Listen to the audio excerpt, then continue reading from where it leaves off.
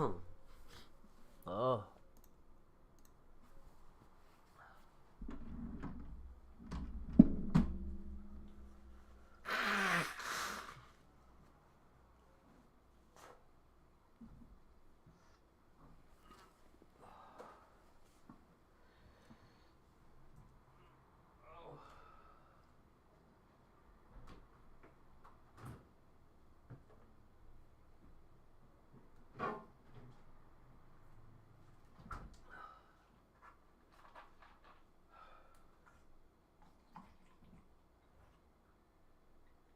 Yeah, they wanted to stop taking that other one. Yes. And just start taking the unlocked and taking.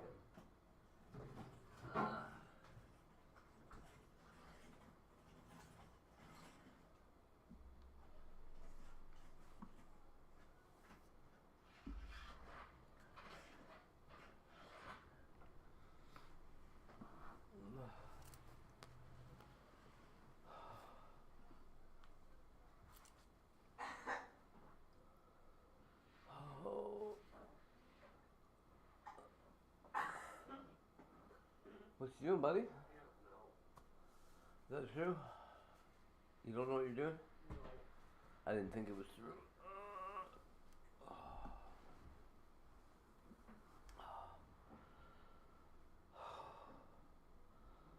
My bones hurt. Tiger. My feels hurt.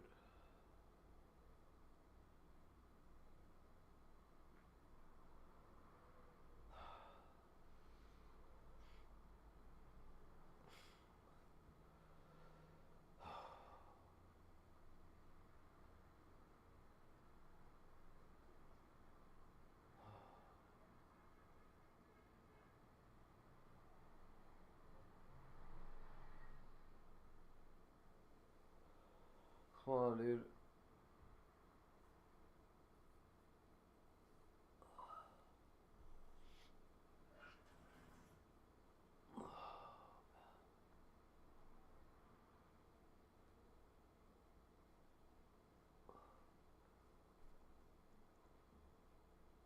Ouch.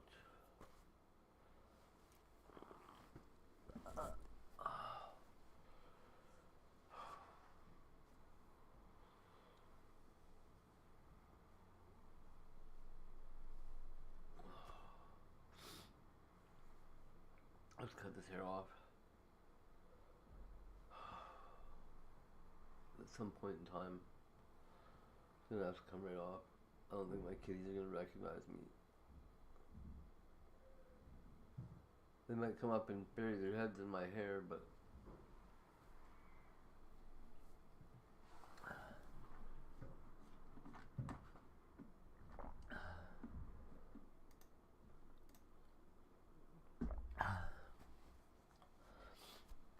curious stories I'd rather tell.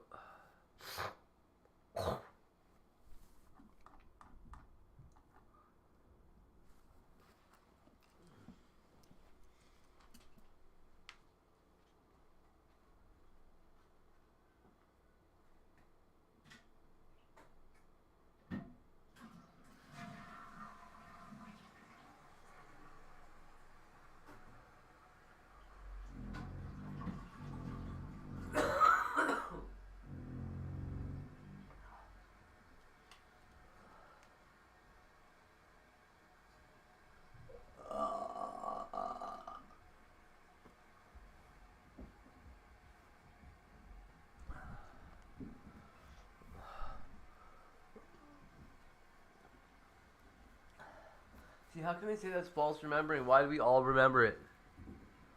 In prison in the 80s. Like, come on, dude.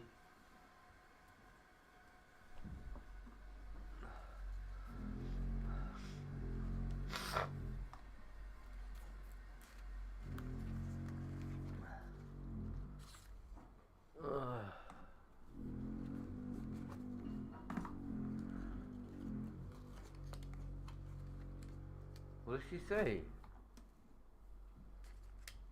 What? No, she says mirror, mirror.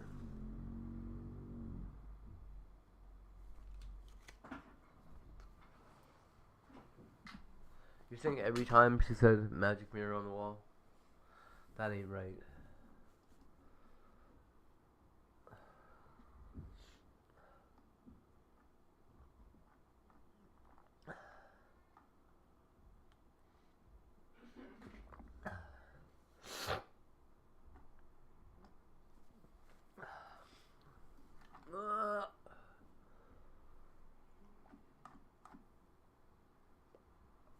What do you mean? What does he say?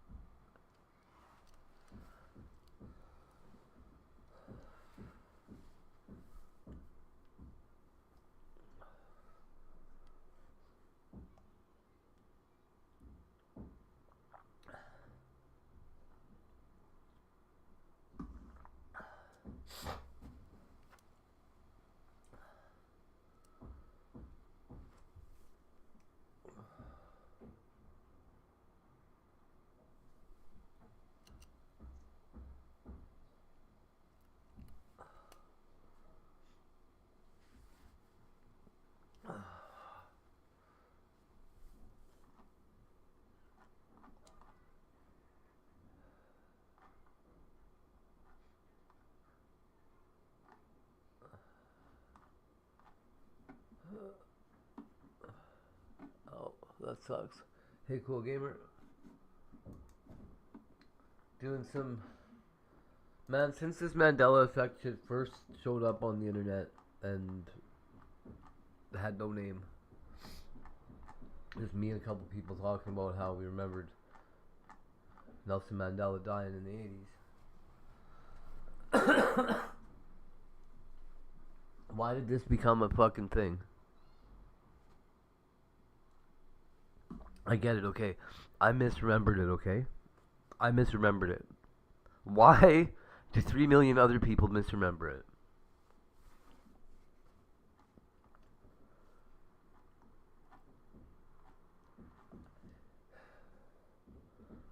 I see two options. We're the poor bastards. We're the target of some kind of psyop.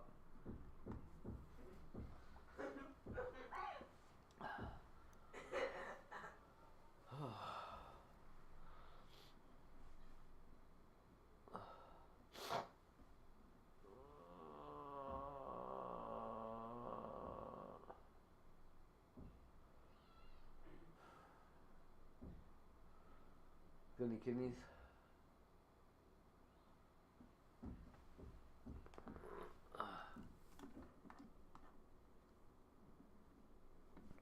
Physical proof that Curious George had a tail, that's what we're looking for. Crazy. country house was a great No. place for a monkey. No, he doesn't have a tail. I just seen it. There's no tail.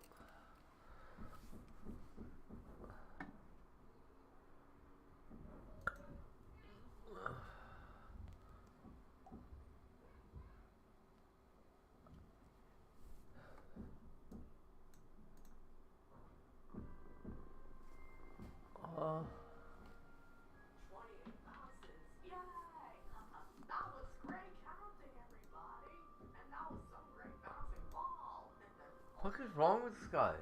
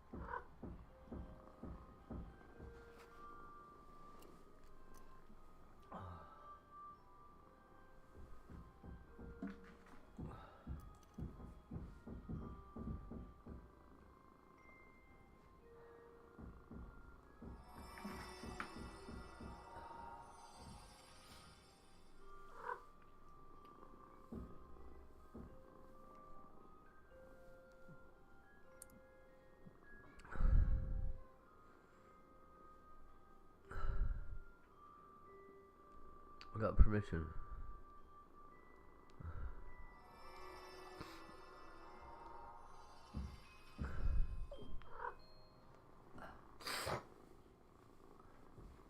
Oh, I'm not.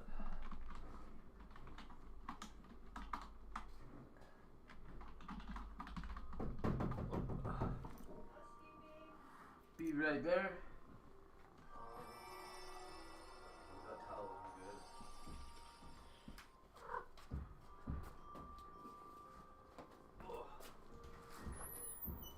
Hello. How are you today? Not bad, how are you? Good, thanks.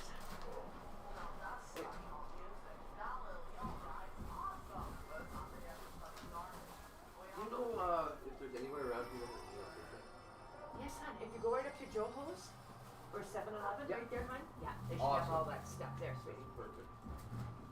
Thank you. You're welcome. I said you needed Yep, one? yep. Okay. We got bags and stuff.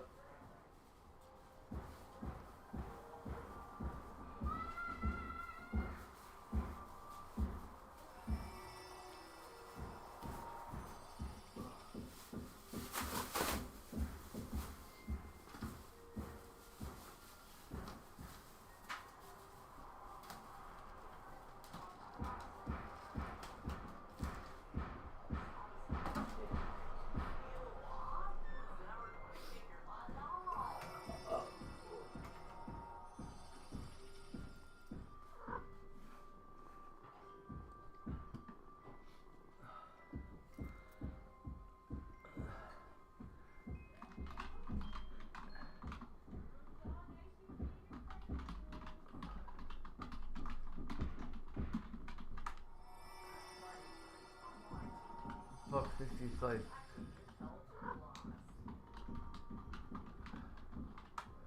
Didn't get cheaper than that.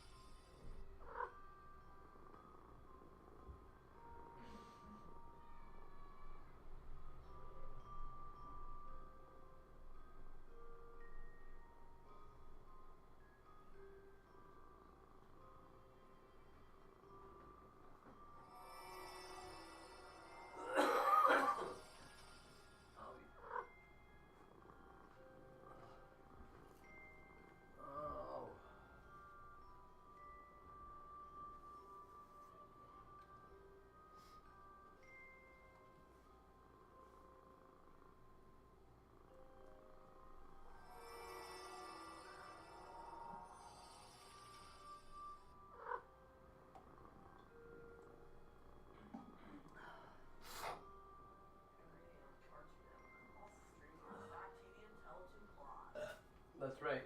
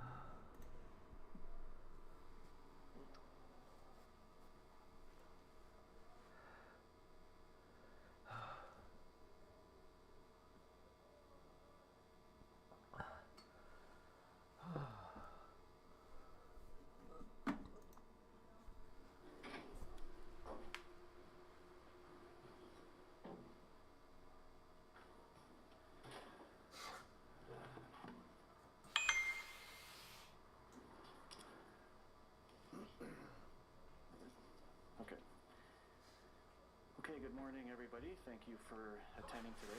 My name is Elton Hall. I'm the inspector of the Organized Crime Division of the Winnipeg Police Service. So I'm just going to get into it this morning. So I'll start off by saying in March of 2022, a large quantity of Canadian currency was seized at the Winnipeg International Airport. The Winnipeg Police Service Organized Crime Unit initially partnered with the Brandon Police Service and the RCMP to determine where the money originated from.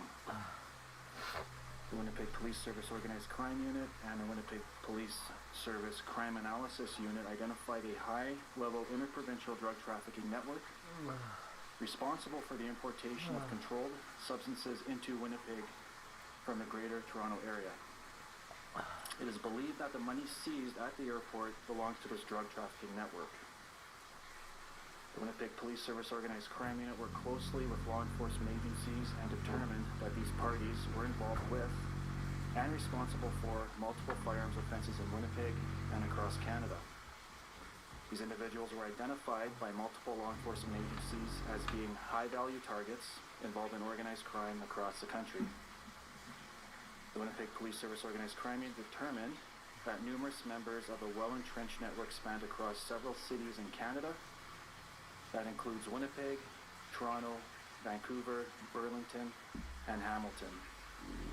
After a lengthy probe, a criminal and concurrent financial investigation was initiated in May of 2023 by the Winnipeg Police Service Organized Crime Unit, which included the following agencies: Financial Transactions and Reports Analysis Centre of Canada, or FINTRAC for short, Manitoba Criminal Intelligence Centre, Public Prosecution Service of Canada, the Ontario Provincial Police, Peel Regional Police, Hamilton Police Service, Vancouver Police Department, Toronto Police Service, Brandon Police Service, Halton Police Service, and Via Rail Canada Police Service. This network used various importation methods that include bus, rail, and airline companies, as well as highway-based couriers who used vehicles outfitted with custom-designed concealment compartments. Nice. This network also used various money transfer methods to disguise and launder money across Canada. Nice. As the project advanced, investigators learned members of this group were engaged in other criminality within Winnipeg and other provinces, including sex trafficking, extortion, and fraud-related offenses. The Winnipeg Police Service Organized Crime Unit worked closely with the Vancouver Police Department Major Crimes Section in investigating some of these offenses. I should be clear that this aspect of the investigation is ongoing. Throughout the investigation, instances arose in which the Winnipeg Police Service Organized Crime Unit, through the use of judicial authorizations, utilized covert police tactics to prevent indictable offenses from occurring in Winnipeg. The weekend prior to March the 6th of 2024, a shooting occurred in the 200 block of Portage Avenue, where police learned individuals being investigated just discharged firearms at people during the early morning hours. The Winnipeg Police Service Organized Crime Unit, again, using judicial authorizations, utilized covert measures to prevent the movement of vehicles while disrupting the ability for individuals to participate in criminal behavior. 24-hour physical surveillance was initiated by the Winnipeg Police to prevent further gun violence and guarantee the safety of Winnipeggers. On March the 6th of 2024, 3 waves of high-risk search warrants were executed. In Winnipeg, shortly before 6 a.m., 4 search warrants were executed. In Vancouver, shortly after 4 a.m., 2 search warrants were executed. And at 7 a.m. in Toronto and Hamilton, further warrants were executed. At approximately 7 a.m. Central, 3 more high-risk search warrants were executed in Winnipeg, followed by a third wave of search warrants in Winnipeg at 8 a.m. On March the 15th of 2024, the Toronto Police Service executed a search warrant of a vehicle that contained an aftermarket custom-designed concealment compartment. This vehicle, within this vehicle was a large quantity of drugs and money. On April 5th of 2024, 2 additional criminal code and CBSA search warrants were executed in the city of Winnipeg by the Organized Crime Unit. A total of 22 search warrants were executed that spanned several Canadian cities, including Winnipeg, Vancouver, Toronto, Hamilton, and Burlington. Damn. These warrants include a variety of criminal code search warrants, firearm search warrants, CBSA search warrants. As well, 22 production orders and/or search warrants were executed at financial institutions across Canada. I should add that this investigation has been referred to the Manitoba Justice Civil Property Forfeiture Unit. Throughout the entire investigation, over 80 judicial authorizations were written. This includes Part 6 authorizations, general warrants, production orders, tracking warrants, and criminal code search warrants. The following is a condensed list of items seized during Project Soft Landing. $1.7 million in Canadian currency, approximately 30 kilograms of cocaine, 75 kilograms of benzocaine, a large quantity of street-level fentanyl and oxycodone. To date, 4 handguns were seized, 2 of which are from the United States, trafficked into Canada, and 2 are 3D printed handguns. Whoa. 1 submachine gun with a suppressor was seized, loaded magazines and ammunition. A hydraulic cocaine press was seized. A Rolls Royce valued at $450,000 was also seized. 12 vehicles that include 4 Mercedes-Benz, 2 BMWs, and 1 Lexus SUV was seized. Of note, 3 of these vehicles contained have custom-made concealment compartments within the vehicles. A 2017 Harley Davidson was seized. Another $4 million in proceeds of crime was seized. And we are currently investigating the opportunity to claw back a $200,000 deposit for a Lamborghini.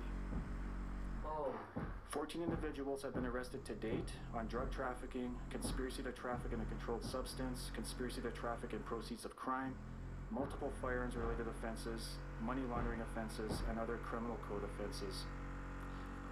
Tyrone Reed, 37 years of Toronto, was arrested. Andy Lee, 35 years of Hamilton, was arrested. Amber Imari, 27 years of Burlington, arrested. Iwona Glogowski, 31 years of Vancouver. Valentine Kokeni, 22 years of Vancouver. Darcy Warmington, 34 years of Winnipeg. Kevin Warmington, 34 years of Winnipeg. Taveri Sharp, 34 years of Winnipeg. Elvis Oyebo, 33 years of Winnipeg. Paige Preto, 27 years of Winnipeg. Fiona Lewis, 62 years of Winnipeg. Cornelius Hibbard, 55 years of Winnipeg. Adrian Cheston, 28 years of Winnipeg. Carrie Ann Thompson, 32 years of Winnipeg, have all been arrested to date. I should mention that several other individuals have been arrested and released without charges at this time, but we do anticipate laying further charges with many of these individuals at a later date. The investigation in Winnipeg is ongoing.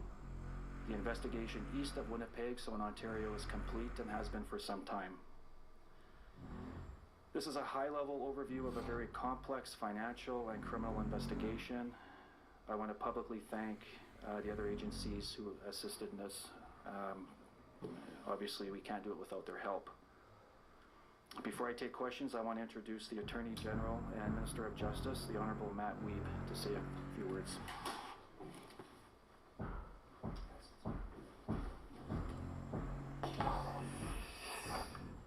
Thank you very much, Inspector Hall, and good morning, everyone. On behalf of all Manitobans, I wanted to begin by thanking the Winnipeg Police Service, Brandon Police Service, and the members who executed this impressive investigation. I also want to extend a special thank you to the many partners in law enforcement and prosecutions from across Canada who have joined together to make this investigation a success. Crime knows no borders, and that's why we're committed to supporting law enforcement to target serious organized criminals who work across the country and in networks that stretch across the world. They bring havoc, they bring harm, they bring toxic drugs to our communities, and they must be stopped. As Minister of Justice and Attorney General, I'm proud to say that Manitoba, through the Manitoba Criminal Intelligence Center, provided $230,000 in direct funding to support this investigation. This funding is part of our commitment to provide law enforcement agencies with the support that they need to go after organized crime. Thanks to the dedicated officers involved from across Canada, this coordinated operation resulted in the successful seizure of 30 kilograms of cocaine. The drugs seized have a street value of approximately $3.3 million, representing a significant blow to drug trafficking network that has been operating in Ontario, in Manitoba, and in British Columbia. This operation has not only taken a substantial amount of narcotics off of our streets, but as the inspector mentioned, also removed 4 handguns and 1 submachine gun off of our streets and out of our communities. This project also resulted in the seizure of $1.7 million in cash and $4 million in proceeds of crime, including jewelry, vehicles, and merchandise. Our government is committed to ensuring that crime never pays in Manitoba. I can assure you that Manitoba's Criminal Property Forfeiture Branch will be taking action to seize this property and redirect the proceeds to prevent future crime. Our government will also continue to make funding available to law enforcement agencies to target organized crime and provide additional tools, such as our recently introduced Unexplained Wealth Act, to crack down on drug traffickers and other organized crime groups that exploit vulnerable Manitobans.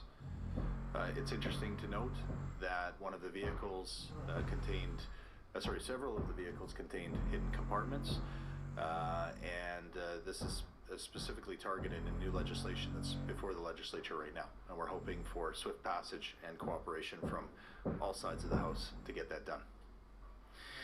We'll continue to work in cooperation with agencies across Canada to track down and bring to justice those who seek to profit from these destructive activities. Together, we can make Manitoba a safer place for everyone. So once again, on behalf of all Manitobans, a sincere thank you to the police officers, prosecutors, and so many others that were involved in this complex investigation. Thank you.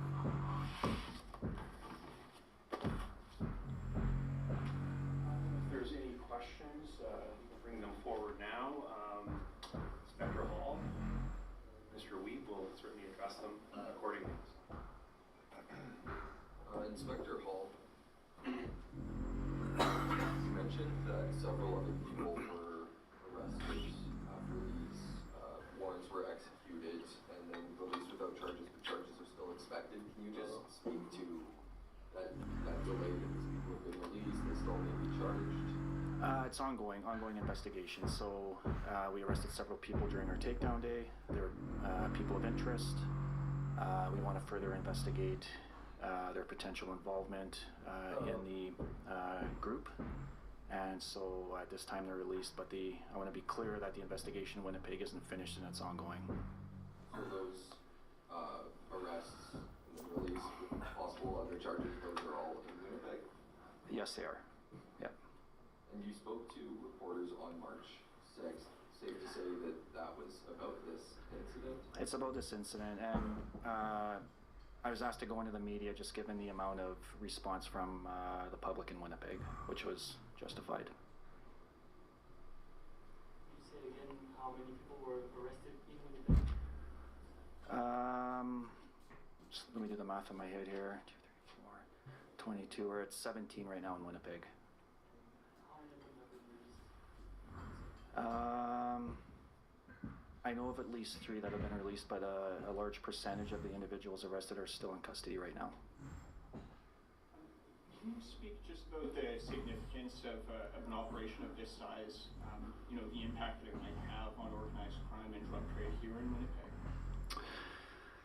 Yeah, it's a good question. It's a big question. In Winnipeg, we have a very unique geographical location in North America, and in Winnipeg, and what we're seeing here is we have an influx of gangs, guns, and drugs coming through the city. Something we've really noticed in the last 2 years, which also includes human and sex trafficking and money laundering. We're just centralized. We have one of the biggest land ports being established here. And so, the traditional way of drugs coming up the west coast and going across Canada and money coming back east just isn't, it's just not the way it works anymore. We have all kinds of criminal activity at the border coming across everywhere, but we do seem to have an intersection here in Winnipeg, and we've noticed an increase in the last 4 or 5 years. So we do in the organized crime unit now, as I've mentioned since I've been the inspector here, we're looking at targeting high value targets and individuals that are in charge of organized crime or networks that bring violence and crime into Winnipeg, not just in Winnipeg, but the surrounding area in Manitoba. This is a very globalized market, as you know, and organized crime is no different. People in other countries or other parts of the world can be conducting crime in Winnipeg. They don't necessarily have to be here. So as an agency, we have to expand and adapt to that, and we've been doing that, and that's why a lot of these investigations from organized crime unit go interprovincial or international. We're one of the few municipalities that do that right now. Other municipalities are starting to do the same thing. I mean, organized crime just expanded and blown up in Canada over the last 5 to 10 years. And so the impact here in Winnipeg is significant. It's these operations and these organized crime groups that create the violence you see on the street. You know, 10 or 15 years ago, street gangs were just street gangs, and they were kind of operating in their own neighborhoods, but they're now heavily influenced by organized crime. Organized crime provides the drugs, the money, and the handguns, and results in the violence you see on the street right now. That's how organized crime makes their money. That's just what we see on the street. You still have the human trafficking, sex trafficking, money laundering aspect, cryptocurrency aspect that you know, we have to consider as well. So very complex and a lot of moving parts, not just in Manitoba but across the country and internationally. You mentioned that on this 6th, some of the officers had to take kind of covert you know, methods to try and protect the safety of the public. How common is that? Is this kind of like a rare, you know, measure, or is this something that's part of the standard police playbook? No, it's not standard. This is new for us. So when we are up on individuals and they commit an offense like a shooting, it becomes our responsibility to prevent that, right? It changes the aspect of an investigation. Gun violence in Winnipeg is something that's fairly new. Over the last 2 or 3 years, it's become a real problem. So no, we went to the courts. We said, look, we're asking you, and permission of a judge, to break the law and prevent the movement of people. Are you going to authorize that for the safety of Winnipeggers? And yes, it was. So we prevented the movement of vehicles. We were prepared to prevent the movement of individuals going into certain locations. Again, that's not just something we're doing. We went to the courts and said, we have an issue here. You know, we had to quickly come up with a takedown day and a method to prevent further shootings from going on. This is something we saw in Project Phoenix as well, the movement of firearms. It's very difficult. We don't want to be in that business where we're allowing firearms to go onto the street or be moved, so we have to find ways to prevent it from moving, intercept them from being moved, and so yeah, for this investigation here, it's not usual, but it's not common for us to do it, but obviously public safety is paramount, and so we obviously had to change our game plan to. And just so I understand, did that incident kind of accelerate how quickly the project was moving forward? We were planning a takedown, I'll be honest, but I think we moved it up several days because of the shooting, yep. Did that affect the charges that you know, you guys were expecting? Let me read it. Is that why there were people who were arrested who charges are still pending for, who haven't been charged yet? So I'll say what you're asking is part of disclosure, but I will be clear, part of our continuing investigation is the firearms aspect of this project. It's not just that incident. There were other transactions that probably occurred and things that occurred during the project that we want to dive into deeper, and are firearm related. And would you be continuing with the project soft landing? Would there be further investigations on this? It started in May, right? So yeah. What next for the Well, so I always get asked the same question, like, what did you do during this time, or what's going on? This project spans over several months, but we have other projects on a go as well where, you know, I feel bad for some of the officers. They're being pulled in different directions sometimes, and our crime analysts are overworked because we're trying to do multiple projects at the same time. To answer your question though, although this is a press conference and although we're showing you what we've seized, part of this investigation is still ongoing. I do expect that we're going to be laying further charges and arresting people at a later date. And you also mentioned about cases of human trafficking. Any specific incidents Nothing I would discuss here at the moment. Although we're aware of human trafficking, we do have a unit within the police service that deals with it, so I definitely do not want to comment on what they do or any investigations they have. When you conduct a criminal organized crime investigation or an investigation involving these networks of people across the country, as soon as you start following money and watching where money's going and how it's being transferred and the amounts being transferred, you can quickly determine that we probably have a problem here with A, human trafficking, or B, sex trafficking, and you have to look into it further. If you follow the money, generally you can start to figure this out. It's very difficult to investigate people, but if you can follow how money transactions work and follow where money's being moved and they're trying to hide money, you can try and determine if sex or human trafficking is occurring. So I can say safely in Winnipeg we're not investigating any further. We've closed that door with this project, but Project Soft Landing is ongoing. There's other avenues we're looking at right now. And are you going to take some extra preventive measures, especially because, for all these things have come via railways, via, cars, vehicles, trucks. So is there going to be an extra vigilance if anything coming inside the province? Yeah, so, I've said over the last couple of years, the organized crime unit's taking this seriously. Like, we have an organized crime problem in Canada, and we've determined that given our geographical location, it heightens our awareness here. I work closely with other agencies. We work very closely with the RCMP. We're very vigilant of it. Organized crime is hard to investigate, and it takes time. And as I said, it's very complex. But extra measures, well, we're always taking extra measures, and we have to change with the times, and we have to change with technology. When we arrest people, they become smarter.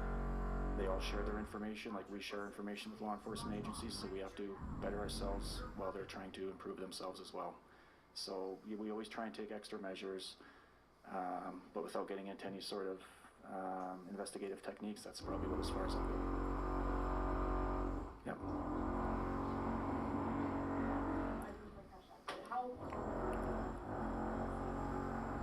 Well, over the last 2 or 3 years, we're starting to see these high-powered rifles and machine guns. This is, again, it's new to Winnipeg. Like, over the last 3 to 5 years, you're seeing an increase in gun violence. The ability to 3D print guns also helps, but we clearly have a trafficking issue into the country as well with firearms. So, although some of these rifles and some of these machine guns are legal, we're seeing a lot that are not legal in Canada, and so it's becoming a concern, obviously. I think here our service does I think we do a good job in trying to disrupt and prevent firearms violence, but it's getting to a point where we can't control it. It's like drug trafficking or drug use. Like, at some point you just kind of lose control of it. We're getting dangerously close to that point where there's going to be too many guns on the street, and so that's why I've been lobbying the federal government and kind of banging a drum about 3D printing. Like, we really need to try and figure that out. The trafficking we can deal with. Like, I think we do a decent job of that. 3D printing's hard. We redirected to prevent crime, so over $1 million cash, where all that. So, I'm not sure if you want to answer it. The proceeds here obviously go to the government. It goes to an agency that looks at how these funds can be distributed. It's not just for law enforcement. It's for, as far as organic or ground roots, social agencies that want funding for computers. I don't know, like whatever they're looking for funding, this is something they can apply to and have those funds redirected to. So it goes back to the government. They try and distribute this to other agencies, and I say that just not law enforcement, other agencies within the system that are looking for financial assistance. It's nice to be able to take this proceeds you see here and actually put it back into the community in some way, shape, or form. Regarding the firearms, so you said that some of them were from the US. Yes. How do you know that? Does that mean that these will have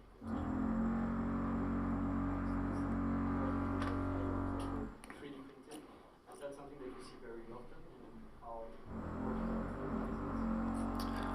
So with firearms, we're able to track and test the firearms. We know they came from the United States. The 3D printing, what were you asking about that again, sorry? Is it something that you see very often now? It's increasing, yeah, it's increasing. So here we've been able to identify 3 groups that were printing firearms or receivers for firearms, and they were printing them for one reason, put them on the street, and sell them in that regard.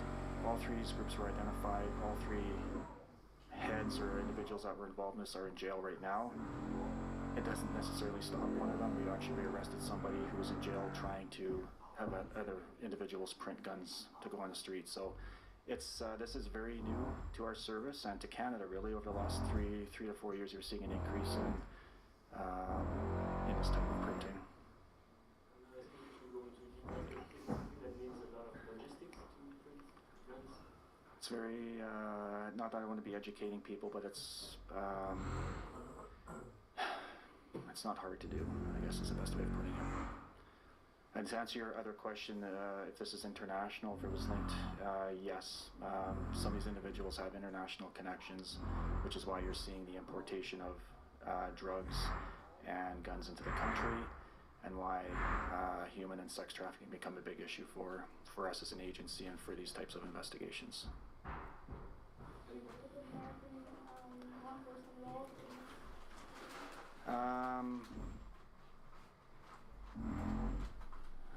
Yes, I'll just leave it at yes, we have. The items we see in front of us today, is that all things that were seized in Winnipeg, or was this seized in the searches across the country? Some of this is across the country. Obviously, we can't bring a vehicle back that easily, but we were able to. This is the best part about having some funding from the government. It allows us to go out and actually get not only the individuals that are doing this and charge them here in Manitoba, but we can also bring back some of the money, which you see here. A lot of this money actually was coming to Winnipeg. We were able to get it before it arrived. Some of the guns, the drugs, etc. So not all in Winnipeg. Probably about 50% of it's here, but some of this is from the Ontario and Vancouver area as well.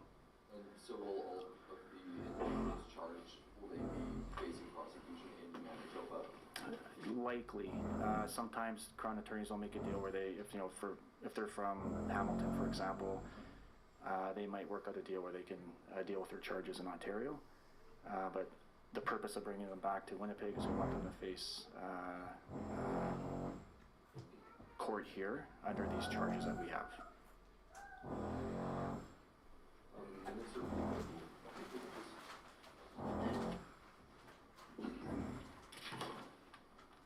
So this year alone, we've seen record-breaking drug busts at the land border, at the airport, now something of this scale. What's the province doing to A, help agencies combat this, and B, to put this stop to this kind of thing? Yeah, specifically in this case, the work of the Criminal Intelligence Center has been absolutely vital to share information. I think part of what you're hearing today is that there's been a coordination across law enforcement agencies and support specifically to look into some of the details. Also understand that in this case there are there's a financial element to this, right? Which is something that our Unexplained Wealth Act that we have introduced in the legislature is looking to give more tools to law enforcement to continue that work. We know that this is an issue across the country, and estimates put the value of some of those assets that are hidden behind corporations and beneficial ownership situations, in the billions. And so that means that we need to go after those folks, those organized crime groups, and we can do that with strengthening the laws, strengthening the tools that law enforcement have, and that's what we've introduced in the legislature. All right. Thank you. Yeah, okay. And before we close off here, we'll just have Deputy Chief Gene Bauer just close us off. And any further questions, you can certainly pass on to the PIO. So just on behalf of the police executive, I just want to thank the work that our organized crime unit has done here. As you see, these results are due to the dedication and professionalism of our members and our ability to work with the province and other agencies across the country. So we recognize that, and we're going to continue to combat this organized crime in our city and in our province. So I just wanted to make sure that everybody's recognized for their hard work. Thank you. Would someone from the police or maybe the minister be able to make their comments in French? Je ne sais pas. So sorry. Thank you. Yeah, if there are any further questions throughout the day, by all means, we'll try and answer them for you. Even pass any questions on to Inspector Hall if need be. If you want a further photo op to come forward, we'll certainly try and accommodate as best as we can. Thank you so much for coming out today. Appreciate it.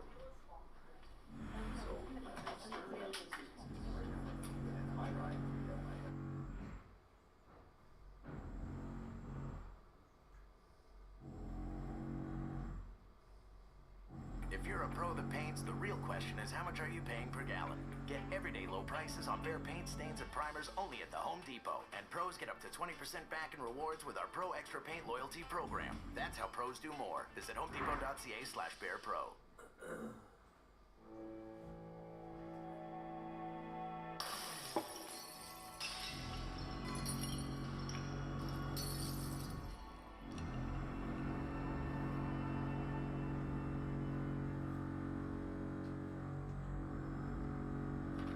Let's just start off with the simple stuff. What is your name? My name is Kathy Gillerin. So when did you become a police officer? I became a police officer August 19th, 1985. And how long were you a police officer? And I was a police officer for 21 years at the Ithaca Police Department. What do you think makes a good police officer? I think what makes a good police officer is being able to empathize with the people that you're dealing with. I think police culture, for the most part, has us versus them mentality. And if you do that, then you can't be a good police officer. I think you have to be able to somehow go with the adage of there, but by the grace of God goes me, whether it's the bad person you're arresting or the victim of a crime. It could be you or it could be someone that you love.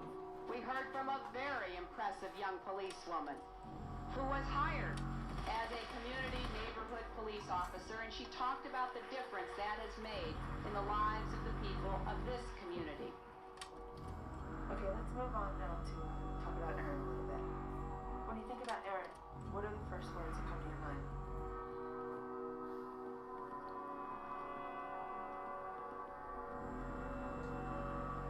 Gone.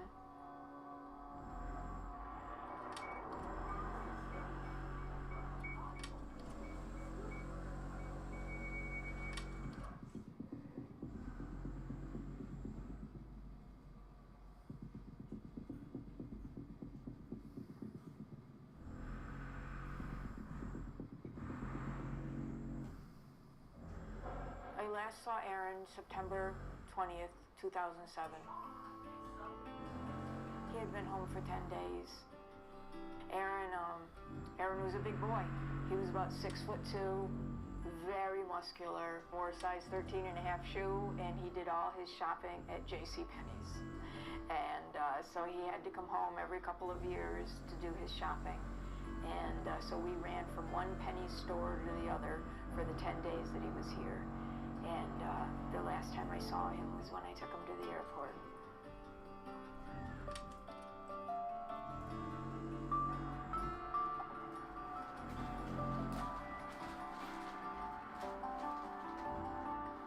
He was very happy.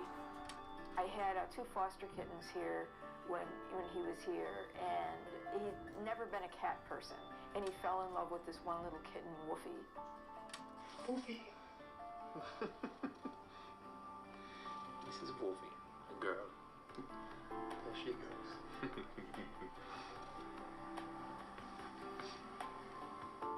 His favorite place in this area is the plantations at Cornell, and we ended up going there 3 times while he was here.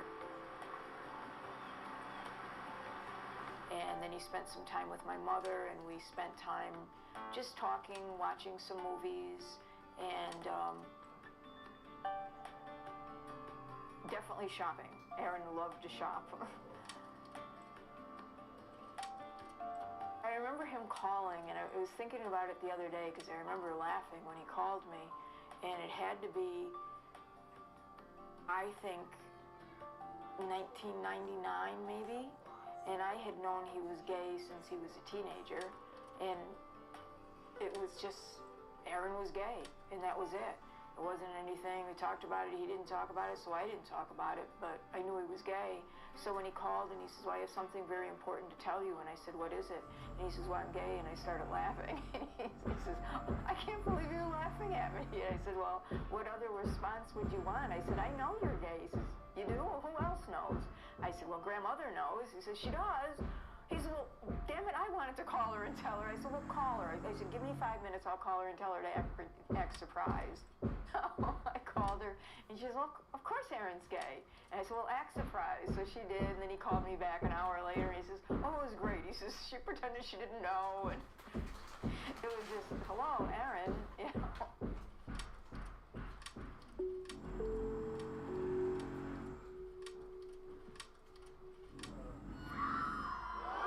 Bleeding gums are serious, Jamie. Dr. Garcia? Whoa! You're a sign of bacterial infection. Crest Gum Detoxify with antibacterial fluoride works below the gum line to help strengthen gums and reduce bleeding. Crest saves the day. Crest. Aaron had encouraged me to put the house on the market, which I did. And so one of the things that we did when he was home in September of 2007 was talk about me coming to live with him once I sold the house. He wanted me to come and stay with him in Vienna for 6 months and come and experience what it was like living in Europe. So that was the plan. You know, move to Vienna, stay with him. He had things for me to do, people for me to meet, and he was going to keep me busy, and it was going to be quite the experience. So these plans were in the works? Oh yeah, they were definitely in the works. We had plans.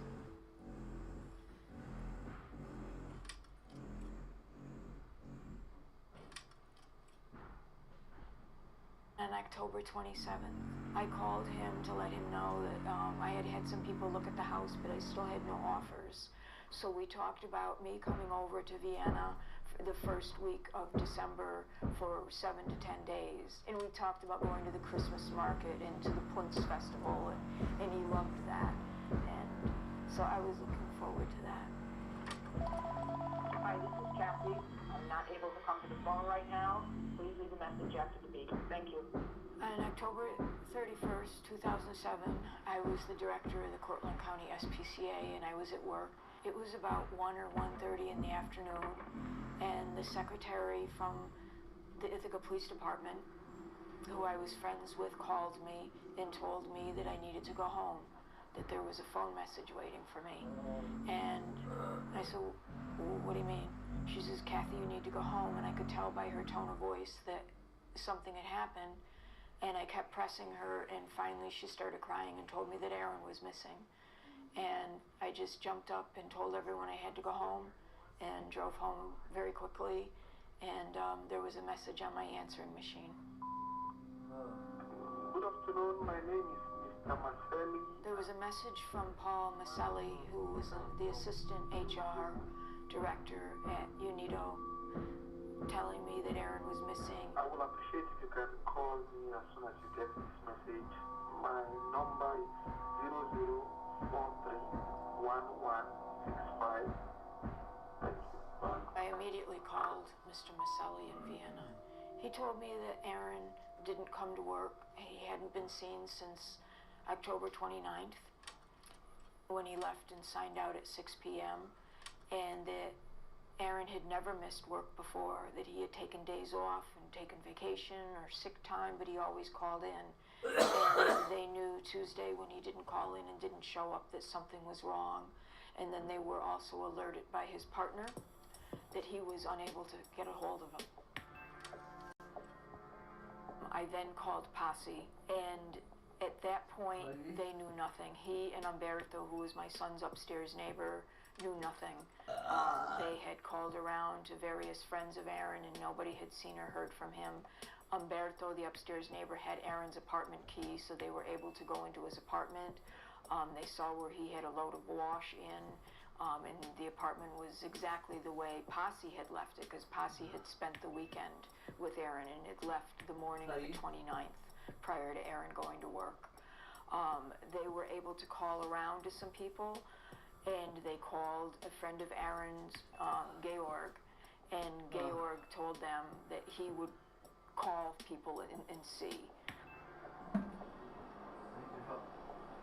Georg was able to talk to someone who had heard secondhand that Aaron had been at the Kaiser Brundle sauna on the evening of October 29th, and Posse and Umberto immediately went to the sauna and spoke with the manager, Gunther, and Gunther told them he did not see what happened, but that there had been a fight, that he understood there was a fight with tourists, and that he had called the police, and that the police didn't respond, that an ambulance had came, and someone had to, and he just kept on saying someone had to go to the hospital in the ambulance, and he told them it was at 10 o'clock at night, and that Aaron ran out of the sauna, and they didn't know whether he was injured or not, but he had been in the vicinity of the fight.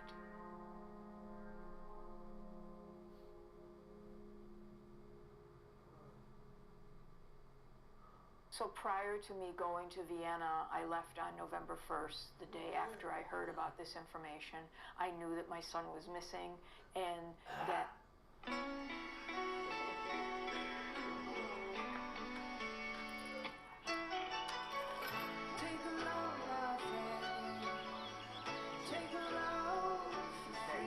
Today, we accomplished nothing.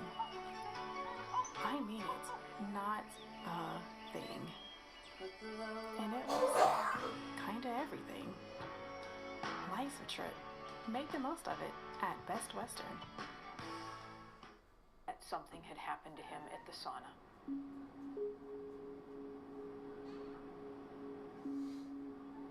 I do remember the flight over to Vienna. It was very surreal. I remember thinking that I was going to visit Aaron and being very calm, considering, because I kept on thinking that Aaron was going to meet me at the airport.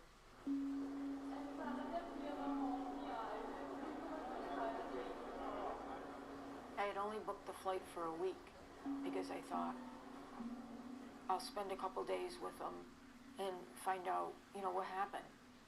Was he hurt? And then I'll come home.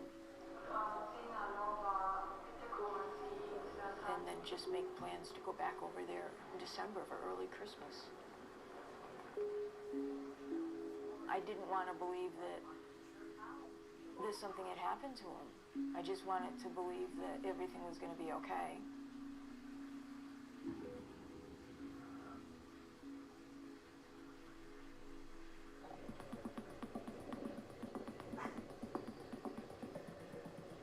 When I arrived in Vienna, Posse met me, and we took the train in, and of course I had lots of suitcases. When we were approximately 5 minutes away from the apartment, Umberto called and said that there were 2 investigators at Aaron's door. This is Aaron's building here. And Posse told them that we would be there immediately. Don't open the door until we get there. Aaron's apartment faced Handle Sky, but this is the door that he would walk into. So when we arrived, the 2 investigators and Umberto were standing outside of Aaron's apartment door.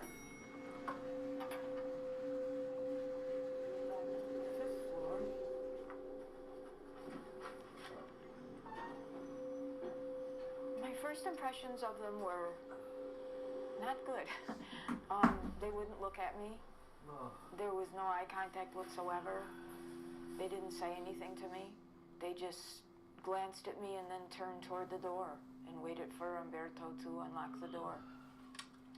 They walked in, and you could see under his bed from the doorway, but they walked in and made a point of getting on their hands and knees and looking under the bed. There was nothing under the bed, you could see that.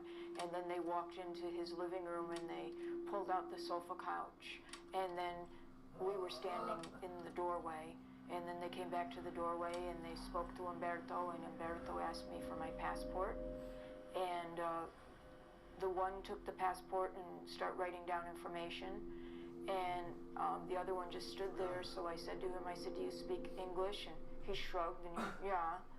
And I said, I pulled out my police retirement badge and I said, I am a retired police officer. In America, police officers take care of police officers. And he just went, and that was it. As a police officer, I was amazed, I was shocked, and I was angry at the fact that they never greeted me and that they did this cursory search. It was ridiculous. It's the mail room in the main entry. You go through that door down there, to the left, it would take you down into the basement where Aaron kept his bike. I just had this sinking feeling that this just, as bad as I knew it was gonna get worse. Can you help me? After Umberto and the investigators left, Pasi and I went immediately to Unido, which is just 2 train stops away from my son's apartment. Right? We met with Mrs. Antonopoulou, who is the director of HR for Unido, and Mr. Masali and a few other people. And they all shared concern again that Aaron was missing, that this was totally unlike Aaron. And Mrs. Antonopoulou said, let's call the police. Should we call the police? And I said, I think that's a good idea. So we went into Mrs. Antonopoulou's office alone, just her and I, and she called the police department, and she spoke to Investigator Weiss, who turned out to be the investigator who was at my son's apartment just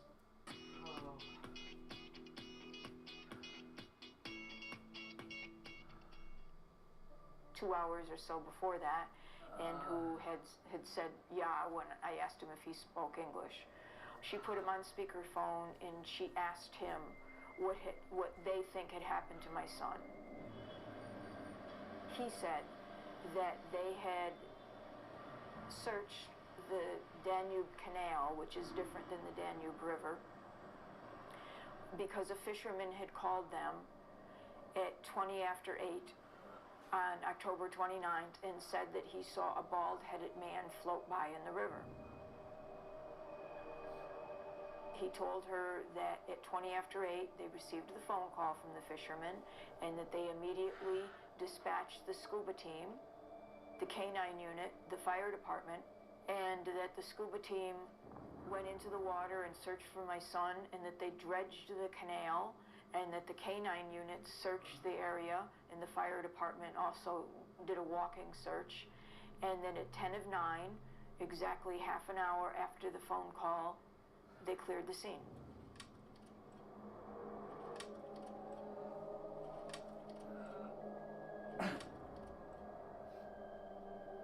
And she was listening to this before she started translating this. She kept on shaking her head and writing me notes. This doesn't make sense. This just doesn't make sense. She just kept on writing that over and over again. So I thought that they had searched the sauna, around the sauna. So I said, well, ask him if they used my son's clothes to search around the sauna. And his reply to her is, why would they search around the sauna? He said, the sauna doesn't matter, it doesn't, doesn't matter, doesn't matter. He just kept on saying that over and over again, because she'd write it down and then she'd translate it to me. And so they were totally disregarding the sauna, which was like, wait a minute, you know that his belongings were at the sauna, and you're not making this connection anywhere. I said, how could they have done all this in half an hour? I mean, it takes time to suit up, it takes time to get there. And I told her, I said, ask him about the K-9 unit. And what did they have to search for my son? If they didn't know it was my son, how were they searching? How did they put the dog on a scent? And then he came back, and you remember her rolling her eyes, and she says, well, if he said that if you were really a police officer, that you'd understand how K-9s work. And I thought, oh, this is not good. And then the story changed to, well, the fisherman saw, he didn't see a bald-headed man, he saw a body float by, and he called the police. So, I mean, within, you know, a matter of an hour, the story was starting to disintegrate.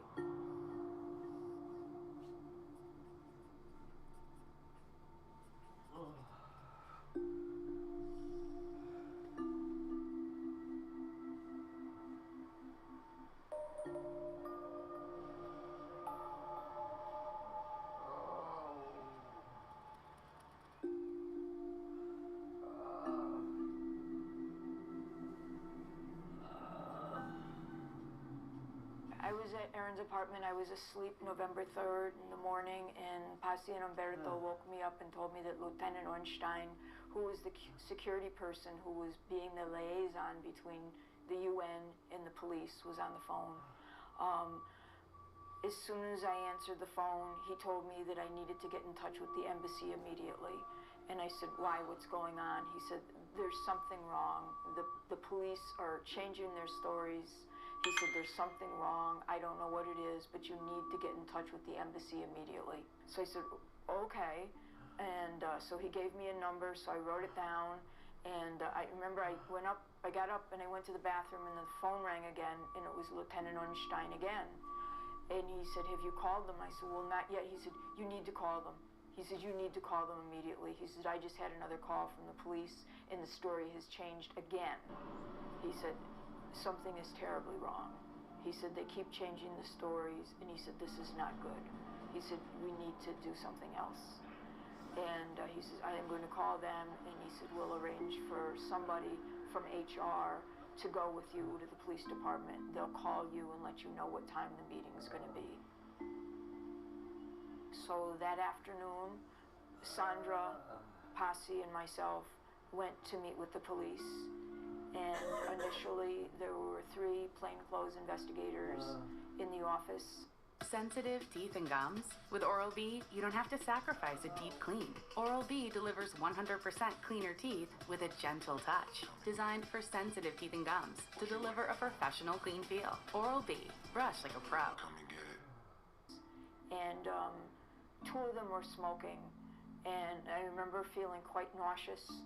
The room wasn't very big.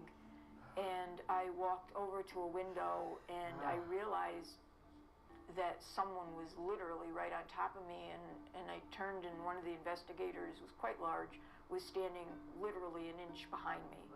And Sandra, who is bilingual, said, he doesn't want you near the window. And I said, well, I'm not jumping out the window. I just need air. The smoke is bothering me. She says, he wants you to sit down. And I said, tell him I feel sick.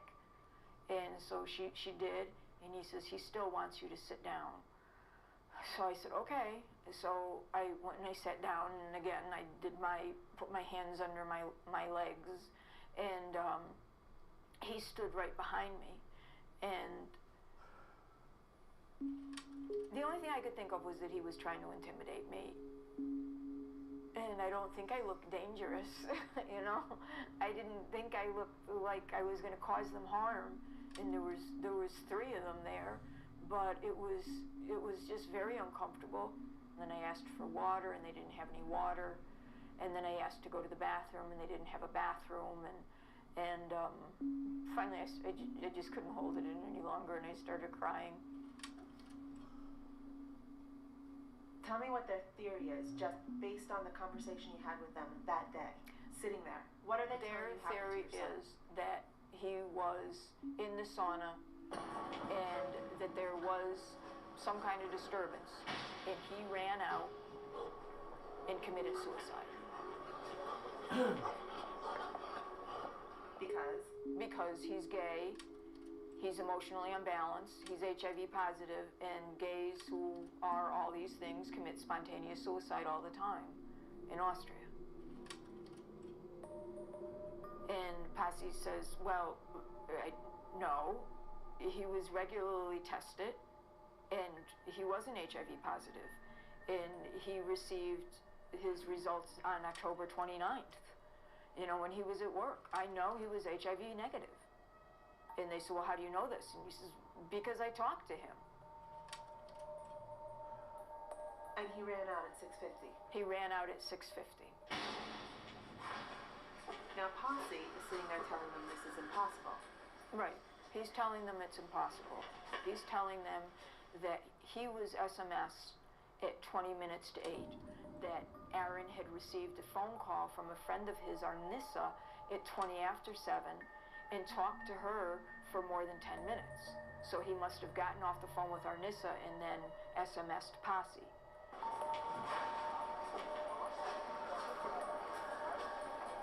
So the 6:50 thing is just, it's impossible.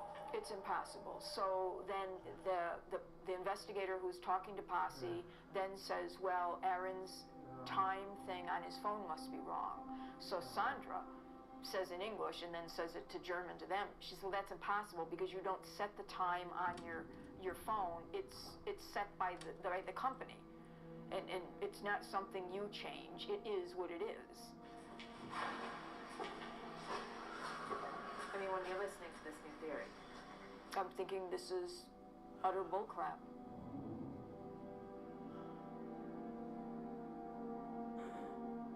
You know, they throw out that, oh, wasn't he Mr. Gay Austria? You know, and they ask Posse, did you know he was Mr. Gay Austria? And Sandra turns to me and she says, she looks at me and I remember her closing her eyes and going like this. She says, and just basically through clenched teeth, she says, he wants me to ask you if you're proud that your son was Mr. Gay Austria. And I just sat there and I thought, how much more surreal can this be? And I looked at her and I just looked at the investigator and I put on probably the fakest smile I've ever done and I said, extremely, extremely proud.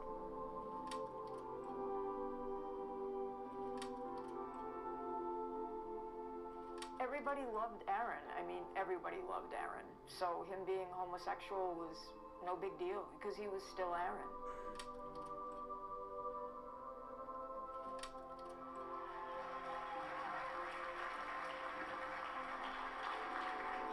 Aaron Michael John Wheeler. I'm a vampire.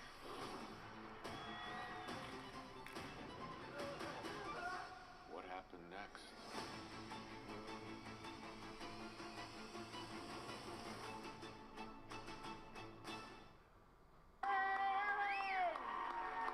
He actually went to seminary after Franciscan University in Vienna and Graz, but he was told that he could be a celibate gay priest, but he'd have to be willing to preach against homosexuality, and that's when he left the seminary, because he couldn't do that.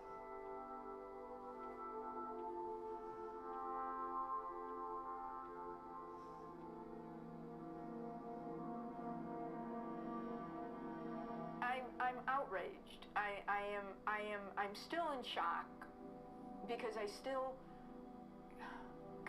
want to believe that Aaron's going to walk in a door. So part of me was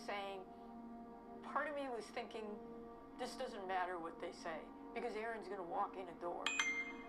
And the other part of me is, something happened to my son and I'm never going to know because they don't give a damn. They plain and simple don't give a damn.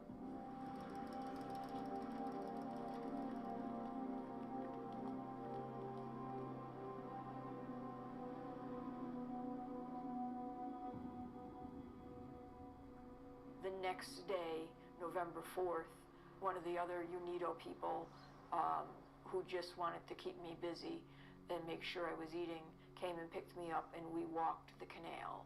If you can go number than numb, if you can be more incredulous than you already are, I'm just tired. At that point, I thought, if Aaron's in the canal, then I should find him. And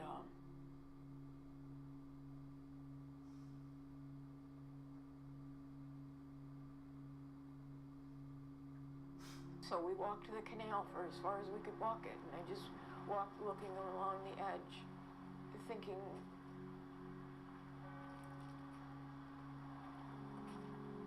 that if he was there, that maybe he was like caught on rocks or something. But there weren't any fishermen, and up further there was people walking. There was a walking trail, but not in that section, because we walked down to that section and you could only walk a certain way. And there was just beer bottles and glass and cigarettes, and we even saw a couple syringes down there, so it was not a nice area.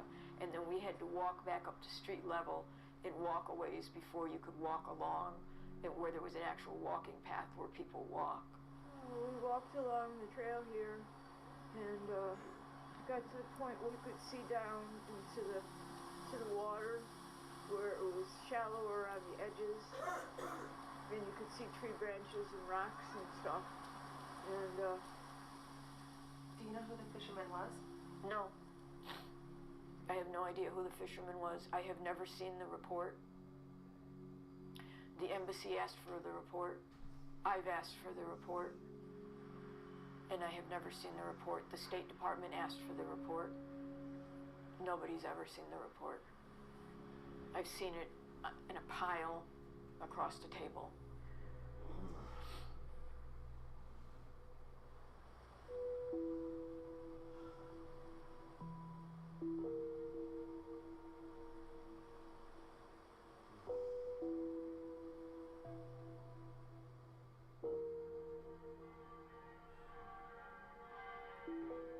Vienna is a very pedestrian-friendly city, and people are constantly walking around. Even after the shops are closed, people are walking around.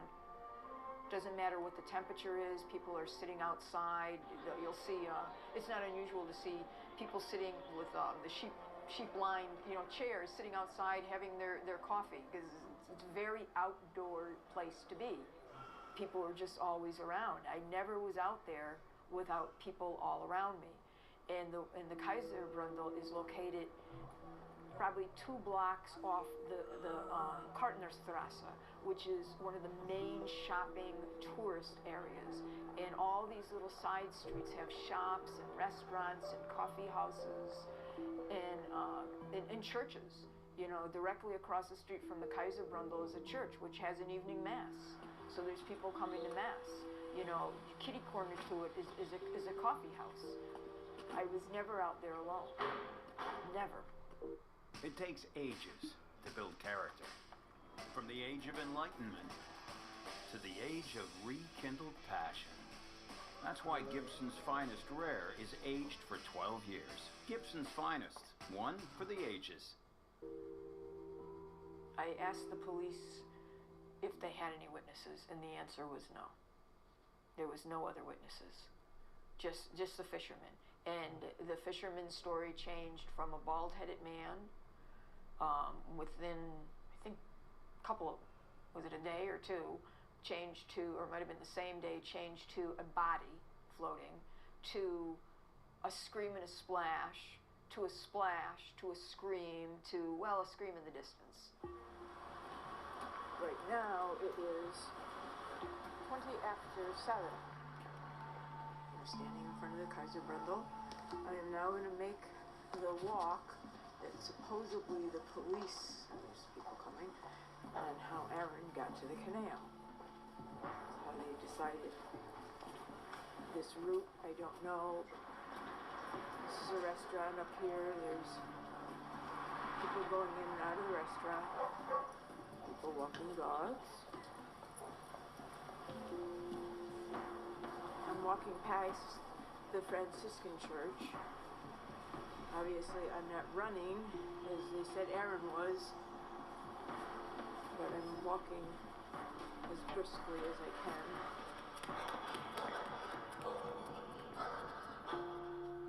As you can see on the left, this is a restaurant, all glassed in, just sitting in the window.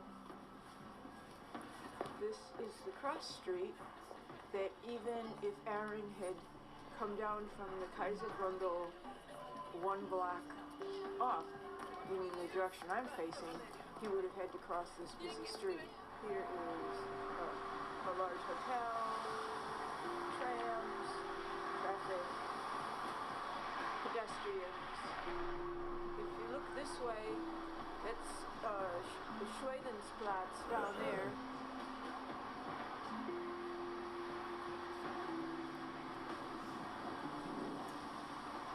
And if you look this way, the building that's lit up is uranium.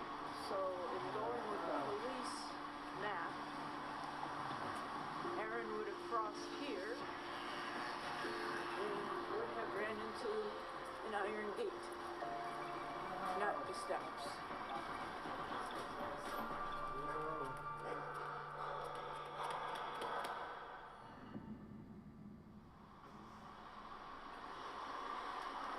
The jump from here down to there, I would think would be pretty maiming.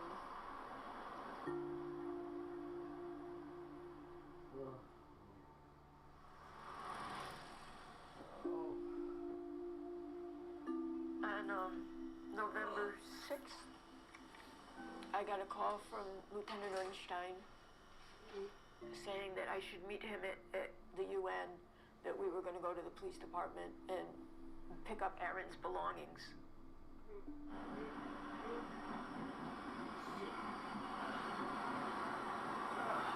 So I went to UNIDO and met with him, and he was very quiet. And we went to the police department, the same police department. And Investigator Weiss was there. And there was another investigator there, the one who had been typing up the report when he was talking to Bassi. He sat over in the corner and he just sat there with his head down. And Investigator Weiss just stood there, and he had this huge plastic garbage bag on the floor, and he pointed at it, and he said something to Lieutenant Einstein. Einstein said, "That's your son's stuff. That's your son's belongings." And so I sat down on the floor, and I opened the bag, and I could smell Aaron. And I took his t-shirt out, and I just kept smelling it, and I couldn't stop crying. And I asked for Kleenex, and Einstein asked Investigator Weiss, and he said no. And I told him I was going to get sick. And Lieutenant Einstein told him, and he just shrugged his shoulders. And finally I said, "You gotta let me use the bathroom, please, so I can get sick." And Lieutenant Einstein raised his voice. And finally, the investigator who'd been sitting over to the side got up and went like this. And Einstein told me to follow, and I went to the bathroom, and I just kept getting sick. And Einstein said, "Let's go." And so he picked up this huge bag that was all left my son. And out we went. Nobody said anything to us. And we're walking down the street, and Einstein told me, he says, "I can't help you anymore." And I just looked at him, I said, "What?" He says, I'm busy, I've got a lot of stuff at work, I've got stuff going on in my own personal life, and I can't help you anymore. I need your help, Maggie.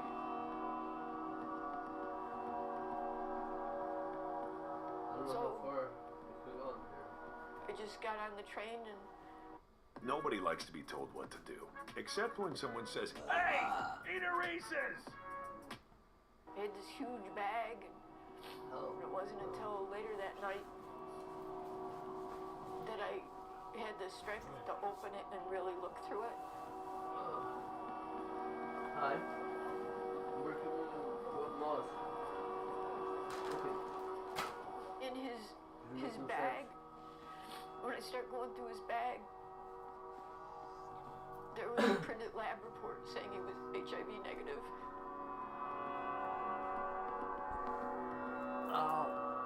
And there was his phone. And when I saw the phone, I called Umberto, who lived upstairs, because I didn't want to touch it and break it and do something that would erase something, and he came downstairs. And he turned the phone on, and there were the phone calls. And they were there, and the correct time was on the phone, and the correct time was on the phone calls. At that point, when you see the HIV report, you know. I know, they're lying. They just don't care. He's just a gay man. He's not Austrian, and they just don't care. They just don't care. They just don't care, or they're covering something up.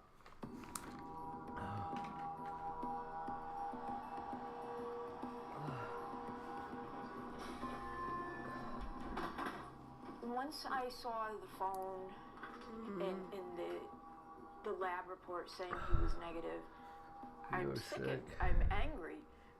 I'm scared because I don't know where to go with it. I can't trust the police. I've already met with the embassy, and I know the embassy's not going to do a damn thing for me. This is the consulate office. This is where I had to sit with other people at the table. Strangers filling out forms for passports and talk about my missing gay son to the Consul General, I believe her title is, Constance Anderson. This is where she said she'd pray for my son. She grabbed a crucifix when I told her that he was gay.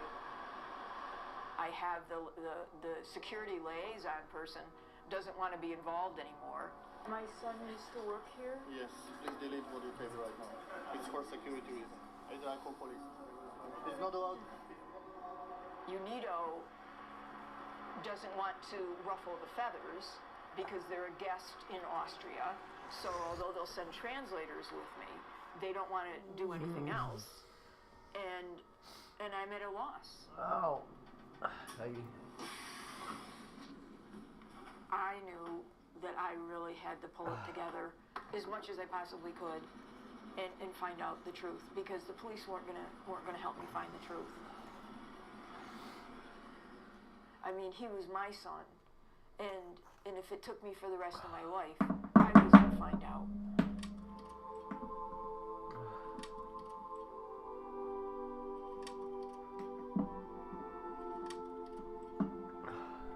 So I just contacted people back here in the States. And I had one friend who's still with the police department, got in touch with an FBI agent, who got in touch with an FBI agent who's the chargé d'affaires at the embassy. But the only thing that they do are extraditions. They don't do investigations, so they couldn't help.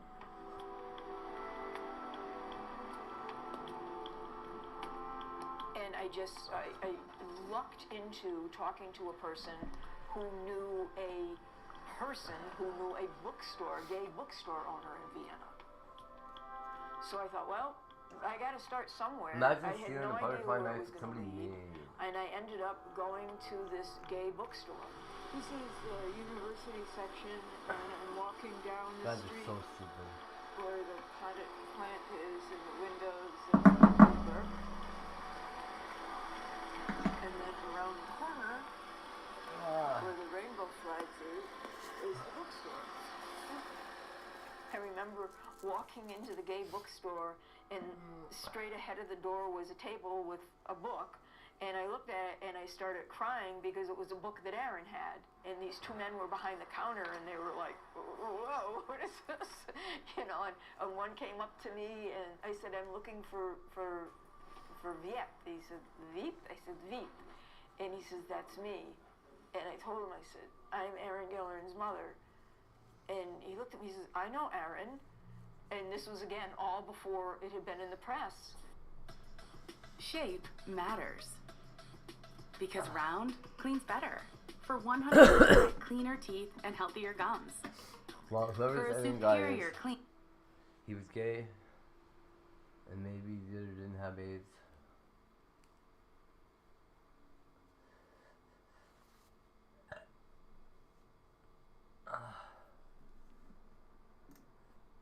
Please note that this content is for adults only. Viewers are advised. If you haven't yet, hit the subscribe, like, and share.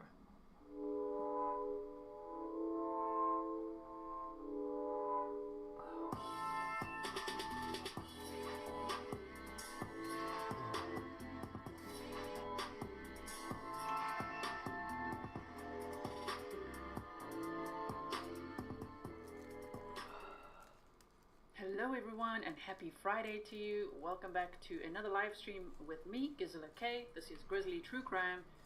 Today I'm going to share something with you, and hopefully there will be lessons learned and you will like and share, because I think the more parents and teenagers that see this, the better.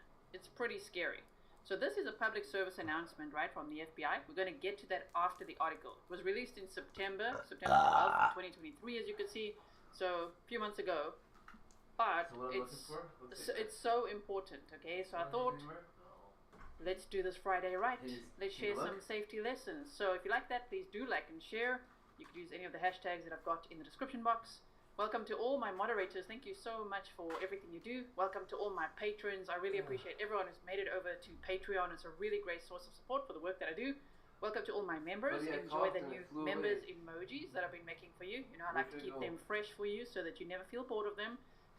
And right after the stream, we're going to have a members only stream. So you should get the notification for that. It's on the members only playlist, and I'll put it on the community tab for you. Okay? And you'll be teleported there. And welcome to all my subscribers and all the new faces here as well. I see Amy Short is in chat as well. Thank you so much for the PayPal. Oh my goodness. Thank you everyone. I really appreciate it. Also, I know there's a lot of thank yous, okay? Just one more. Thank you to Cherry Letmore for sending me this. Unfortunately, this Washington Post one. I'm going to put the link in the description box for you. I hope you don't have to have the paywall, whatever, but I'm going to be reading this to you either way, because VPN or not, there was a paywall with this Washington Post, but I was happy to, you know, pay that and read this article and everything, because it's very important. Thank you, Cherry, for sending this to me. I really appreciate it. And for the super sticker. Oh my goodness. Right, so listen to this, okay? We've discussed this a lot on this channel. We discussed the dangers of social media. It just is dangerous. Sometimes it might sound like a prude. I don't mind. Teenagers are like, what is this lady talking about? It's dangerous. One needs to know the risks. And I think open conversations between parents and the kids about the dangers would really help to actually save lives, because now the extortion and everything that these predators want is escalating, and people are actually losing their lives or taking their own lives because of the fear that these groups, not even just one person anymore, these rings of people, are causing their victims to have. Cherry, thank you so much. She said thank you for taking this mantle up for me. Yes, thank you. So, on popular online platforms, predatory groups coerce children into self-harm. I mean, just think about that title. Okay, I will zoom in for you. Sorry about that. Hold on. How's that? Okay, you can see how they're showing you. I got a target. Girl I've been grooming since December. Show it again. And then, this girl would do anything. She's scared. Okay, so it's a little bit of a longish read. It might take about 20 minutes. Challenge accepted. So let's do it. They say the following. Let me just make this. This is a little bright for me on top of me here. There we go. How about that? Something like that. Okay. All right. So they say, editors note that this story describes extremely disturbing events that may be upsetting for some people. So take note. Trigger warning. The person in the online chat introduced himself as Brad. Using flattery and guile, he persuaded the 14-year-old girl to send a nude photo. It instantly became leverage. And we've spoken about the dangers of sextortion. You know, there's many scams as well, where people will get teenagers to send them a nude and then immediately say, okay, now you need to send me thousands of dollars or Bitcoin, or I'm going to show all these photos to your family. And many of those teens end up taking their own lives, which is incredibly sad and preventable. Okay, so over the following 2 weeks, in April of 2021, he and other online predators threatened to send the image to the girl's classmates in Oklahoma unless she live streamed degrading and violent acts, the girl's mother told the Washington Post. They coerced her into carving their screen names deep into her thigh, drinking from a toilet bowl, and beheading a pet hamster. All as they watched in a video chat room on the social media platform Discord. I've only ever heard really terrible things. But Discord, I'm scared, okay? I'm scared of it. I'm scared of a lot of these social media apps these days, you know. There's so many of them, just like what goes on there. Well, we're hearing some, right, of what goes on some of these platforms. Thank you, Rachel. The pressure escalated until she faced one final demand: to kill herself on camera. You just don't realize how quickly it can happen, said the mother, who intervened before her daughter could act on the final demand. The mother agreed to talk about the experience to warn other parents, but did so on the condition of anonymity out of concern for her daughter's safety. The abusers were part of an emerging international network of online groups that have targeted thousands of children with a sadistic form of social media terror that authorities and technology companies have struggled to control, according to an examination by The Washington Post, Wired Magazine, Der Spiegel in Germany, and Recorder in Romania. The perpetrators, identified by authorities as boys and men as old as mid-40s, seek out children with mental health issues and blackmail them into hurting themselves on camera, the examination found. So they're literally looking for vulnerable targets. Oh my goodness, as if they're not already vulnerable. If it's children, they already are. But if they're expressing some mental health challenges or something online, you know, trying to build a community, yeah, these ones target those. Shame, man. They belong to a set of evolving online groups, some of which have thousands of members that often splinter and take on new names, but have overlapping membership and use the same tactics. Unlike many sextortion schemes that seek money or increasingly graphic images, these perpetrators are chasing notoriety in a community that glorifies cruelty, victims, and law enforcement officials say. Wow. So they're not just doing it now for CSAM material or money. They're just doing it to, you know, climb the ranks of their little group there. My goodness. Unlike many sextortion schemes that seek money. Okay, wait, we said that. Unlike many that seek money or increasing, these ones just want notoriety, right? So they say the FBI issued a public warning, that's the one I'm going to read to you, in September, identifying 8 such groups that target minors between the ages of 8 and 17, seeking to harm them for the members' own entertainment or their own sense of fame. Yeah, Moonchild says, this was happening back in 2018 or earlier. It was so sad to hear kids jumping. Exactly. It's been happening for a while. But the fact that these groups are starting to grow, connect with each other, and everything is really scary. And I think not enough people know about this yet, right? So please do share it. The group that targeted the Oklahoma girl and others interviewed for this report is called 764, named after the partial zip code of the teenager who created it in 2021. Its activities fit the definition of domestic terrorism, the FBI recently argued in court. I had the feeling that they really loved me, that they cared about me, said an 18-year-old woman from Canada who described being brainwashed, coerced, right, and then victimized by the group in 2021. The more content they had of you, the more that they used it, the more they started to hate you. While lawmakers, regulators, and social media critics have long scrutinized how Facebook and Instagram can harm children, this network thrives on Discord and the messaging app Telegram, which is something that Stefan Stearns was part of. Huh? Discord and Telegram? Madeline Soto case? Okay. Wow. I mean, there's many people on there. Some people use it like it should be used. Others are starting whole, almost like dark web rings, you know? It's not even dark web though, they're just on it as well.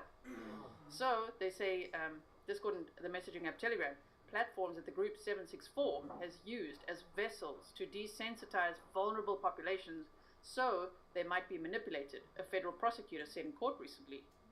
Discord, a hub for gamers, is one of the most popular social media platforms among teens and is growing fast. The platform allows anonymous users to control and moderate large swathes of its private meeting rooms with little oversight. That's also where I think a lot of the Delphi crime scene pictures went around. Discord. Okay. Telegram, an app that includes group chats and has more than 800 million monthly users, allows for fully encrypted communication, a feature that protects privacy but makes moderation more challenging. Telegram delegates most moderation to leaders of groups on the platform, intervening in some instances when posts violate its policies. On Telegram, members of these groups post CSAM, we don't like that word, child sexual abuse material, CSAM, videos of corpse desecration, and images of the cuts they have made children inflict on themselves. According to victims and an examination of messages, in chat groups with as many as 5,000 members, they brag about their abusive acts and goad on each other on.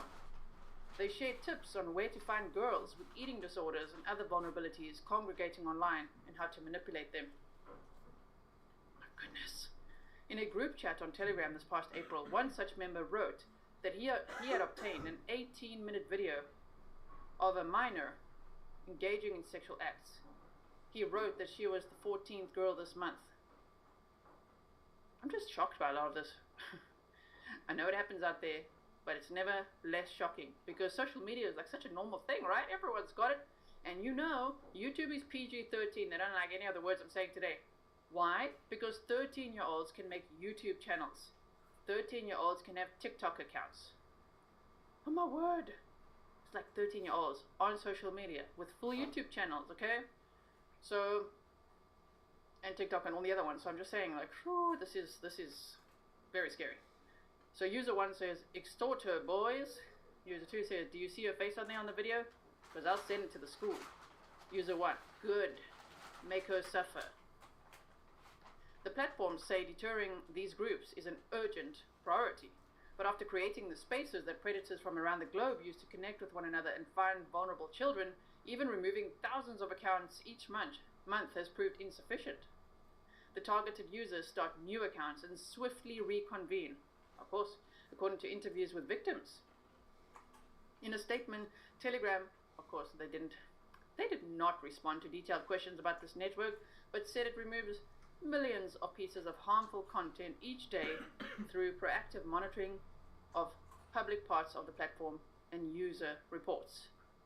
Child abuse and calls to violence are explicitly forbidden by Telegram's terms of service, said Remy Vaughan, a Telegram spokesperson. Telegram has moderated harmful content on our platform since its creation. After reporters sought comment, Telegram shut down dozens of groups the consortium identified as communication hubs for the network. And I've seen people on TikTok where they say that they made an account pretending to be like a 13-year-old girl, even just saying, you know, they say in their bio, they don't put a picture of a girl, put a picture of like a little bear or something, right? A little toy or something, and then they say in their bio, 13 or whatever. And then they show the type of direct messages they get. That's already scary.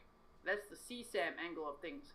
But these groups are actually coercing and pushing people, putting fear in them to harm themselves, to harm animals, and then to take their own lives. So I think it's just like escalated. What do you think? Okay, so Discord has filed many hundreds of reports. Many hundreds. Should be like hundreds of millions probably. Many hundreds of reports about 0764 with law enforcement authorities, according to a company spokeswoman, speaking on the condition of anonymity for fear of retaliation from 764 affiliated groups. The company removed 34,000 user accounts associated with the group last year. Many of them assumed to be repeat offenders, she said. Oh my word. It is their responsibility to provide a safe space for everyone. Mother of a 764 victim in Oklahoma referring to Discord. The actions of 764 are appalling and have no place on Discord or in society, the company said in a statement. Since 2021, when Discord first became aware of 764, and believe me, there'll be many other groups, many. This is just an example, right? Disrupting the group and its sadistic activity has been among our safety team's highest priorities. Discord has specialized groups who focus on combating this decentralized network of internet users, and 764 has and continues to be a target of their daily work. The company uses artificial intelligence to detect predatory behavior and scans for abusive text and known sexually explicit images of children in the platform's public spaces, the spokeswoman said. It shuts down problem accounts and meeting spaces and sometimes bans users with a particular IP address, email, or phone number, though the spokeswoman acknowledged that sophisticated users can sometimes evade these measures. Like with a VPN, right? Oh my goodness. Yeah, Elizabeth says parents should sue these companies.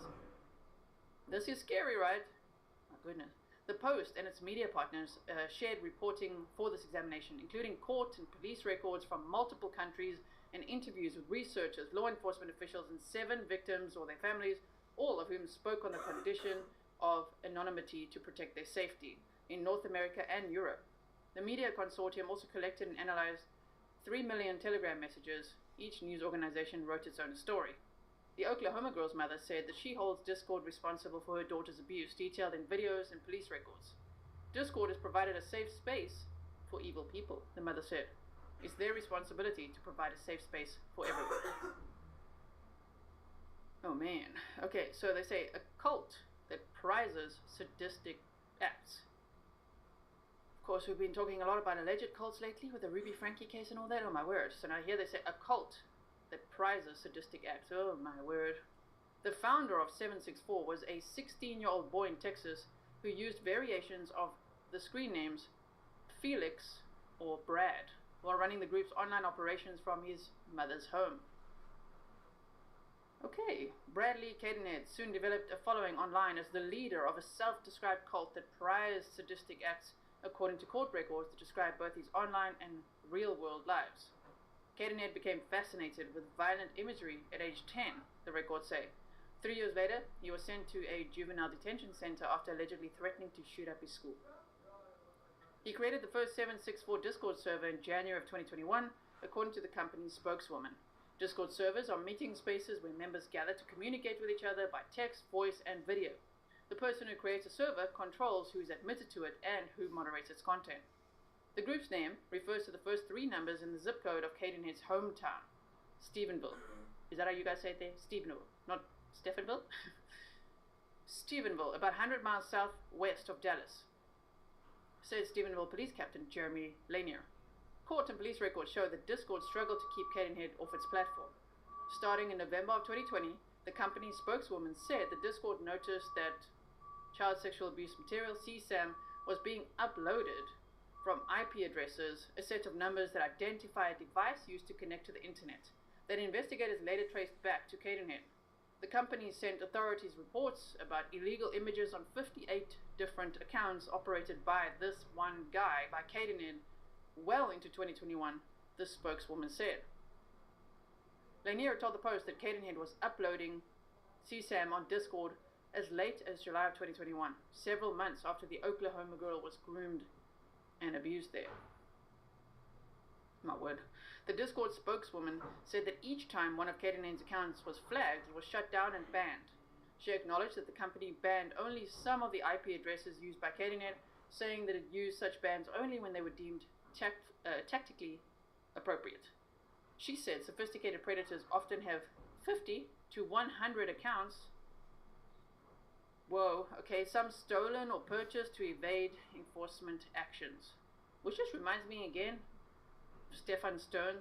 You know what they found on his phone? Imagine what's on all his other accounts, on all his other devices, on all his other phones, everything. Oh man. Cherry says, I wish the media would get caught up with the proper terminology. As a survivor of CSAM, I 100% love the new terminology. I agree. Not CP, right? Okay. So, we're getting there. They say 50 to 100 accounts, some stolen or purchased to evade enforcement actions. The reports from Discord prompted the investigation that led to his arrest on CSAM charges in July of 2021. Speaking later to a juvenile probation officer, Cadenhead said that his server attracted as many as 400 members who routinely posted shocking images, including videos of torture and CSAM. I'm changing it to CSAM, right? I'm just reading it as it is there. It was also quite common for members to groom victims and extort them by threatening to distribute compromising images, Cadenhead told the officer. Sometimes their motivation was money, and other times they did it just for power. The officer wrote in a report to the court after Cadenhead pleaded guilty. Cadenhead, now 18 and serving an 80-year prison sentence. Okay, well, bye to your life, dude. Now 18 and serving an 80-year prison sentence for possession with intent to promote CSAM, did not respond to a letter requesting an interview.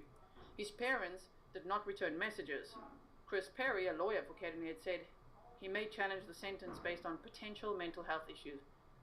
But he targeted people with mental health issues. No excuses for this guy. Debbie, thank you so much. That is so sweet. I really appreciate it. Let me try and make it a bit bigger. There we go. Thank you. Okay, so what did they want to do? Right? So just hold on 1 second. Let's see this. Here's a picture that they've got there. Say a woman whose daughter was targeted by online predators through Discord shows messages she sent to her child. What? Okay. There's a foreigner calling the school asking about you. I guarantee it's those people. Do you see how serious this is? The school didn't give him any information, obviously. Probably checking to see if you're alive or not. Oh God, I'm sorry. I think they called the police. Who? Those people you were involved in. Why would they? The police can see where you pulled from. Oh, I'm sorry.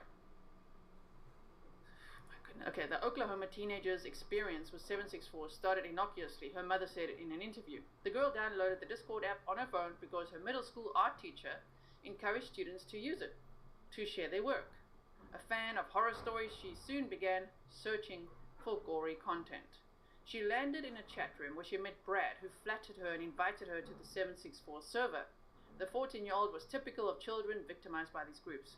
She had a history of mental illness, having been hospitalized for depression the previous November, her mother said. He pretended to like her as a girlfriend, the mother said. She sent him videos or pictures, and then the manipulation and control started. And that's what we see a lot in cases like this, right? Thank you, Pernille. In case someone doesn't know, thank you so much. For more than 2 weeks, the girl complied with the demands of a handful of abusers in the 764 server, live streaming some videos from inside her bedroom closet while her mother was in the house, according to her mother. They told the girl that if she didn't comply, they would send explicit photos of her to her social media followers, classmates, and school principal. They threatened to hurt her younger brother. The post reviewed, then they also threatened to hurt family members. They really take the fear factor high. And can you imagine how scary it must be for a teenager, right? They just think, ooh, this is exciting, this is something new. And the next minute they're being threatened and they don't know who to tell, because then they're scared of telling their parents that they were naughty in the beginning. Like, oh no, I sent like pictures and videos and now this is happening.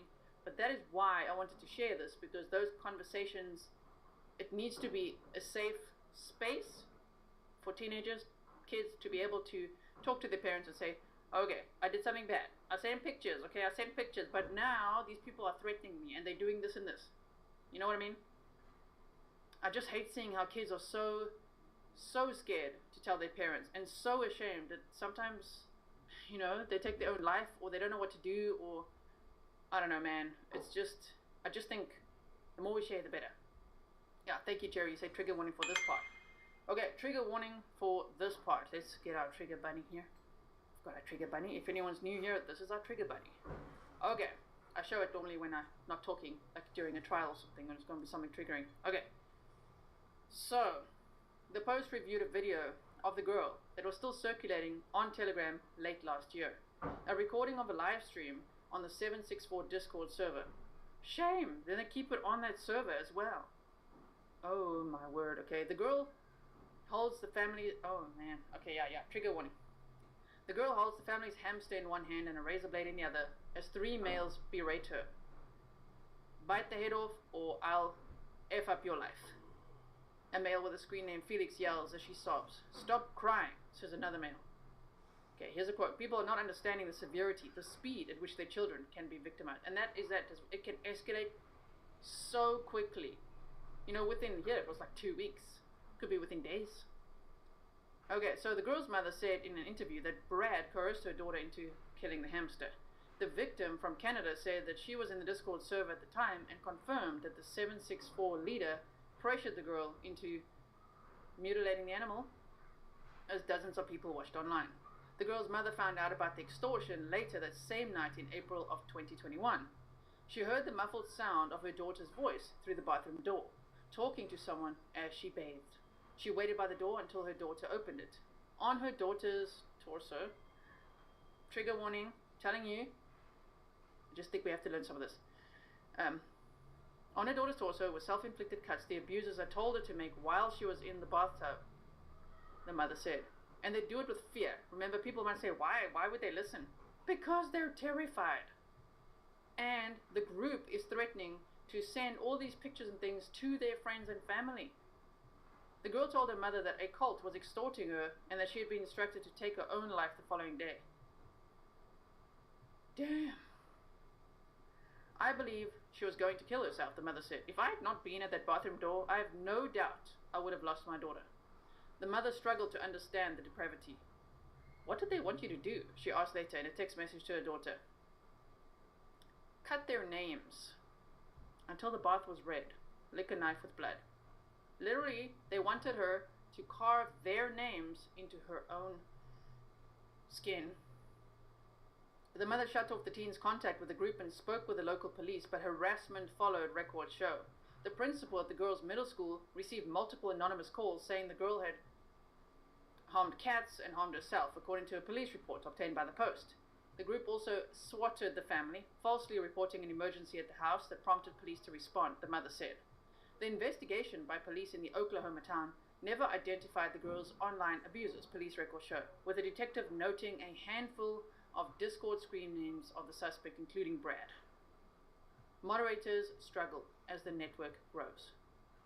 And you guys want to ask me why I don't have a Discord? People always like, oh, do you have one? No. We have a Patreon community chat for now. If anything gets out of hand over there, but it doesn't. We all share like our pets over there and, you know, food, travel, nice things, happy things. Okay.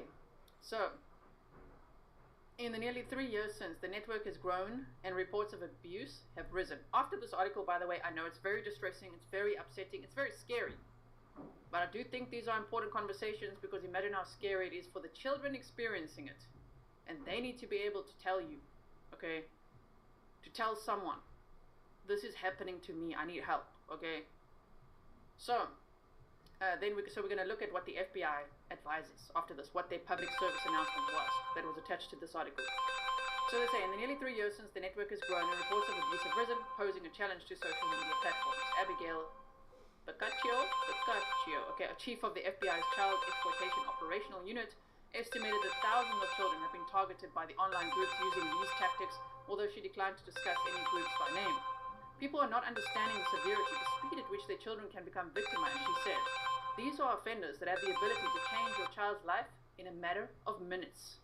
A non-profit that directs reports of abuse against children from social media companies to law enforcement said it saw a sharp increase in this type of exploitation last year. Fallon McNulty, director of the Cyber Tip Line at the National Center for Missing and Exploited Children, said the center received hundreds of reports of minors extorted into hurting themselves last year and continues to receive dozens each month. These online groups, she said, are responsible for some of the most egregious online enticement reports that we're seeing in terms of what these children are being coerced to do. A 13-year-old girl in England said that she witnessed a young man take his own life on the 764 server last January, and they'll never unsee that either. The trauma, oh my goodness. The 18-year-old Canadian said that she watched a male also take his own life in the head, shoot himself in the head. Take his own life on a Discord live stream. This is like those scary movies. There's movies like that, and there's also a Netflix series. What is that guy again? What's that Most Hated Man? Do you remember there's a Netflix series about this? This type of thing? Where this guy was coercing women to send pictures, whatever, and then he would share them all over the place. Most Hated Man in America. Something like that. Anyway, there's also scary movies like this. It also reminds me of that. Luca Magnotta, Don't F with Cats. Remember that one? Oh, but this is just next level, right? They say they wanted you in the groups and they were going to ridicule you and drive you to take your own life, the Canadian said. The Discord spokeswoman said the company is assisting law enforcement in an investigation of the incident described by the Canadian woman. The spokeswoman declined to comment on the incident described by the girl in England or to say how many people have taken their own lives on the platform that have been linked to 764. Oh my goodness. Okay. So, hold on one second. Although the FBI could not say how many deaths are attributable to this network, the agency said at least 20 children died by taking their own lives in the United States as a result of being extorted with nude images between October 2021 and March of 2023. The Discord spokeswoman said the company met with the FBI in 2021 after learning about the existence of 764 on its platform. She declined to provide details about the meeting, but said the FBI was not aware of the group at the time.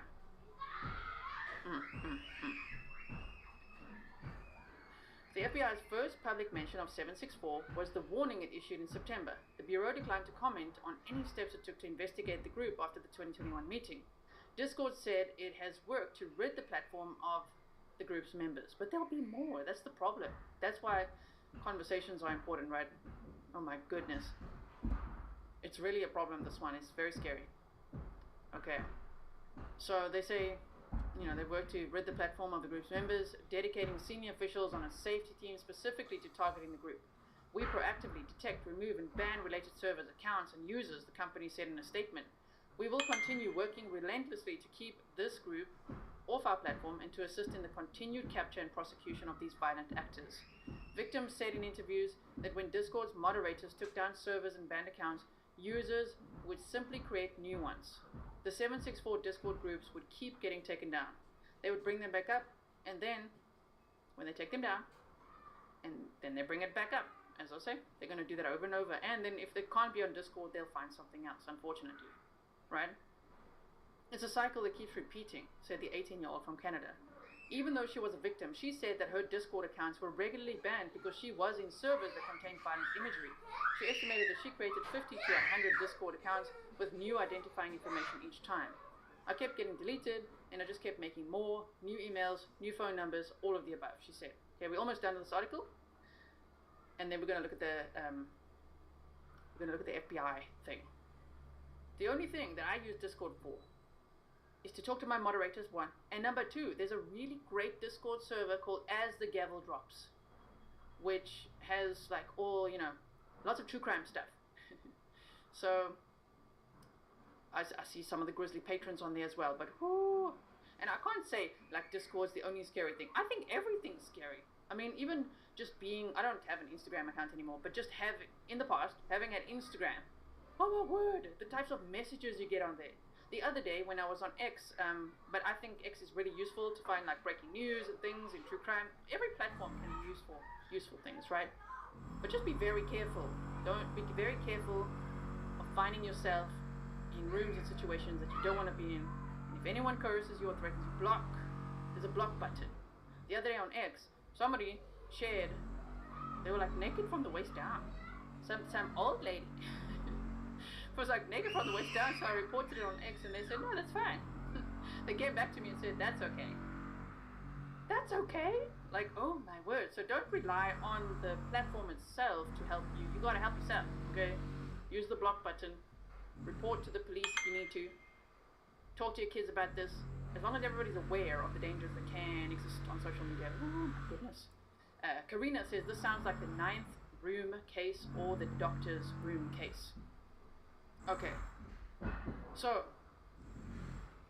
then let's continue on. I just wanted to see some of your messages here.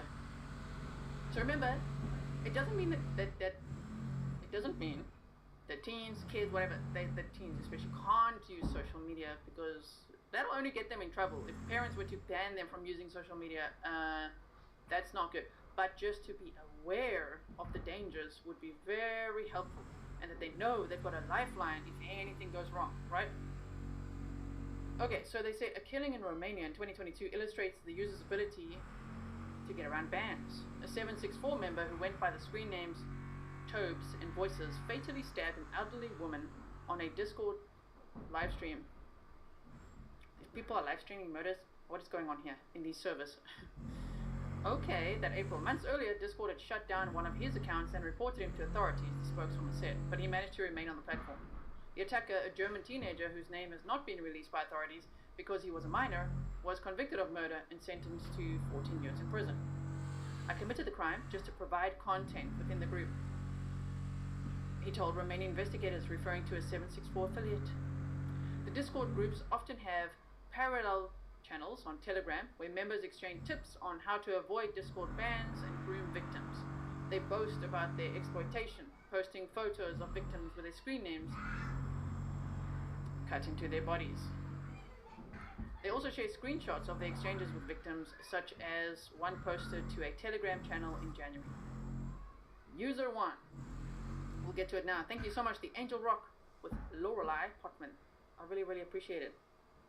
Okay, let me just make it smaller now. Now we can't see your message nicely. There we go.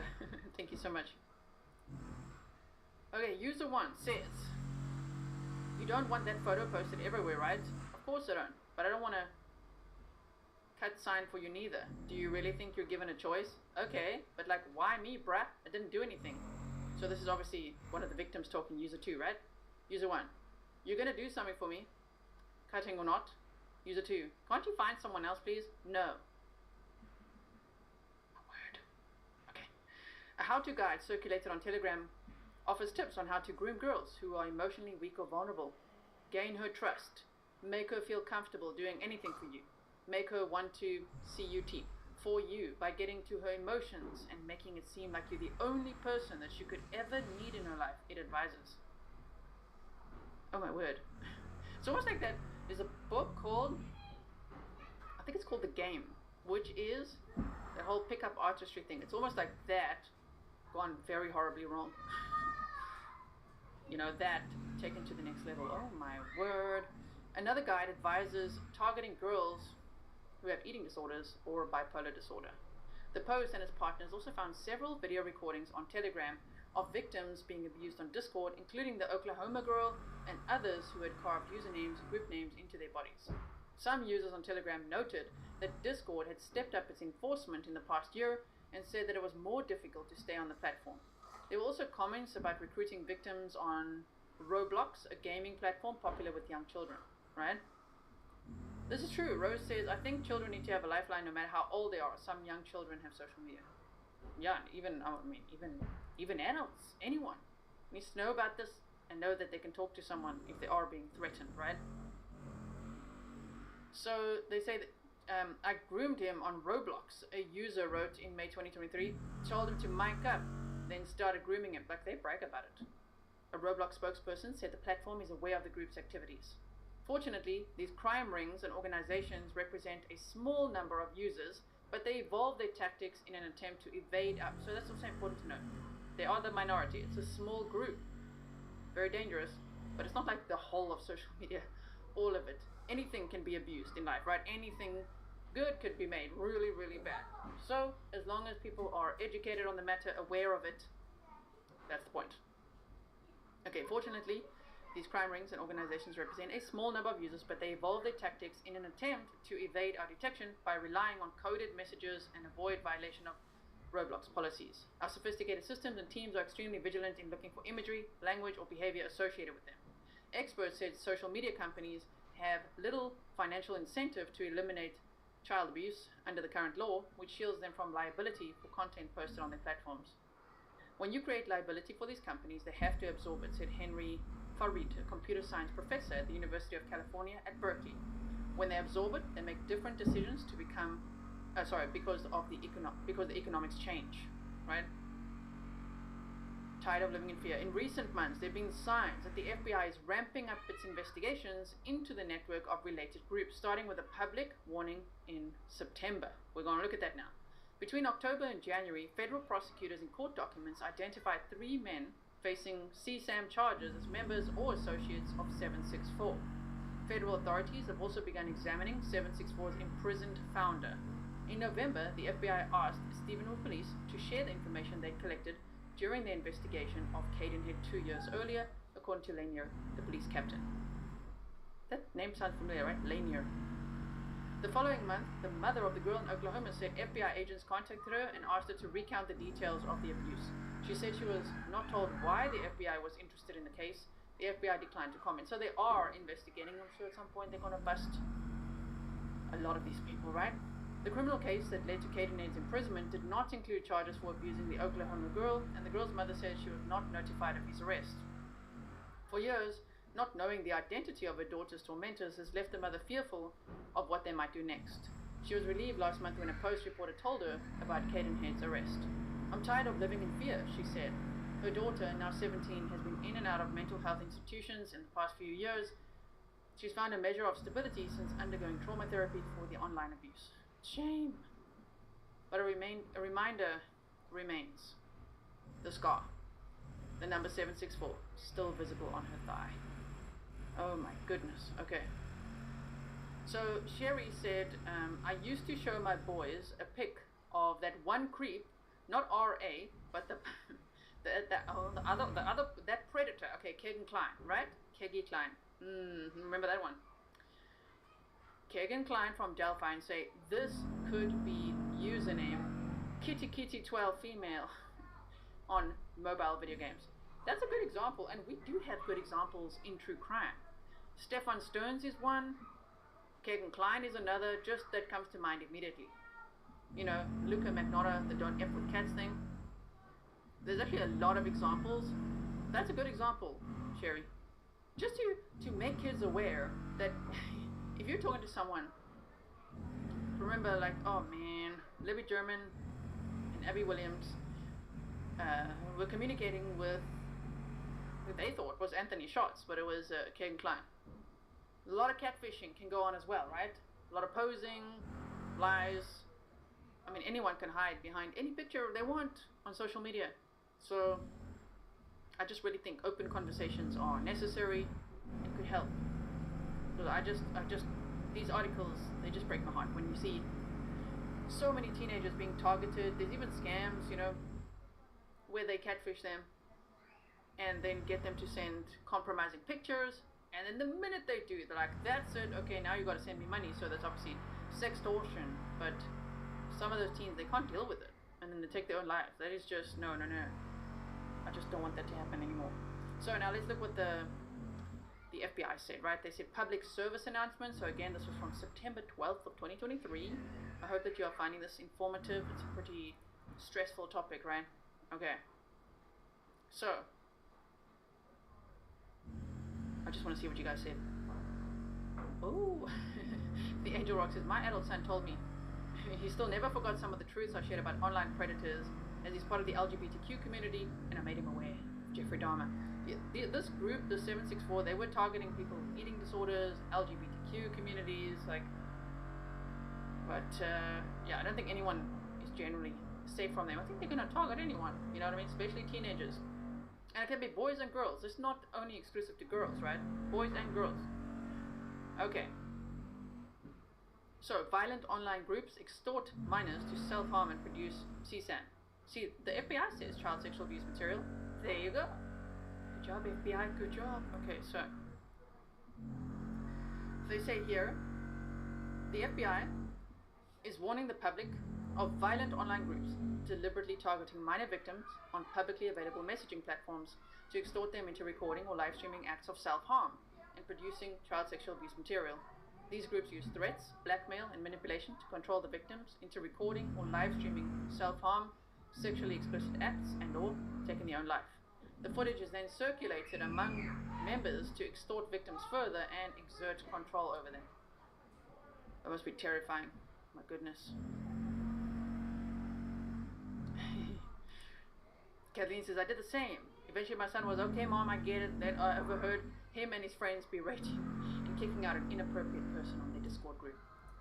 Good job, good job. So, even that, for people of any ages, especially teens, to be able to spot the red flags of others that might try to infiltrate their groups, it's educational. Social media is part of our life now. People need to know about it. Okay, so the violent online groups use many names, including 676, 764, CVLT, which I'm sure is like for cult, right? But CVLT, Court. They're using the word court. Oh, okay. Cascar, Harm Nation, Leak Society, and H3LL, so like hell, but continuously evolve and form subgroups under different monikers. They operate on publicly available platforms such as social media sites or mobile applications. To gain access to a majority of these groups, prospective members are required to live stream or upload videos depicting their minor victims harming animals or committing self-harm, taking their own life, murder, or other acts of violence. The key motivators of these groups are to gain notoriety and rise in status within their groups. Targeting. The groups target minors between the ages of 8 and 17 years old, especially LGBTQ+, youth, racial minorities, and those who struggle with a variety of mental health issues such as depression and suicidal ideation. The groups use extortion and blackmail tactics, such as threatening to swat or dox the minor victims if they do not comply with the group's requests, manipulate and extort minors into producing CSAM and videos depicting animal cruelty and self-harm. Self-harm activity includes all of these, which YouTube will shut this stream right down if I say all of these words, because I've said a lot of them now already. You can see it here, you can read it for yourself. Okay, fan signing. Members of the groups threaten to share sexually explicit videos or photos of the minor victims with their family, friends, and or post to the internet. The groups control their victims through extreme fear, and many members have an end goal of forcing the minors that they extort into taking their own life on live stream for their own entertainment or for their own sense of fame. Recommendations from the FBI. Okay. The FBI urges the public to exercise caution when posting or direct messaging personal photos, videos, and identifying information on social media. Dating apps. Oh, that's another one. Dating apps can have a lot of predators fishing in the same pond, right? Be careful there. Okay. Post photos, yes.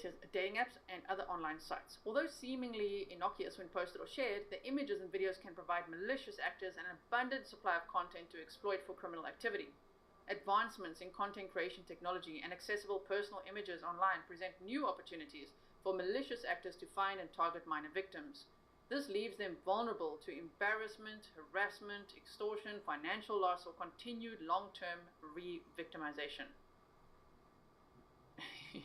Yeah, Cherry says this one has so much YouTube hating language. YouTube is like, what are you saying? No, we need people to hear this, YouTube. Alright, so advancements in content creation, so even AI, you know, people can take those pictures and make many more pictures using AI and things like that these days. So yeah, better not to send any, as I said, personal photos, videos, identifying information, things like that. Advancement in content creation and accessible personal images present new opportunities for malicious actors to find and target minor victims. This leaves them vulnerable to embarrassment, harassment, extortion, financial loss, or continued long-term re-victimization.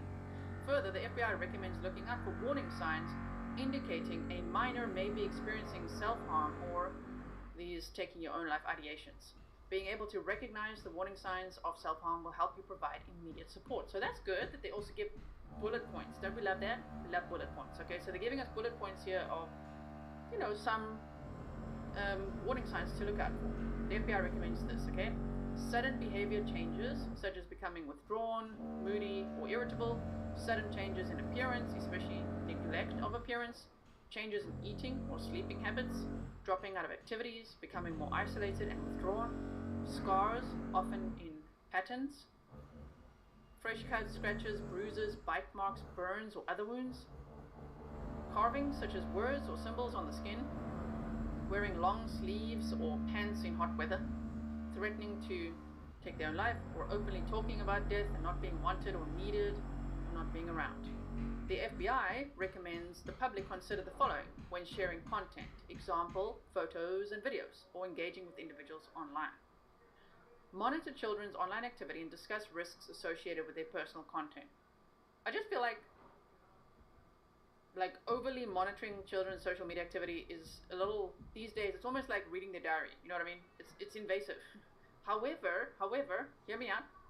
Having open conversations with them and telling them, look man, things can go wrong. Don't send pictures of yourself, don't send nudes, don't let someone coerce you into that. There's lots of predators. Yeah, teach them about people like Kegan Kline, as Sherry said earlier, you know? That could be more helpful. Education, I think, is going to be the most helpful, rather than like I don't know what to call it, overdoing it with like checking their social media all day. I don't think that's going to do anyone any favors, because then they're going to find other ways to do it, you know what I mean? So they say use discretion when posting images, there you go, videos and personal content online, particularly those that include children or the information. I always say it, don't post your kids online, ever. Just don't. You don't want to know who's consuming that based on the stats. Look up the stats. You know, people that post like, I don't know, when they've just had a baby, or post their grandkids or whatever. Oh my word, when you post that on like social media, they've done studies to see who's liking that, and it's very, very scary, like who the consumers are. Okay, so we don't want the Kagan Kleins of the world to be sharing that in their groups, do we now? Okay. Use discretion when posting images, videos, or personal content online, particularly those that include children or their information. Images, videos, or personal information posted online can be captured, manipulated, and distributed by malicious actors without your knowledge or consent. Once content is shared on the internet, it can be extremely difficult, if not impossible, to remove once it's circulated or posted by other parties. Right? Liza Ferguson says we must have open discussions with our children. They need to know the dangers lurking online. It worked with my daughter. She brought a weird post to me and I congratulated her. That's the goal. I think that's really great. Tiff Knox says, build kids' self-esteem. Yes. So even with these things we're talking about, it would never be about being overly disciplined or, I don't know, breaking kids down or anything like that. Build them up, build up their self-esteem, look out for warning signs, talk to them about the stuff. I don't think, no longer is it it's like just a birds and bees conversation. It's like, ooh, social media, Kagan Klein and Stefan Stone's type of conversation. Like, okay, look at these types that are online these days, and look how they operate, and look how they pretend and catfish and what they post and how they lure you, right? Okay. Apply privacy settings on social media accounts, including setting profiles in your friends list as private to limit the public exposure of your photos, videos, and other personal information. Consider using reverse image search engines to locate any photos or videos that have circulated on the internet without your knowledge. Now, I've shown you how to do that before. If you go to Google, you just go to google.com, right?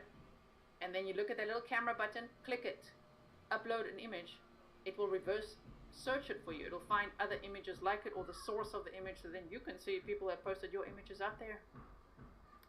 Things like that. It's actually a very useful tool. So they say, and also don't share your location everywhere you go. Okay. So they say consider using reverse image. Yes, we did that. Exercise caution when accepting friend requests, communicating, engaging in video conversations, or sending images to individuals that you do not know personally. Be especially wary of individuals who immediately ask or pressure you to provide them photos or videos. Those items could be screen captured, recorded, manipulated, shared without your knowledge or consent, and used to exploit you or someone you know. Do not provide any unknown or unfamiliar individuals with money or other items of value. Complying with malicious actors does not guarantee that your sensitive photos or content will not be shared. In fact, hardly ever do they keep their side of the deal. They're like, if you do this for me, right, as you saw with these cases, okay, then don't worry, I won't share your pictures. They probably will anyway, and they're sharing it in these groups. That is so scary. El Serduk, thanks for being a member for 13 months and for saying Happy Easter. Happy Friday to you, everyone. I don't know if everyone celebrates Easter, but thank you so much. I really appreciate it. So, exercise caution, that is also one. You know, like on social media, sometimes, I've seen it on X when you follow someone and then it asks you if you want to follow all, because it gives you like suggestions. Just be careful with that. Sometimes there's some funny ones in there. Okay, so they say do not provide any unknown or unfamiliar individuals with money or items of value. Yes. Use discretion when interacting with known individuals online who appear to be acting outside their normal pattern of behavior. Malicious actors can easily manipulate hacked social media accounts. Secure social media and other online accounts using complex passwords or two-factor. Okay, you need that. Better set up two-factor verification. Are you a grizzly? You need it. You need to keep your accounts secure. What just have people hacking your accounts? Okay, Mr. Grizzly is he's a software engineer and he's all very safety conscious, right? He's like two-factor and long passwords. Like we have like 99 character length passwords. It's quite something. So, but it really does help to keep your accounts safe as well. And so they say secure social media and other online accounts. Otherwise they can get in and see, you know, private messages you've sent to people or pictures that you've sent to family or something, and then they're in. You don't want that. You don't want that. Research the privacy, data sharing, data retention policies of social media platforms, apps, and websites before uploading and sharing images, videos, or other personal content. Okay, so finally we're getting to the bottom here. Then I've got one more example to share with you. Yes, we've got some bonus material coming up in this on this topic, this content. Additional resources. If you're worried about someone who might be self-harming or is at risk of taking their own life, the following resources may help. consult your pediatrician or other healthcare provider who can provide an initial evaluation or a referral to a mental health professional. Connecting your child to a mental health resource can help them learn healthy coping skills for intense emotions and help reduce the risk of a serious injury. If it is an immediate life-threatening emergency, dial 911. Okay. They've also got I'll link this for you because they've got the National Center for Missing and Exploited Children provides a free service known as Take It Down, which helps minor victims, even if they are now an adult, but were victimized as a minor, with online image or video files, remove or stop the online sharing of nude or sexually explicit content taken while under 18 years old. For more information, visit takeitdown.ncmec.org. I think that would be for Americans because it's the National Center, right? Anyway, I'm going to put this all in the description box for you. Well, this link, and then you'll find the links there, right? If you believe you are the victim of a crime using these types of tactics, retain all information regarding the incident, usernames, email addresses, websites, names or platforms used for communication, photos, videos, etc., and immediately report. That's a good tip too. Get all the information you can, okay? Here they've got some numbers as well. Reporting these crimes can help law enforcement identify malicious actors and prevent further victimization. Now, I'm going to share one more thing with you, which is this case right here of this. It's just an example. It's a type that operates in this way, right? It's not in a group, but I was just like, whoa, I saw this case the other day, and now we've got some context for it as well. Internet says, and go through and cancel accounts through stuff that you won't use, or even if you might, even like delete old accounts, things like that. Yes, indeed. Okay. So, Ventura, California, a 21-year-old man will spend nearly 2 decades behind bars after contacting 2 minors on Snapchat, we've heard that from Kegan Klein, extorting them and coercing at least one of them into engaging in sexual acts with them in person. Now, some of these words I don't think I can read, but we're just going to do it like this. Ventura County District Attorney Eric Nasarenko announced that Connor Kearns was sentenced on March 19th to 19 years in state prison for forcible SA and other things, okay, over a minor over 14. SA, CSAM, all this stuff, right, for a child under 14. One was over 14, one was under 14. He pleaded guilty in February to the charges, as well as special allegations of victim was 14 years of age or older. Victim was vulnerable. Violent sex offenses, and Ventura County has jurisdiction. According to the District Attorney's Office, Kearns contacted a 16-year-old girl via Snapchat in July of 2021, and they had multiple conversations even though the defendant knew that she was a minor. Kearns reportedly coerced her into sending him sexually provocative pictures of herself, and he saved them onto his phone. Kearns created another Snapchat account days later, posing as a man named Dexter. How dare he insult Dexter like that? Sorry. The District Attorney's Office said that he used the fake account to then contact that first victim. So notice what he's doing. He's contacting the victims with one account, creates another one, then he contacts them from that account, and he told this victim that he hacked into her account, or hacked into Kearns' account, and then he threatened to post the victim's provocative pictures online unless she agreed to send him nude photos or videos of herself. So he pretends, he has 2 accounts, he pretends, I've hacked into this guy's account, now I can see all your stuff. Now I'm going to share this with everyone unless you send me more. Damn. That's scary, right? So they say the victim sent the photos because she was scared that she would get into trouble. That's where I think conversations need to be at. They need to know. They can run to their parents and say, oh my word, this person's doing this now, right? The District Attorney's Office said. And they mustn't be shamed. Never shame them, okay? Because that's not going to be helpful. I mean the victims. You can shame the perps all day long, yeah. Kearns also used the fake account to make the victim engage in sexual acts with the defendant in person. Like, he took the threat so far, he even met up with the victim and made them engage in acts in person. And the 16-year-old girl complied out of fear. According to the District Attorney's Office, Kearns continued to use the fake Dexter account to force the victim to do more. The girl eventually contacted law enforcement. Upon further investigation, the Ventura County Sheriff's Office learned that in January of 2022, Kearns contacted another victim, a 13-year-old girl from Los Angeles County. Similarly to the first victim, Kearns reportedly coerced the victim into sending him numerous sexually explicit photos or videos of herself. Kearns threatened to release the photos and videos online if she didn't follow his orders. The victim reported the incident to her parents, yes, well done, who then contacted the Los Angeles Police Department. Exactly. The Sheriff's Office arrested Kearns on June 23rd of 2022. Deputy District Attorney Benjamin Marino, a member of the Ventura County District Attorney's Office, Sexual Assault Unit, who prosecuted the case, says, the severity of the sentence highlights the defendant's appalling crimes while demonstrating the perils of social media. He continued, the defendant sexually exploited vulnerable young girls, inflicting irreparable harm in the process. This sentence sends a clear message that such despicable acts won't be tolerated, and sexual predators will face full prosecution. We hope it serves as a reminder to parents to stay vigilant and discuss social media risks with their children.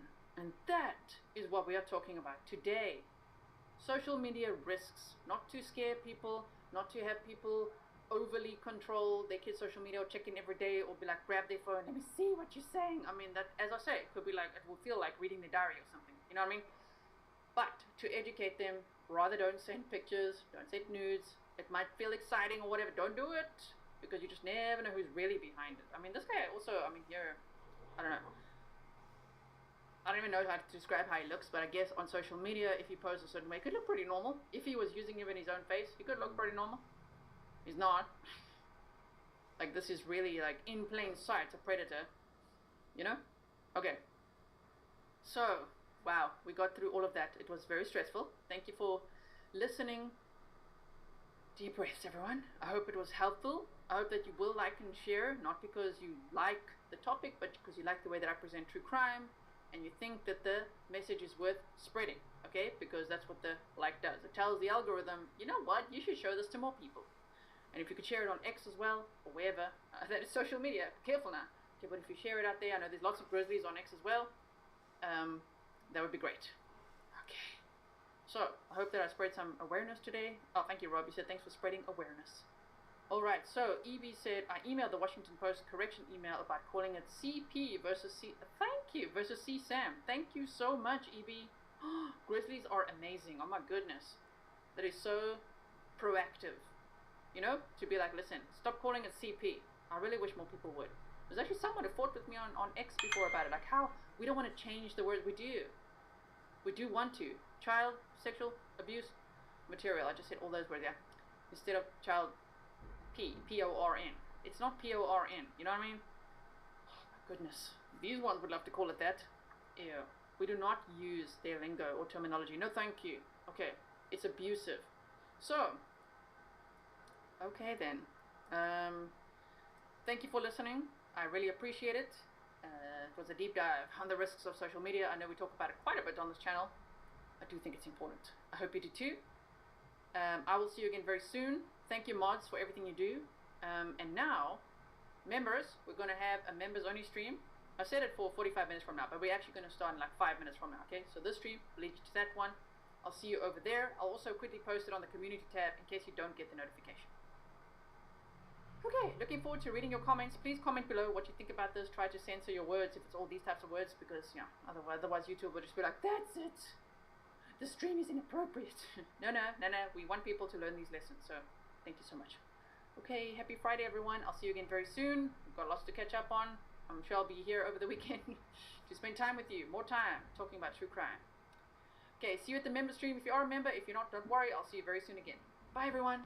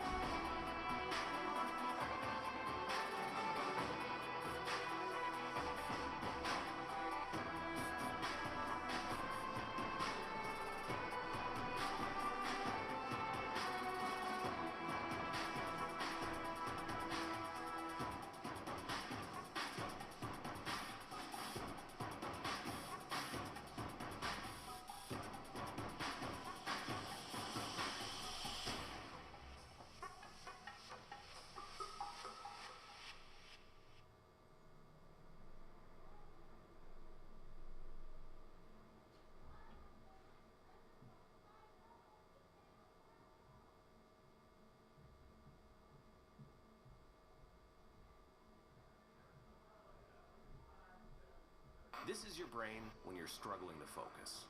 And this is your brain when you're in the zone. But getting in the zone and staying there, that feels more like luck than something you can control. So that's why we made Brain FM. It's like a do not disturb setting for your mind. And it gets you focused in just 5 minutes. Using science and sound, Brain FM guides your brainwaves into an optimal state for productivity called neural phase locking, which lets different parts of your brain work together more easily. Compared to average music, Brain FM actually increases and sustains your focus over time, letting you stay in the zone for as long as you want.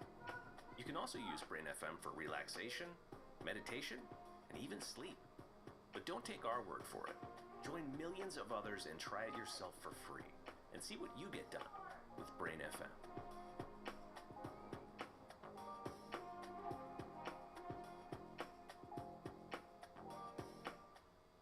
I can't turn off the noise, and if I saw myself in a mirror, I'd slam my head into the mirror and just keep slamming it to make it go away. That's why I've disappeared. But it's not the only reason why you disappeared. Magic couldn't fix me. Dynamo! Fusionist magician extraordinaire. Are you watching closely? Was there a moment you look back on and say that was my rock bottom? The 6th of November 2020, because that was the day when I tried to kill myself. Your wife found you unconscious? In the dog bed. Magic's always been the thing that has given me hope, that I've used to overcome the bullying, overcome the racist abuse and the lack of belief, and it made me stand out in a different way. Shout out to my homeboy Dynamo. Everything you touch is turned into gold, and you become this sensation. And then in 2017, you stopped suddenly. I got really sick. I couldn't hold the cards anymore. My body was deteriorating. And then at that same time, your grandmother had passed away, who was your biggest supporter. I'd also heard that you had had a legal dispute, which meant that you could no longer use the name Dynamo. I had so many problems, but I couldn't figure out how to even solve one of them. I felt if I'm not here, then everybody else might be happier. I realised then the Dynamo as we know it needed to die, and I'm finally feeling it again. Now I just need to get magic back in my life. Dynamo, or should I say, Stephen, is there some magic you can show me right now? What? Oh my god! I've never shared this before, but 3 years ago, Dynamo walked up to me when I was at a Christmas party. I'd never met him before, and he whispered something in my ear that quite frankly stopped me in my tracks, that I could not believe. I knew Dynamo as this incredible online magician, and what he said to me that day I was unable to forget. He was in a dark, dark place. He was engaged in a legal battle and he had just lost the rights to use his own name. He could no longer call himself Dynamo. He was no longer able or allowed to do magic. And this stranger that had walked over to me at that Christmas party was suffering in a way that I've never seen before. And just a week ago, Dynamo texted me and said it's finally time to tell my story. And that is what you're going to hear today. The story he whispered in my ear at that Christmas party all those years ago. Where has Dynamo been? What happened? And what happens next? And before this episode starts, I want to make a deal with you. About 58% of you that watch this podcast frequently haven't yet hit the subscribe button. If you enjoy what we do here, here's the deal that I want to make with you. If you hit that subscribe button, I promise you that we'll keep making this show better in every single way, and we have huge plans to turn this into more of a documentary style conversation where we work incredibly hard to bring in footage of the things we're talking about to give you greater context and greater meaning. So if you hit the subscribe button, I promise you that we will deliver an even greater version of this show. I hope you choose to come along on this journey. Enjoy this episode.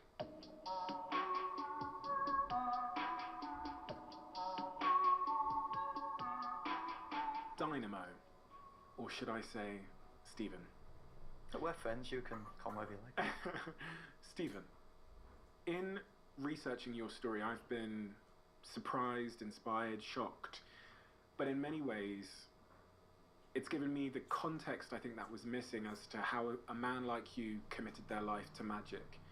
For people that don't know your story, your earliest years, and the context back there in Bradford in 1982, what is the context that we need to understand in order to understand you? I think, ultimately, it's the ethos but sometimes magic is found in the most unlikely places. And I was a kid in a council estate with no hopes, not much family around me, no real direction. And if anything, I should never have amounted to anything. So for me, just trying to not be confined by my environment, by my circumstances, is the magic I've been searching for all my life. And hopefully I can use the magic I've now found to inspire others who might find themselves trapped in a similar position. Bradford, 1982, you said you didn't have a lot of family around you. What family did you have and not have around you? I mean, I'd just born, so, you know, I can't remember exactly everything from literally 82, but from, say, 86, I believe that was when my dad went to jail, so he wasn't around any longer. My mum was there, but she had me really young, but she would have been about 20 then. So a young mum losing her partner who would have been raising me with her. So your mum had you at 16? Yeah, she was pregnant at 16. Okay. Was there racial issues in your childhood? Because I think are you biracial? Yeah. My father's Patan, my mum's English. Okay, Patan, I'm not familiar. Yeah, it's a tribe. There's parts of it in Afghanistan, parts of it in Pakistan. It's kind of scattered around the world. And you must have been, 4 years old when he went to prison? Yeah. Did you understand what that meant? No, not at all. I remember him going out and then just never coming back. It wasn't until I was a lot older that I kind of understood that he'd gone away and why he'd gone away, and and I kind of, it's weird. Like, I was young enough that not having him around became a normal thing, like not having a father. I was on a council estate where other people didn't have fathers around, or mothers, or, a lot of broken families. So for me, it became just a normal way of life. I think if I'd have been a bit older and had more chance to understand more and miss more, then it would have maybe been harder. Did you resent him at that age when you started to realise what you had lost in a father? I think if I'm honest, I resented him more as an adult.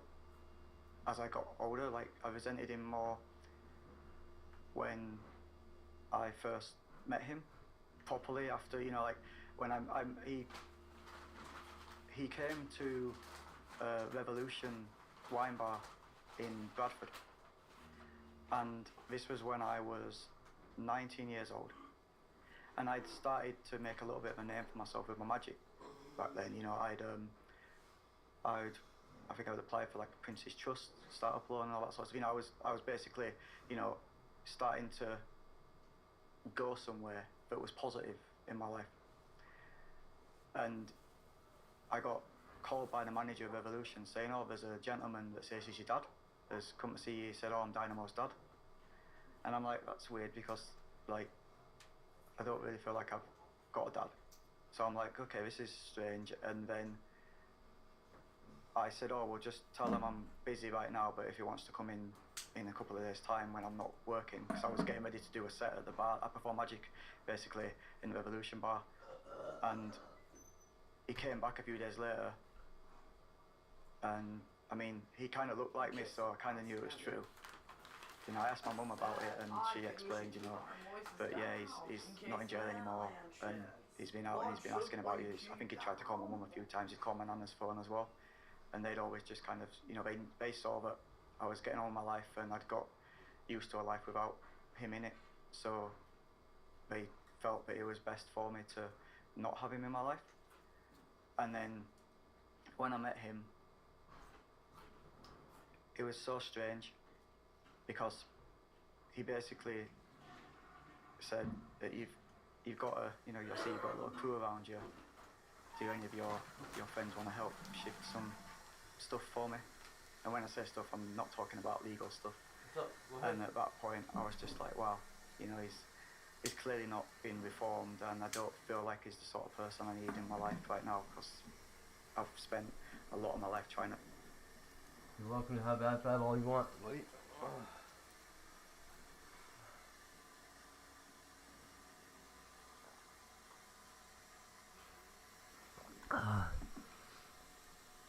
Friend in there. No one. Her only friend died. Sadly. He was my friend too. He was more her friend than mine because I wouldn't interfere. I knew she loved him, and I knew it fucking upset her that when he talked to me. So I backed off that really quickly. But I really liked Darren, and before they were even a thing, me and Darren were friends.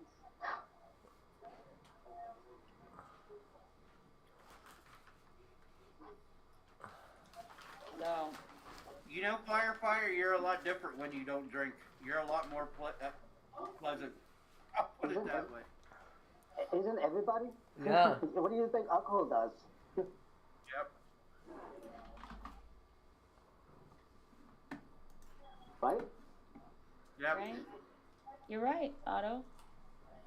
But it doesn't do that to But everybody. here's the thing, you were really fun drunk until after your 7th beer. After your 7th beer, it takes a weird turn for you, man. Yeah. And not everybody's that way, Firefighter. When I drink, you can't tell I'm drinking. You can't tell with him either. It becomes a progressive thing, and then it's too far gone. Right. You know when it becomes a problem right after the 8th tall boy. That's when what it I becomes- said. After your 7th beer, it's too much. 7 tall boys is a lot for a 5'1" firecracker. Okay, that's a lot of body to alcohol ratio. You know what I mean? Well, and each of them is 5.5%. You do know I that, know. right? I don't drink light beer. I drink like good fucking 5.5. You know, between 8 and 10 tall boys. That's a lot of fucking beer. It's a lot of fucking beer, everybody. It's a lot of fucking beer for anybody, much less somebody that of your stature, for sure. Yeah. Beers, however, is 6 foot tall, and he's got a lot of fucking, mass on him. So he could. I watched Beers drink a whole fucking glass of Fireball. Or something. What was it? Beers. Fireball, right? Yeah. Yeah, I saw that. I didn't even notice he was drunk after that. He didn't even seem drunk. I wasn't. I had a good buzz going, but I wasn't drunk. Coolers? What do you mean, Rexy? Thanks for not bringing up my drink. Hi, Jersey baby. How are you, gorgeous?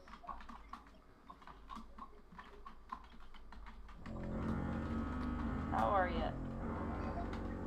I miss it though. It's been a couple of days. I miss it so much. You know, Jersey, she's trying to deny that she fucking doxed my kids, man. Just hang in there, Otto, because that feeling will go away where you miss She's it. trying to act like I fucking making up shit about her because she's trying to backpedal out. Like, I had nothing to do with her shit. I don't know why she doxed my daughter like that. She's a real fucking nasty human being. After a while, Otto, you're gonna be like, why the fuck did I do that to myself? Well, no, I'm not planning to quit. You know, it's two things. It's two things. It's money, and then my left side of my I hate see. of my Hi, stomach. My Shannon. left side. There's like a pain. I feel like a pain on my left side. So I'm thinking to myself, maybe I'm fucking drinking too much, and I need to fucking calm down. You know. Yeah. Hey, can I ask you something? Did you ever get your tooth fixed? Yeah, I did. I got my tooth fairy. Yeah. Okay. Oh, yeah. Because sometimes when you have a tooth fixed in your fucking head too, like that, like up in your head. No, that's got nothing to do with it. Nothing to do with it. It's all about my drinking. I know what it is. Okay. Yeah, I know what it is. I mean, honey, I'm drinking almost every single fucking day. 8 to 10 tall boys. Every single day. I know, I've spoken to you about this before. I told Yeah. you it's not healthy for you. He seems to like I it. told you I asked you to cut your drinking in half. So instead of drinking 10, drink 5. Start, like diddling yourself down. I realize that it's gonna be hard because you've made a habit of it every day. And now it's gonna over all things. You know what I mean? At random. Yeah, so far so good. So far so good. It's been a couple of days. Good. I can afford it. I can go right now to the beer store, especially with this nice weather and everything. But I'm trying my hardest not to fucking do it. I know. All she does is lie. She just lies and lies. At least to slow it down. I'm not like these. I agree with you. Oh no, I do. I'm not like these weirdos. I don't record everything, and I don't fucking record private fucking conversations, and I don't record other people's media because I don't live in the past, and I'm not here to prove myself to anybody. But it's absolutely fucking sickening that she keeps on lying about it. And she doesn't own it at all. She's trying to turn it on me, and I'm like, bitch, I've never done anything to you. Nothing to you. You're just fucking petty and weird. Dude, seriously, I stood up for both those fucking bitches, and that's the fucking truth. And all they've done is fucking trash me. I'm fucking done with that shit for real. They need to get the fuck on. They need to move the fuck on. For real. For real, seriously. They need to just fucking get over it. That's what they need to do, because I didn't do fucking shit to either one of those fucking cock sucking fucking bitches, I swear to God. Ugh. What the fuck their problem is, I don't know. Now, Lady Sky was the other person that I told she was gonna go up on Ann, and I told Ann, remember Fire? By the way, they blame me for that too. Somehow I've told that Tiger. not to let Amber up or BB or Tiffany or any of those. I have never told anybody on YouTube not to let you guys in their rooms. If anything, and it was probably Captain, because he observed your behavior here, and he's trying to warn his friends that you guys shouldn't be there. Exactly. Not me. I didn't say shit about it. To any of you. Any of them. Fuck, I didn't even talk about it with Cap. He just watches. He watches. He sees what you do to me. Yes. And he doesn't want his other friends being exposed to that. Now I'm being blamed for your cancer creeping in to their communities. Fucking asshole. You know, you guys are assholes. You never got anything right. Ever. Because you guys are all so busy doing dirty, petty things, you want to make it look like I am too. The truth is, if you just sit around fucking long enough, people can see actions speak louder than words, because I can sit here and fight with these liars over and over again, but they just lie about their lies.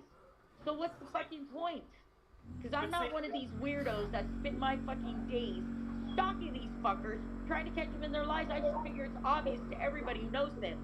They trip over their shit all the time. See, they already know this though, Shannon. I mean, I it's know, not, that's why it's a waste of my fucking time. I mean, they already know that, like, with Lady Sky, she came up on Ann's panel and was being all nice. I'm like, she's being nice, Ann, but don't fucking trust her. I'm telling you, she's not a good egg. She's not a good egg. I'm not even the one who talked to Cap about Mary Bernie. I didn't even know Clinton knew Mary Bernie. Cap knows about Mary Bernie because for a while there, Cap was going to Jaycee's, just like all of you were. I was telling you guys to go over there and check it out. I was always like, yeah, these are where these people are, and you can, like, go see them. But then fucking it got weird. And fucking Cap's like, this is weird over here. And I'm like, I know, just don't go watch. If they're going to be weird, don't watch, you know? And that's the way it ended up. Look, dude, he's got friends. He's entitled to, like, tell his friends what he thinks of your community before you come in there and intersect it.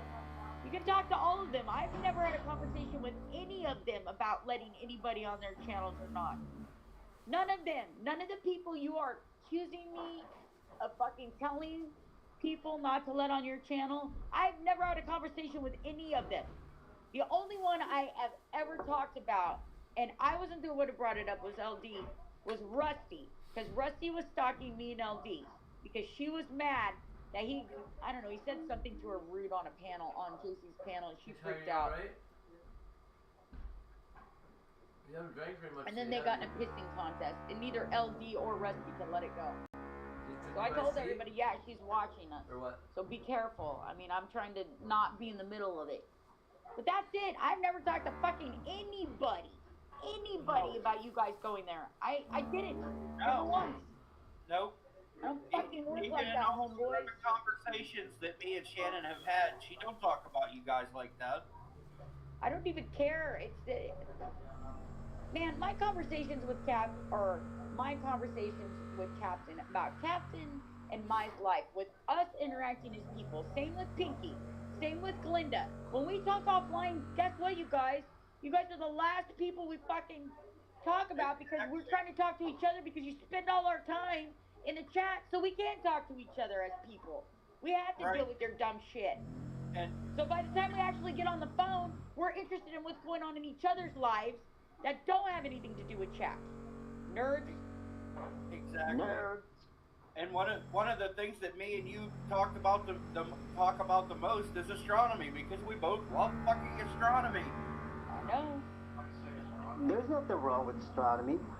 We love talking about astronomy. Me and Cap talk about all kinds of things.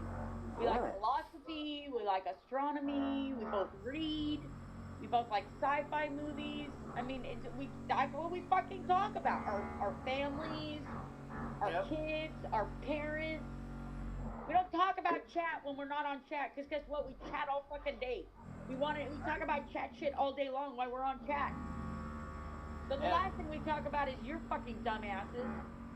Same with Pinks. Ask Pinks. I've talked to Pinks. Ask Linda. We don't talk about chat. We don't talk about chat. Sorry, I was. If Linda comes up later, we'll ask her. Like, I only talk on the phone to Glinda, Pinky, Cap. I did talk to Jerry. I talked to JR. I did talk to JR. Those are the only people. Oh, and Dave's called me a couple times. Those are the only people I talk to. And me. And Lisa, I'm sorry, and Lisa. I didn't mention you, Lisa. I'm sorry. Just a couple of times, though. No, but I actually talked to you more than I've talked to Dave. Dave, like, hit me up. I'm trying to encompass everybody in the last year I've talked to, okay? And I don't talk to these people every day. I usually talk to Cap every day. I do usually catch up with Glinda every day. Every day Glinda will text me and ask me how I'm feeling. But phone talking I don't do a lot of. I don't talk on the phone. I text. I'm a nerd. I talk all day on stream. I don't want to talk all the time. Sometimes it's necessary. Sometimes, like, you can't text a 4-hour story when you can just say it in like 10 minutes. You know what I mean? So I don't even think I took up 5 minutes of your time last night. No, you didn't. You did not. I had a question I needed answered, and well, sometimes, like, when I'm not streaming, Lisa, I like to just talk on the phone. But when I'm streaming all day, after I get off, I still have to go do my things. Like, I have to pee and cook my dinner and take a shower, and like, I don't want to be stuck on my phone. I have one leg. I need all my fucking goddamn limbs to do everything that I do. It takes a lot of effort, you know? Yeah, for sure. But there are some days where I don't go online. It hasn't been a lot lately because I feel it's making me feel as though, you know, the weirdest thing is I was really at the precipice of quitting this shit altogether and doing something completely different. But the more they cyberbully me and the more they're trying to get me pushed off or, you know, fucking get people to gang up against me like a pack of fucking hyenas, and they just all collect these shit. And the funny thing is every single one of these people that are attacking me, no, I've never done anything bad to them. In fact, I've only done good things for them. They're just upset. They're upset that I won't let them here. They're upset that they fucking did me wrong, and now they don't want to be fucking trashed and wiped off the earth. Because people know that I don't do fucked up things to people. I don't. Well, as long as you don't give them what they want. Don't give them what they want. So, like, if I turn around and leave right now, then they think that they have some kind of fucking power to, like, cyber bully people off the internet. And you don't want to give megalomaniac fucking narcissists that ability. It's gonna hurt a lot of people. So I just get up every day and I fucking smile and I do my fucking thing. And the more they fucking stream about me, and the more they fucking talk about me on other streams, the more I'm just gonna be up and streaming so people can see for themselves how I am. So people can listen to my words. so I can make sense of their nonsense. Because if you're sitting over there scratching your heads going, I don't see Shannon doing that, that's because I don't. It's because that's what they do. And they're trying to make it look like, oh, it's an eye for an eye. There is no eye for an eye. I've never done anything like that to anybody. Ever. Period. End of story. They have to make shit up. That's what they have to do. They have to straight up lie about it, and they just keep trying to brainwash the fucking masses into believing it. But you know, if anybody ever has any questions about any shit that they've ever heard of that doesn't make sense, just come straight to me. And trust me, I will have a perfectly viable solution to answer your fucking questions without any fucking doubt of where the problem is at. Yeah, Sean's about to eat some pretty damn good food. Hey, Ryder. He showed a picture. He's eating at an authentic taco truck, like the. Ooh, taco truck. Yeah, it's called Los Agaves. I'm good, Jersey. How are you, honey? I'm just Who are here you for the talking nifty. about? Captain Freckles, who are you talking about? My friend Sean the Bond. Hi, Poonie. Oh. Yeah. Oh, Sean's up right now? No, he's at a authentic taco truck called Los Agaves Taqueria. Taco truck's my favorite.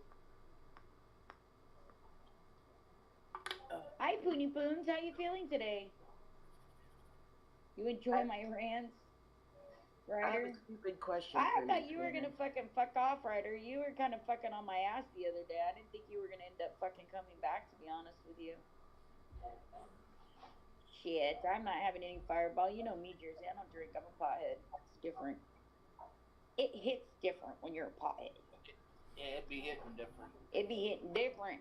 You know, Mark? Oh my god, the other night, Shannon, I got so fucking high that I was on streams. I remember being on the streams, but I don't remember any of the conversation. Or how I acted. You should do that more often. Why don't I ever see you smoking on cam? Because he's usually not on cam. No, Captain Freckles. I never seen him smoke on camera. Never. You've seen me take hits off of my vape before. He doesn't take cigarettes. He doesn't smoke Never. cigarettes. He only's got a vape. He doesn't smoke like joints or bongs. Yeah. Oh. He lives in a place where they got weird marijuana rules. Yeah. Okay. It's not like Canada or California where we can pretty much go into a fucking shop and buy whatever we want as long as we got the money for it. Well, you can buy flour. It's not that you can't buy it, but you have to buy a fucking like $300 vaporizer to smoke it out of for it to be legal. Yeah, so what's the fucking point? Right. Hi, Merman. How have you been, Jers?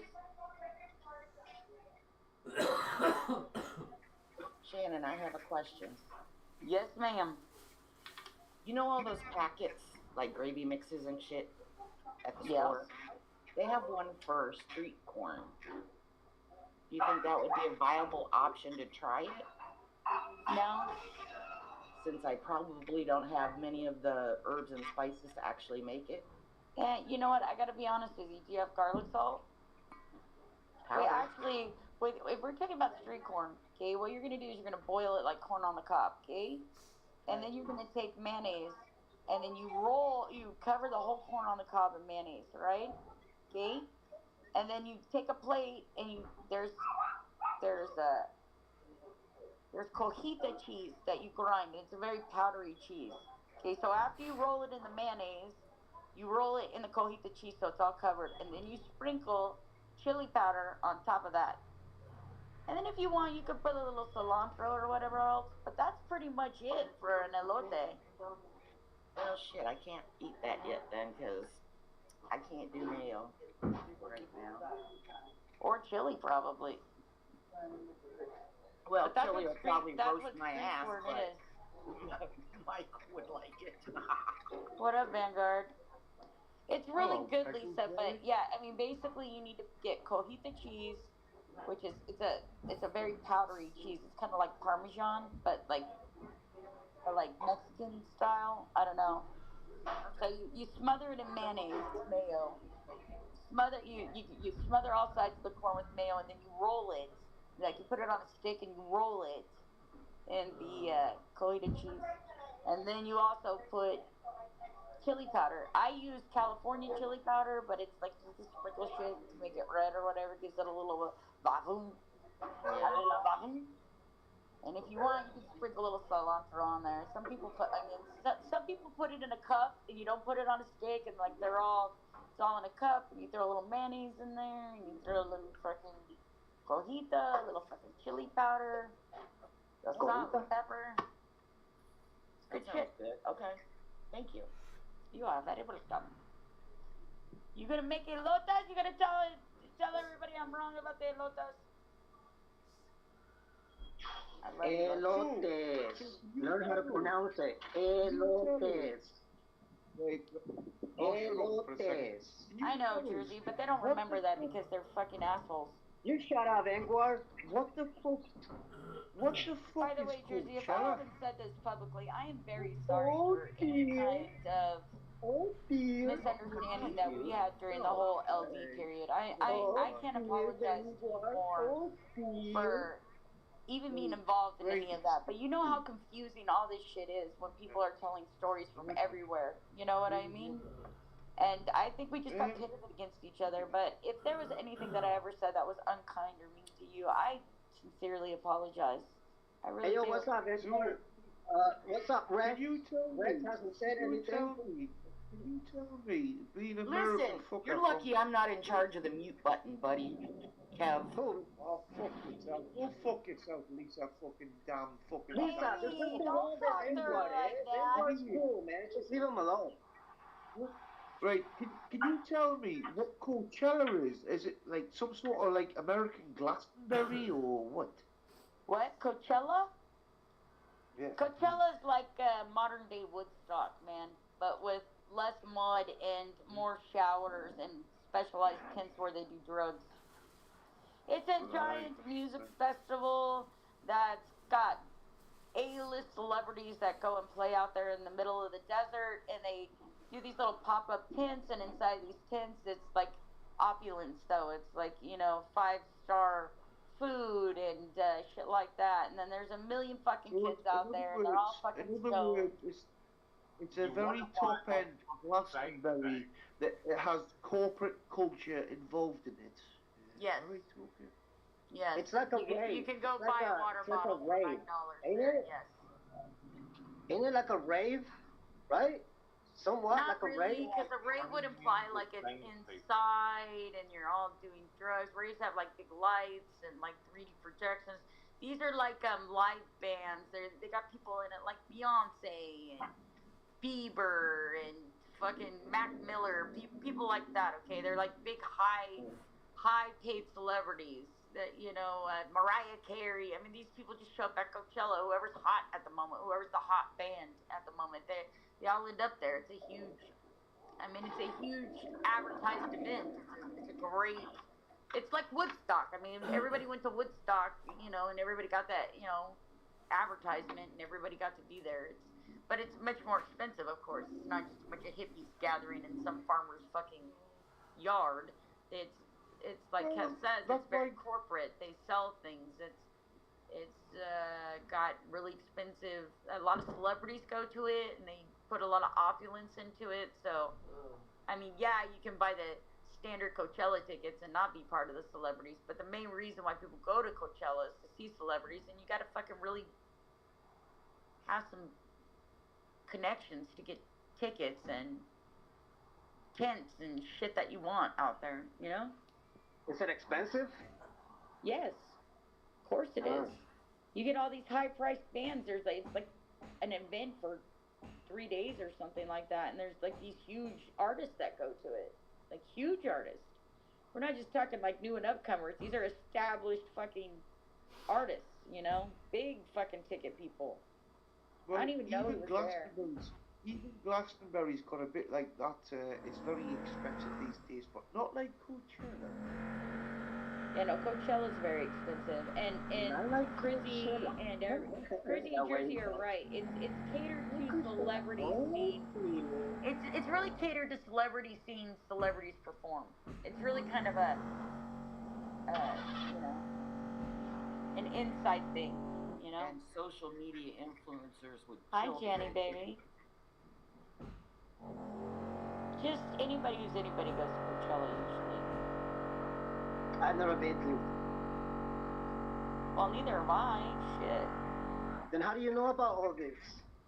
Because I live in fucking America and I love fucking music, and you'd have to fucking goddamn live under a rock to not know what Coachella is. You just sounded like you had a big fucking joint in your mouth. I did. I certainly did, sir. Fucking Shannon. Shanita. I'm telling you, it's early. A friendly Get kiss, ready. I have okay? to prepare for my mom's Let me remind myself. It's a friendly kiss, not a romantic kiss. Thank Mwah. you, Fire. Mwah. There you go. You Anyhow, see everybody? It's just a friendly kiss. I was smart today. I did my little exercise routine before I actually streamed today. So I didn't do like my normal thing. So where's my kiss, Fuego, Fuego? I'll put your... Hey, yo, Vanguard. Mwah. Hey, yo, Vanguard. Mwah. Hey, yo, Rex. Mwah. Rex hasn't said anything. He's fucking quiet. He said hello. Oh, did he? I didn't hear him. Yeah, no wonder you kept to because everybody's fucking talking at once. Oh, okay, well. Welcome to Johnny's fucking stream. Clockwork. I'm outside. I'm outside now, so I can talk. I can talk a little bit more. When I'm inside, I can't talk too much. I'm at Tim Hortons. Fire, where in the hell's my kiss? Come here, give me some tongue, big guy. Hey, yo, Captain Freckles. Mwah. I don't want no mwah, I want the tongue. No tongue for you. No tongue for you. Oh, mercy, what is this aggressive? It's just a peck, you know? Mwah. Just a peck. Fuckface, Captain Fuckface. You will always be a fuckface, but I will never fuck you in the face. All the odds. Never will be a miss.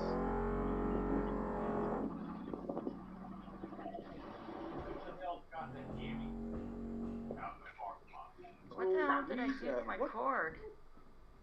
What's your problem with me, Liza, fucking damn day? What? Just because I asked you about The problem was we already knew Otto was on his way out of the restaurant he was in to talk to Shannon for a minute, literally a minute, about pronunciation and stuff.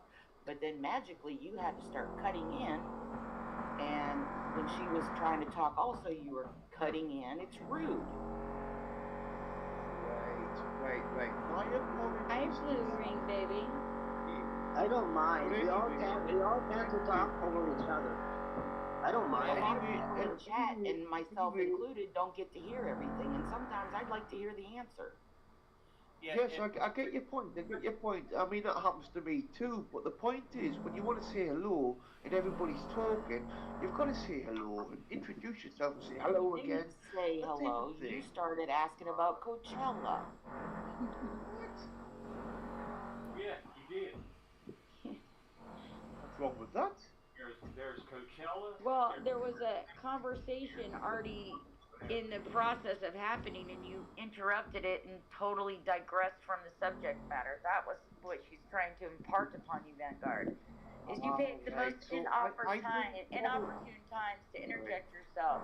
It's actually considered Right, rude. my apologies. I don't follow narratives, especially when it comes to bullshit stories. It's called internet. What narrative? We weren't even talking about a narrative. What do you mean? See, he knows this shit already. He knows it's rude. He's just fucking trolling.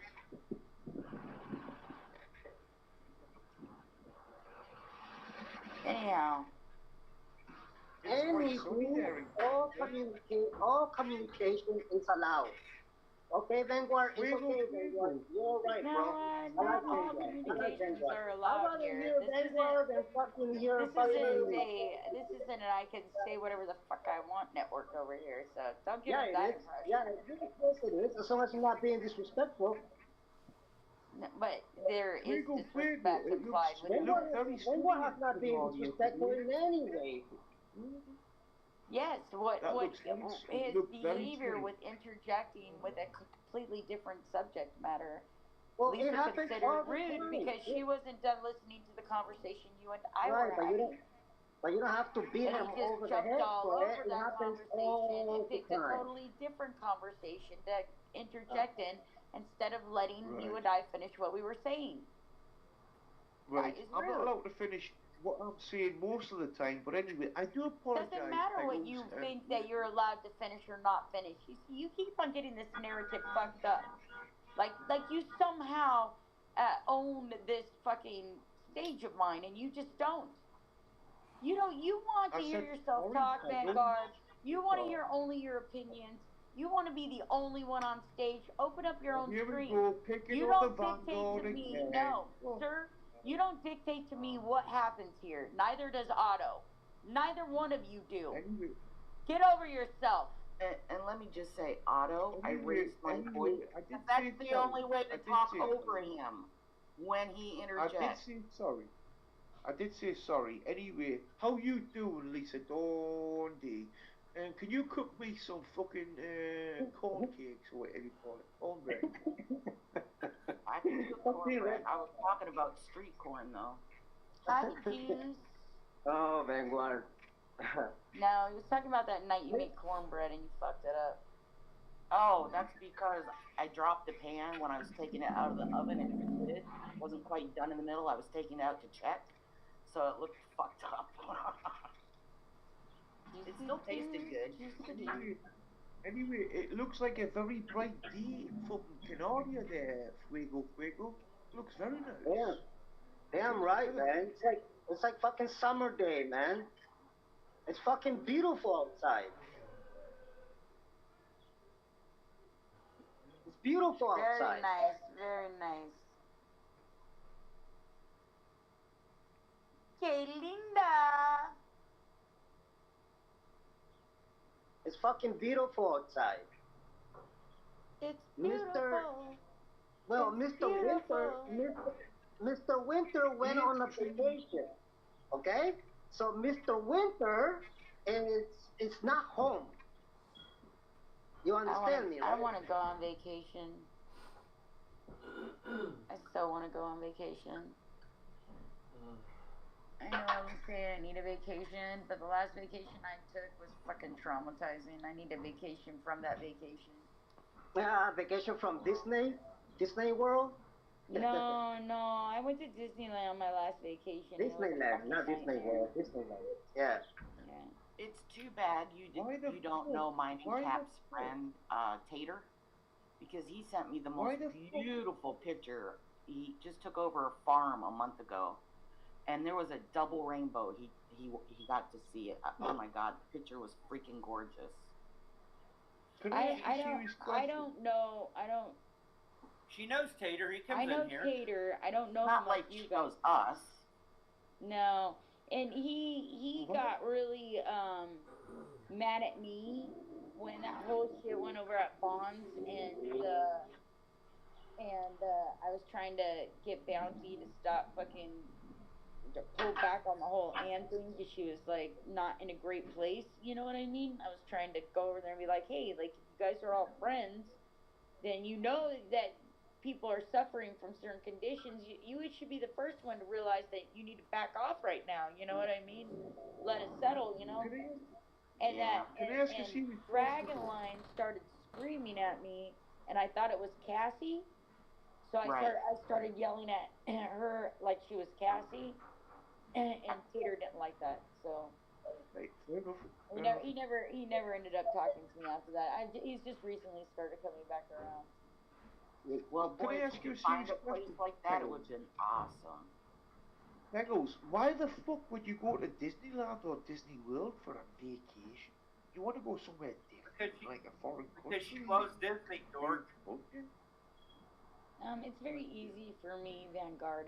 It's not about the physical attributes that go on it, because a lot of people go on vacation to hike or all kinds of other things. It's because when I was growing up, and the entire time my husband and I were married, Disney was a place where I got to, I don't know, live in a very peaceful, sweet family environment with my family, and that's what makes me feel best. That's like a vacation from stress for me when I'm hanging out with my family and we're eating silly foods and taking car ride that fucking we sing in and riding on rides, and this is very very good wholesome memories for me. Makes me feel safe. It's warm. It's like my childhood. Oh, fair enough. Fair enough. But, I just think you need a vacation from the usual, from the routine. You need a vacation by your own. That's gonna make it a little bit stressful for you, or you need a vacation with just somebody else, not your family. You want to break apart for a little bit from your family, from the I routine. did do that when I went to Pinky's. That was a little bit of it wasn't far from me. It was only an hour away. Right. But my kids weren't around then, so. Yeah.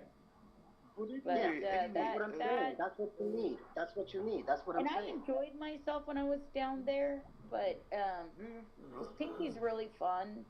But what transpired afterwards was quite stressful for me because it was just like I was trying so hard to be respectful of the whole situation and just kind of walk away with some kind of dignity involved, and he just went on and on and on, and he kept pushing the envelope and lying more, and because I guess he felt like I somehow interfered with him in this community that he was in, that he introduced me into. But that's not true at all. I never asked anybody to do anything, and when he was ever on panel, I didn't go there, and I never mentioned any of his crap to anybody. It was actually quite embarrassing for me. I didn't really want to talk about it at all. I'll be honest with you. To me, a vacation or a holiday, as we call it, holiday times, is about removing yourself from your environment to go to a new environment to experience something new. Hi, Cheeky. Well, you know what? My whole idea of being on vacation is, you got to realize my husband died pretty fucking young, and we were going to do vacationing. I had kids when, we did things that were centered around family vacations. They weren't like segregated adult vacations. I've had kids since I was 15 years old, man. You adapt your life. Like, I lived with, vacations centered around doing things as a family. Hanging out as a family. Being together as a family. On the weekends, we hung together as family. Went to the, we would go to the movies. We'd go shopping. I mean, that's just what happens when you have a family. Your whole world becomes about your family. Your kids, your husband. And can I put this to you, Vanguard? Where you live, and you guys don't have to go very far to be in a completely different environment. Yeah, you just have to travel another country, don't you? France, right? The plan was, Vanguard, though, for me and my husband to travel. My husband died 5 years ago. Our youngest would have been 22. He was still in college.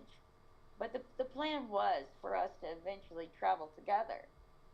You know what I mean? And do things segregated from like family vacations. Maybe go on cruises, visit other countries, things like that. But it's much more difficult to do when you're like a family of 5 or 6. And we also had 3 kids that we adopted.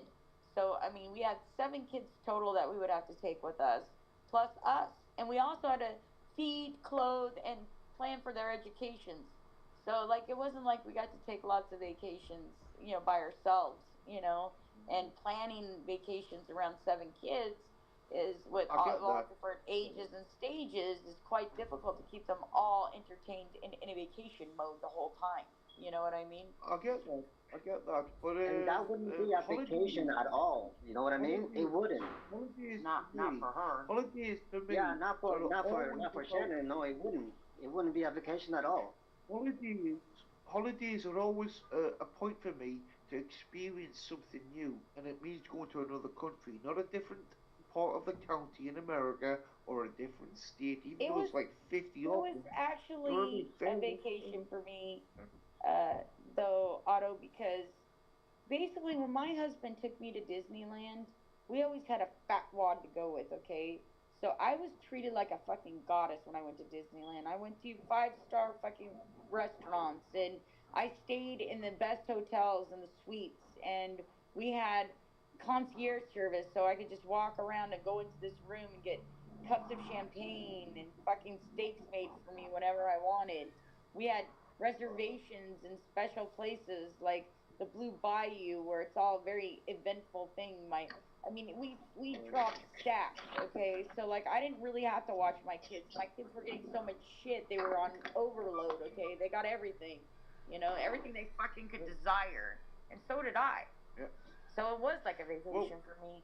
And then he gave me, like, then we had money, like, that we spent ahead of time where, like, I prepared for it. I went and bought, you know, clothes to go with my trip and got my hair done and my nails done and my eyelashes done and a facial. And, you know, I mean, I was fucking well taken care of, man. I was. Well, that's fair enough, but that's an American idea of a vacation. But for Europeans, it's a holiday. You tend to go to different countries and experience different cultures. Isn't that what I just said a But few not all minutes Brits, ago? And not then all you Brits bashed do the me for same. it? Not all Brits do the same. They go to a different country and act like Brits in Britain. Now, to me, you need to go to a different country and absorb the culture. Try and speak a bit of the language. Yeah, but here's the thing, Vanguard. Here's the thing about Americans and the Brits that are a little bit different. The only place that really speaks English mostly is the European countries, right? And you fuckers hate us because we're deviators of your fucking goddamn culture, and we went and did a whole new thing, okay? So, like the French think we suck. You guys think you're better than us. Nobody wants to go to that fucking shit. Like maybe Ireland, they're like really sweet in Ireland, I guess, and it's got scenic things. I want to go to the UK because I love fucking British humor. My partner for 16 years was fucking British. He lived in Kent, for Christ's sakes, okay? So, like, I love that shit. I dig that kind of fucking personality, that kind of weather, that kind of everything, okay? But most Americans, I mean, they live on beaches and fucking, you know, I mean, they like shit like fucking thrill rides. Like, they'll go to Vegas and fucking go to casinos and drive fast cars and, you know, they like to do shit like that. Like, they're not so much into, like, museums and shit. Only some of us nerdy types like that. Like, I would love to go to New York and check out the museums and fucking go to a couple fucking screenplays.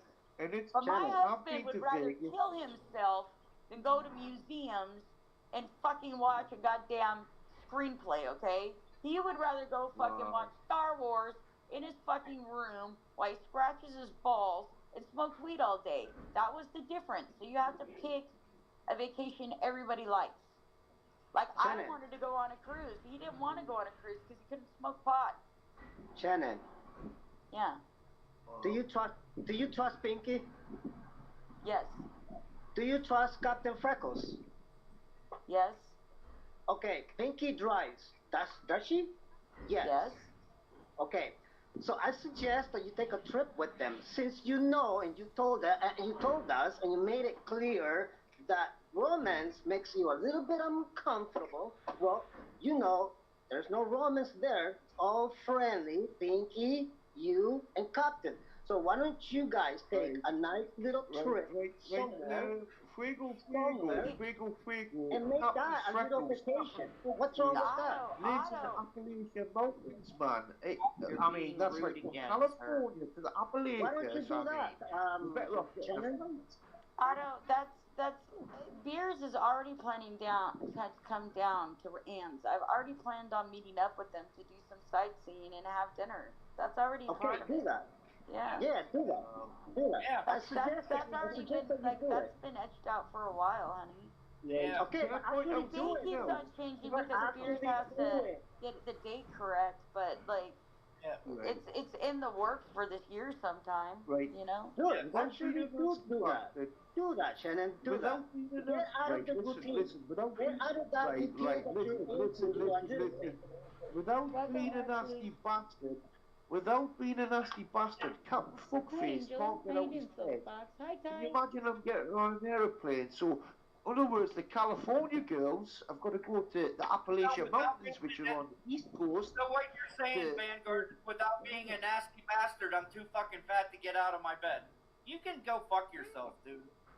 No, Vanguard, here's my thing. Like, I would love to go to a different country and see different things. Like, I would love to go to Disney Paris. That's one of the things on my list of to-dos. But because of my circulation problems, being on a plane stationary for that long could give me blood clots, which I already have problems with my PAD. Yeah. So I'd be very careful about how long I'm sitting stationary. All you need to do, and you know about compression bandages, all you need to do is take the correct it's tablets. not that way walk for me, around. Vanguard. It's not.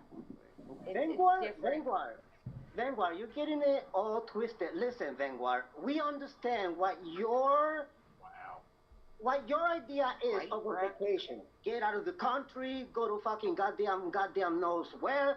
We understand that, but that's not what Shannon needs. Shannon just needs to get out of her routine.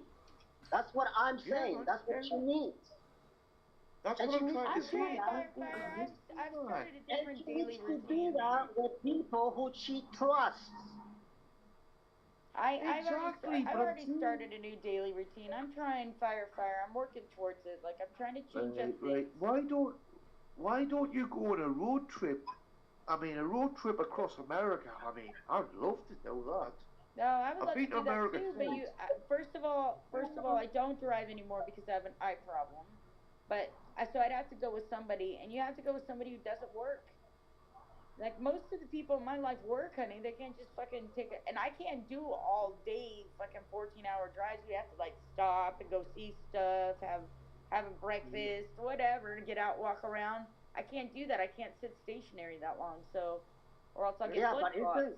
But isn't Pinky? Ain't Pinky gonna be on vacation when you and Captain go? Ain't she gonna be on vacation? And you can stop.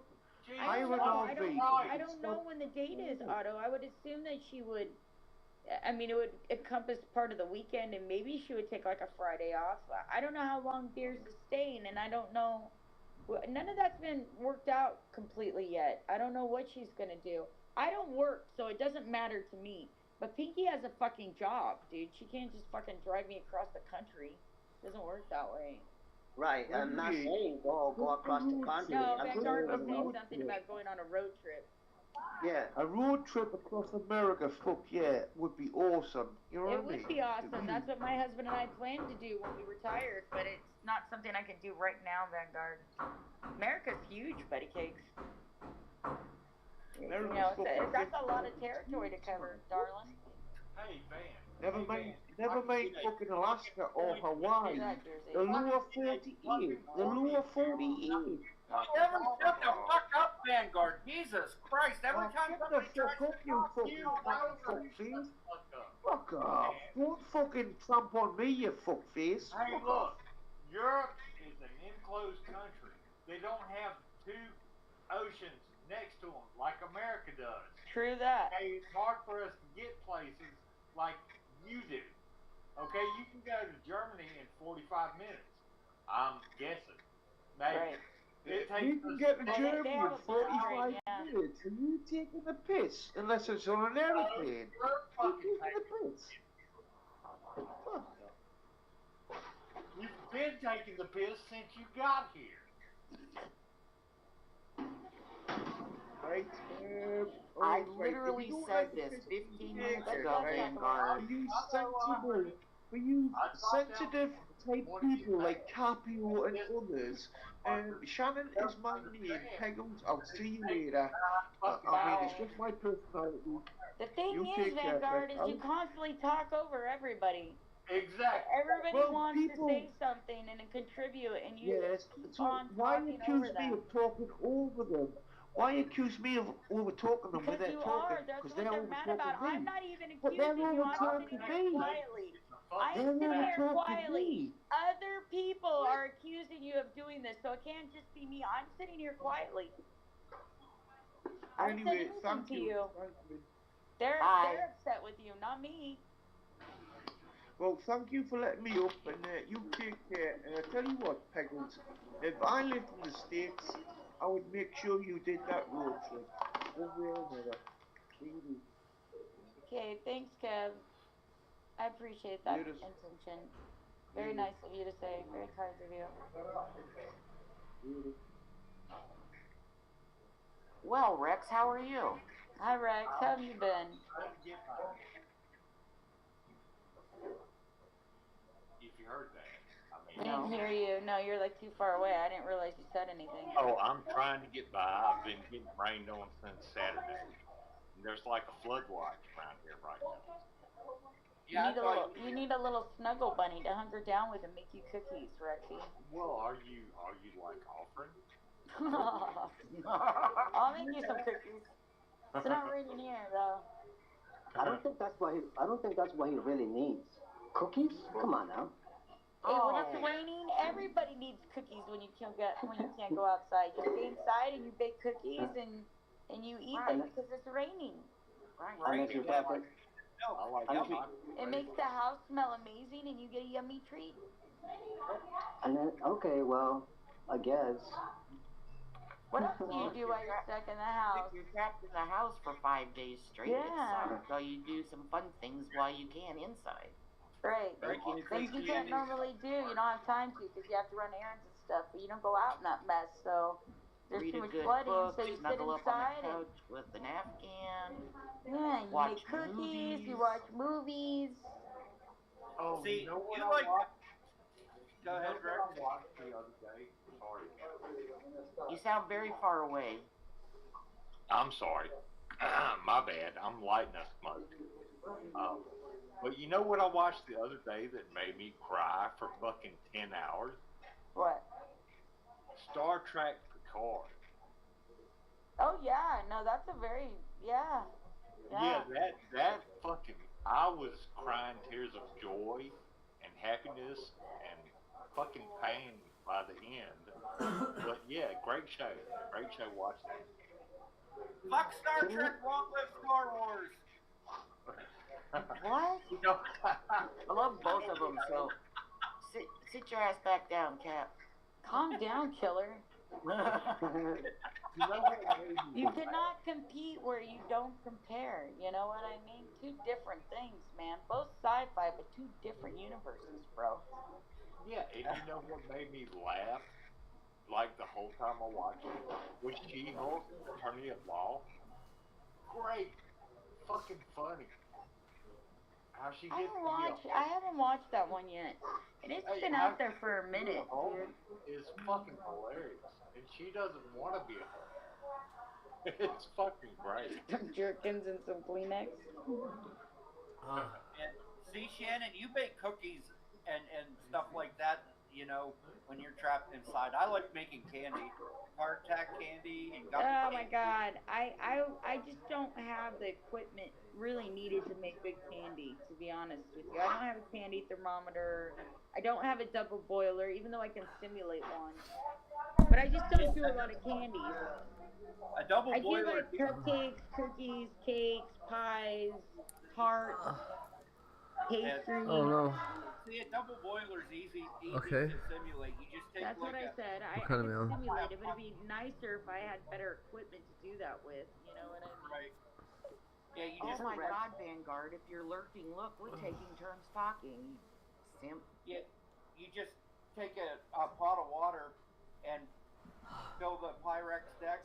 You boil the water and then fill a Pyrex dish with chocolate and put it on top of the thing once it's boiled. Once it's hot and boiling, and then it melts the chocolate. It's really easy to do, like you just said. Yeah. If I'm not, you know what? if I'm You not know what, mistaken, Paul? sorry, go ahead. I'm gonna be really fucking honest with you. Fire is exuding a very white light aura today, and I think it's because it's not drinking. It feels No, very it's not. soft It's the today. window. No, it's not. It's the window. It's the sun. It's the sunlight.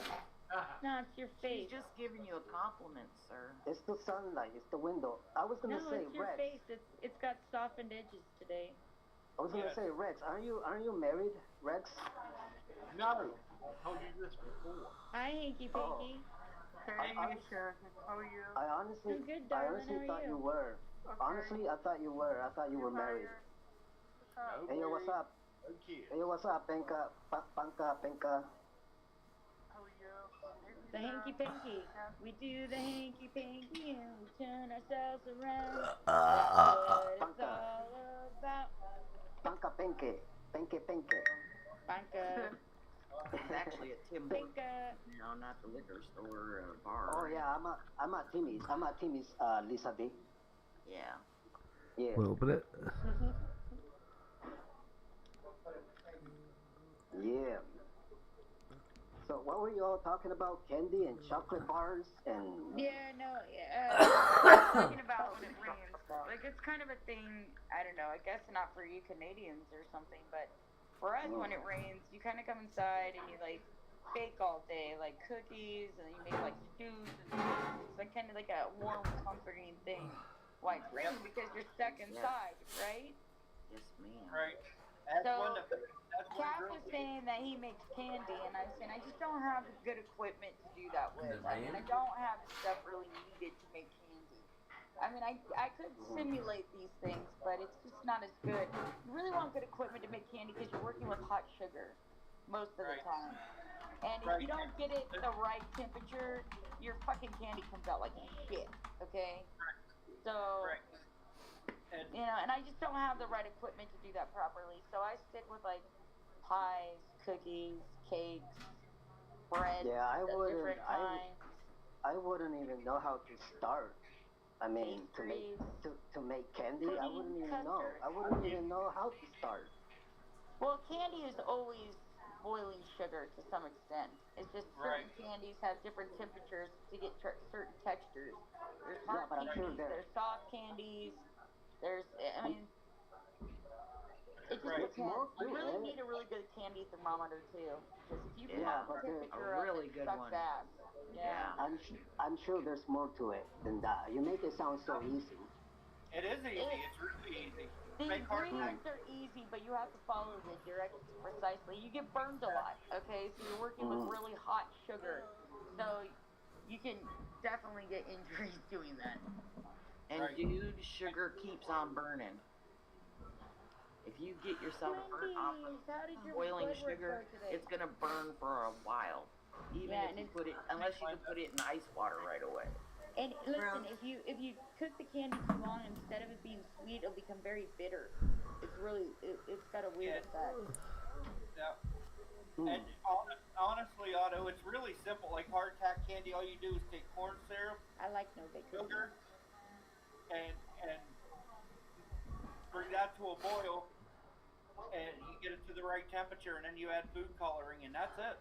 That's all you do. You put it out on a baking sheet with parchment paper. No flavor. And when it hardens, you hit it with like a hammer, and that's it. You got your hardtack candy. Sounds simple. But there's some things too, like just melting chocolate. You can do strawberries, bananas. Yes. Like just simple things that you normally wouldn't do. It's just. Oh yeah, and I forgot. I don't think about it.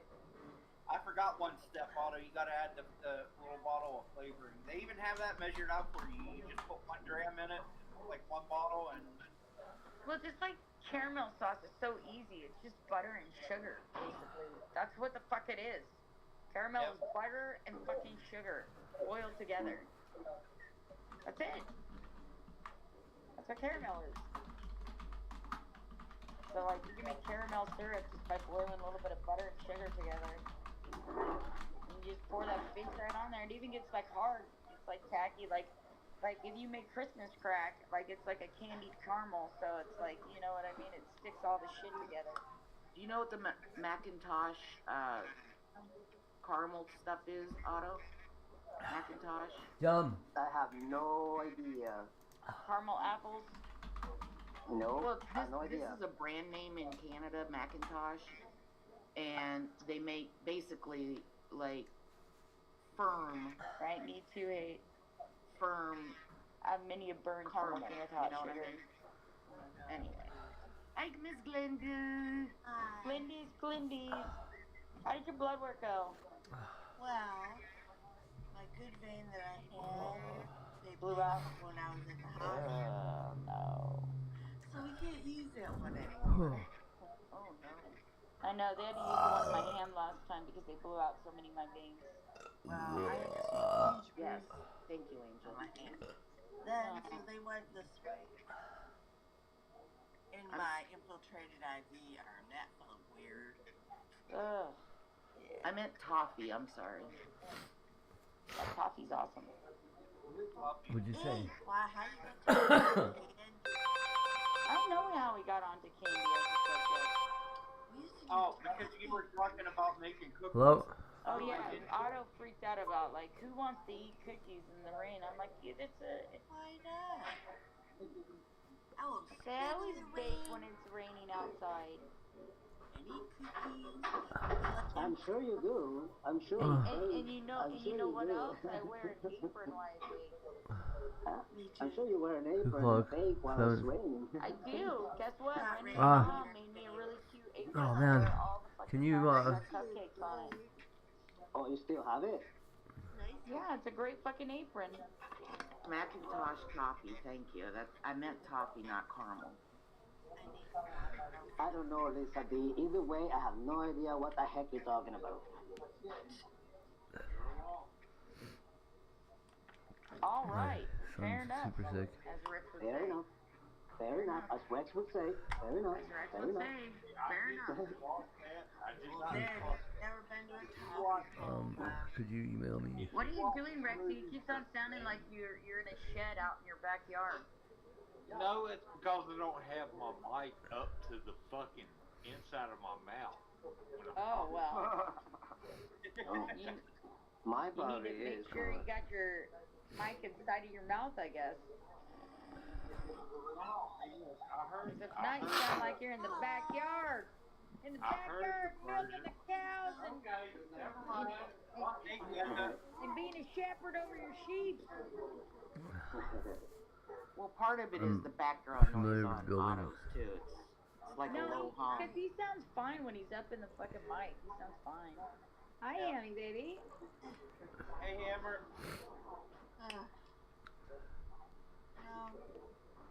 Glenda, can you Paul tell us? says you probably have KY jelly packet instead of baked goods. Is that I'd what you do on still rainy like days? Otto, to. you invite a girl over and you just put her all day. You don't eat cookies. The only cookies you eat are between her thighs. That's what Paul's implying. I don't have a girl to invite. Very interested. You don't need a girlfriend. You just need a friend that's a girl, apparently. Well, I don't have a friend that is a girl. You don't have any friends that are girls? No, I don't. But you're so handsome. And you're not committal. I know, honey. Well, that's exactly my point. That's exactly my Then point. you gotta know some girls. Well, it's either because I'm, but no friends that are girls, no. Oh, okay. Yeah. Alright. Sad. I was gonna say, Glenda.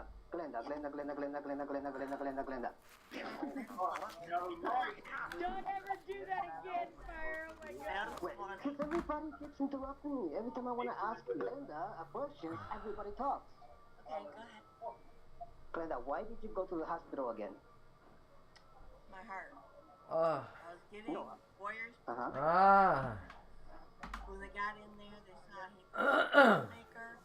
It was easier to just replace the whole thing, give me a new one, and then after that, the skin behind me bubbled up and filled with blood. So then I had to go back and get it drained. And they had to watch me for a week. And then, now just recently, why did you go back? She didn't go back. She got blood work done. Oh, you just had to get blood work. Oh, okay. I go tomorrow for all my 6 called heart stuff. Like where they do the dye and they check everything. That's lovely, baby. Pacemaker, defibrillator related. I get checked tomorrow. Okay, so far the process is going well. Yes? Yes. Okay. Besides Good. that little hiccup with the hematoma, Awesome. I'm getting it. Good to know, Glenda. You know what, Glenda? I hope you continue doing very good, very well. Me too. Honest. The older you get, when you get shit, now I know why old people are crabby. I've known that for a long time. Because they got so much Cameron, he's actually not drinking today. He hasn't drank for a couple of days. That's why I looked at. I just told him a minute ago that I think not drinking suits him. He's got this like shine about him. His face is softer. He says it's the light behind him, but it's not. It's the light. It's the window. Stop. You're gonna make him blush. Right? Andy? Yeah, Looks don't good make me. today. Don't make me blush, Shanita. Come on now, stop. And it suits you. Hey, I think you feel better about you too because you have a much better, softer approach today. Your face Shanita. even looks softer. Hey, Shanita. Romance makes me uncomfortable. Remember that. Nobody. Oh my God. Lord have mercy. Hey. Okay, Lord. thanks. I'll let you. Thanks. I'll try not to hit on you too hard over there. Lord have mercy, Shanita. Come Lord on, have don't make me mercy, don't make me Firefly. uncomfortable. Don't make me red. I'll just make you pink when I smack your ass for being silly. Pinky butt. Pinky butt. Yeah, you have a pinky butt. It'll be all juicy No, peachy you do. colors. No, you do. I have Oh, a the brown. romance I have talk makes you uncomfortable, remember? I have a brown butt. You have a pinky butt. No, my butt's white as fucking goddamn snow. There ain't no pink on my butt. I bet there is. I'm like fucking a ghost. Woo! Like white. Ooh. Ooh. White and pinky. White and No pink. pink. It's all white. There's some pink. Nope. Oh my God. Okay, I'll stop. Not on my butt cheeks. I hope I'm always not. firefighter. Okay, I'll stop. No butt cheeks. Nope, I don't have one tip on my butt. I've been blessed in the ass area with having very smooth ass cheeks. No hair, no zits. Well, if you got zits on your butt, you need to exfoliate. Yeah, but guys don't exfoliate their ass. Come on, you see a guy in the shower sitting there fucking scrubbing his ass with an exfoliation I do. sugar scrub and a loofah? Pizza. I know I don't. Do it. You'll I You have extra smooth butt cheeks. I definitely don't. I'm just saying, and then when you're old like me, you'll still look good. Don't worry, liberal. Nobody can see my ghosty ass. The ghost ass has been put away for some time now. It is only talked about in circles where they talk about pancakes. But other than that, nobody sees the ghost ass. This is what I just got woke up to. What's that? What is it, Victor? It's good. Oh. Well, that's a good thing to wake up to. Well, he ran away and I was like, you can run, but you cannot. You can run, but you can't hide. He almost fell down the stairs. Oh my God, you guys! I just got an email right now. Oh Lord, have mercy. And Who's emailing you, Jerry? No, it's one of my rando emails. Like, hey, look at this. I guess Charlie was on Alexandra's last night on her panel. Okay.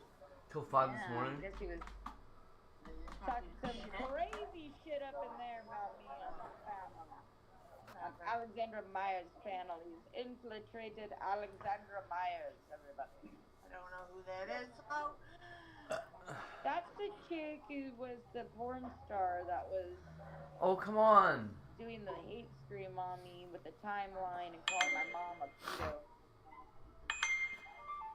So, good old Charlie Bear, I guess, somehow made it over to fucking Alexandra's world, and now I guess they're privately chatting with each other. He felt like he's made a friend Yes, in her. absolutely. Oh my. He even friended him on Facebook, apparently, from what the email says. There you go. You know, both of us fucking flock That together. means everything. It's like, stay over there then. Yeah, man, I think he's a good fit for Alex's channel. I think he should stay there more often. Over there. I think she's really gonna enjoy it. What do you got? This is the best way to eat cookies. Raw cookie dough. Oh. Yeah, when you get salmonella, don't come crying. Ever put a vegetable in your mouth? Yeah. Or up I'm gonna do that next time. Oh no, I love Lions and tigers and bears. Oh no, there's a lot of porn stars within this community. Libra. There's a lot of porn stars in that community. A lot of people are porn stars or some kind of adult model of some kind, something like that. You're being sarcastic, right? You're being sarcastic. No, in that community, there's a lot of porn stars and adult models that over there in that community. The person that his channel was on she's a porn star and an adult cam model. And she's not the only one. There's a few of them that have sold their bodies and souls before they got on the internet. So I guess Charlie is in Candy World. Nah, Charlie's just trying to infiltrate. He's an attention whore. He's just trying to infiltrate IP2 to push his fucking weird old. Hello, yeah. It'll never fly over there. They're gonna it's gonna be funny. My books are your Too many place. people know him already. Yeah, one of the people over there, fire is Bobby Dillon, LD's sister. Yeah, I have no idea about those people. Yeah. That's why LD's called LD, Little Dillon, is after his sister. That's the OG LD, a bad name, man. Well, what's weird about that is like he's the older sibling, so. Yeah. That is weird. Yeah. I didn't know He's that. the big brother. He's not the little brother. I mean, like I get it if he was her little brother, but he's the big brother. So he should instead of LD, like Big Dylan. Yeah, but there was already a BG, so he probably thought that was too fucking. I don't know. I'm not gonna speak for that guy. I would be remiss to speak on his mental state because I really don't get what the fuck he's all about.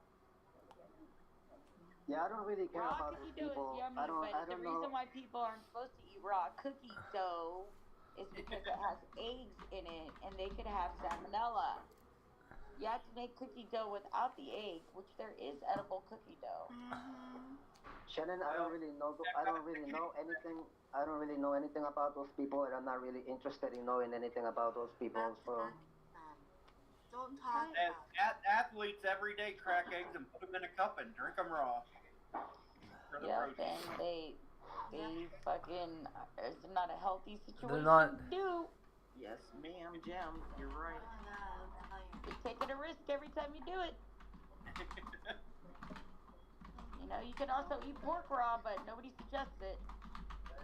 Nope. Raw would be disgusting. You can eat pork raw? Yeah, I'm not eating raw hamburger all the time. Shannon, can I ask you something? Not like it used to Okay, be.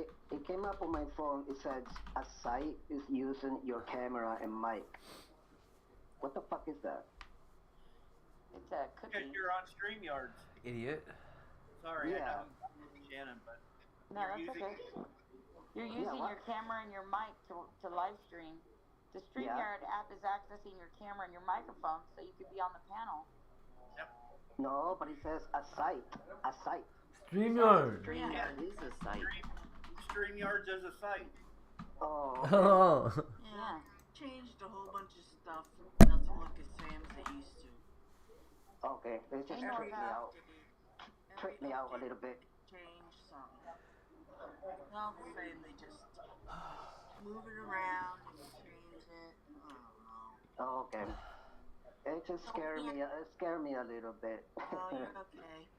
I thought it was Pinky accessing my mic and my camera. What's Pinky?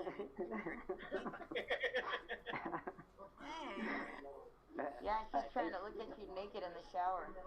Hey, yo, Pinky, don't be spying on me, Pinky. It was me, Otto. It was me all along. Sorry, I had to spy for you. Oh, was it?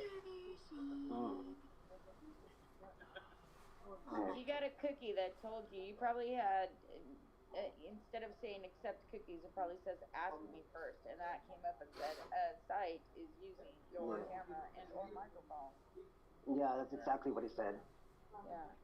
And you have to accept it or not accept it, because if not, it would have interceded it, and then you would have never been able to get back on panel for 5 fucking years, because you'd have to find a little setting in your phone that lets you get access to the site again. I accept. Yeah.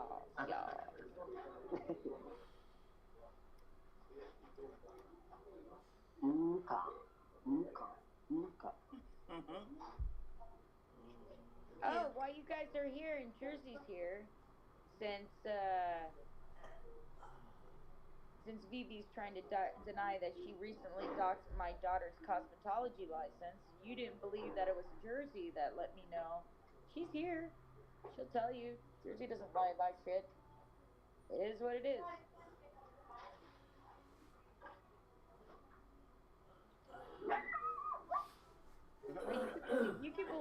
You can believe Vivi's stories all you want. She's been trying to spread this shit forever and a day. She just needs content. But she can't make her own. I don't know. I guess she was on Jason's today talking shit, saying that I lied about her cloning people. She fucking clones all kinds of people. Dude, when I started up my Snapchat, bros, because I had Vivi's number stored in there recently, because we didn't talk for like 9 fucking years, alright? So recently her new number was put in there. When I started up my Snapchat, she came up as Chewy. Chewy. Okay? So she makes fake fucking profiles all the time, and she's definitely cloned me before.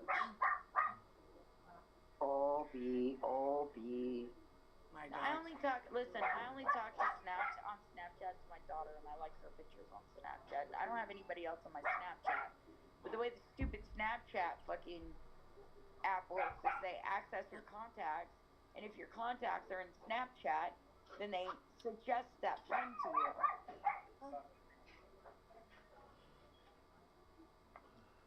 So tell me why Vivi's number comes up as Chewy. How does that make fucking sense?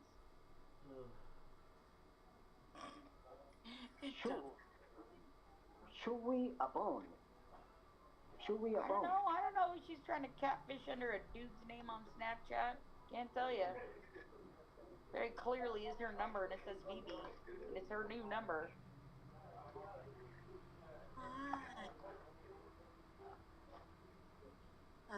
Leave us alone.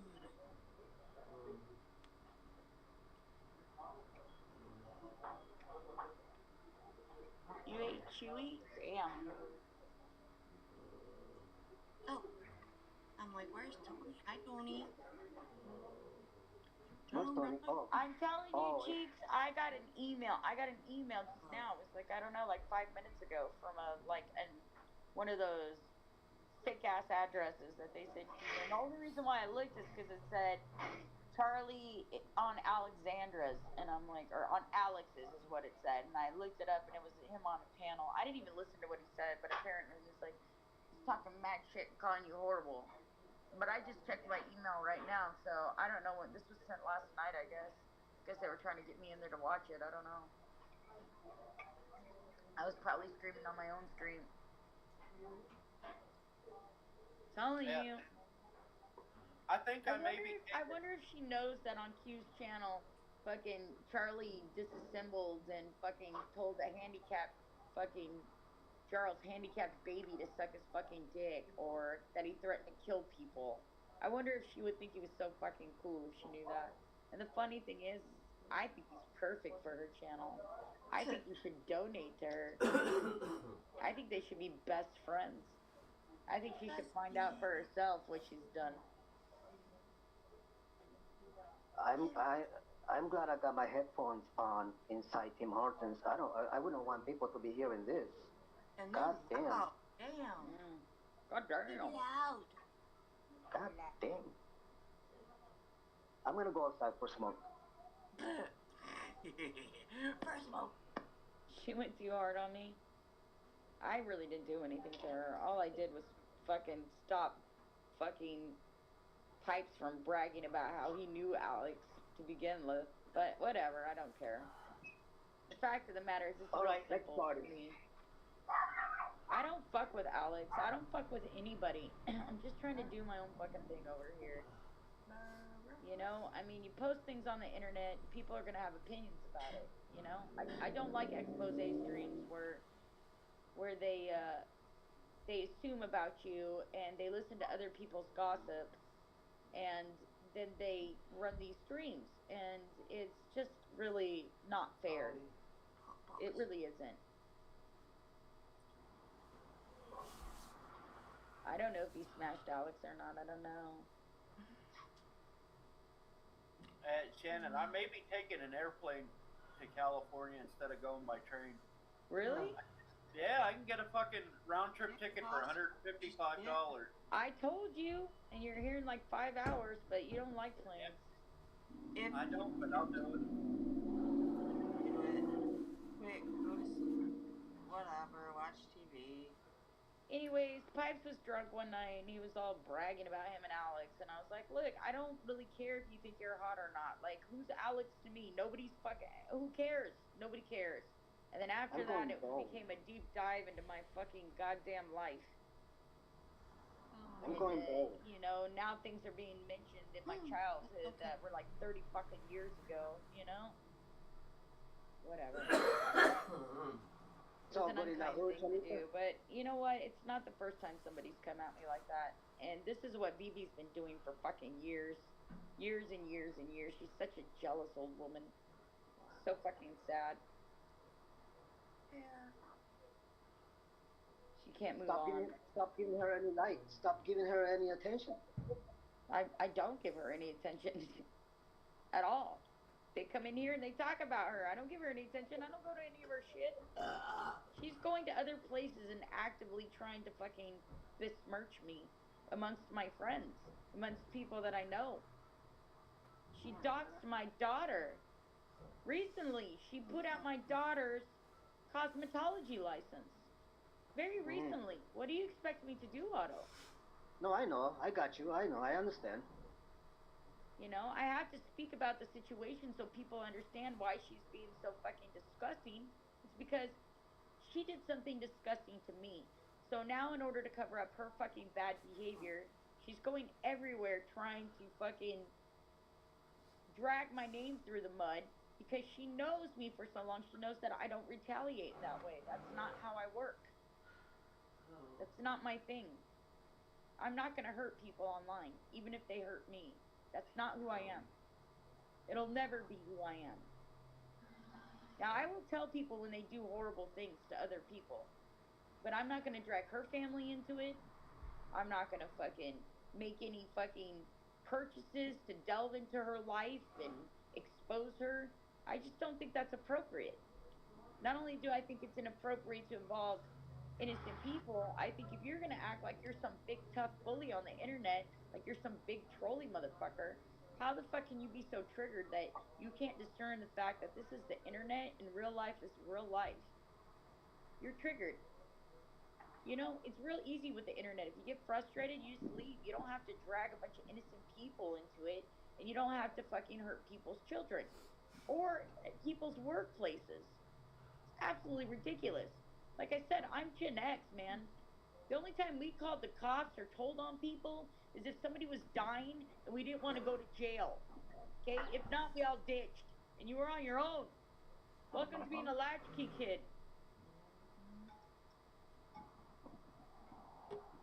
So I don't do those things. Like, I got people saying I report them. If I report them, how are all these fucking goddamn strings up about me and none about them? I don't report anybody. I don't care. I really don't care what people say about me, honestly.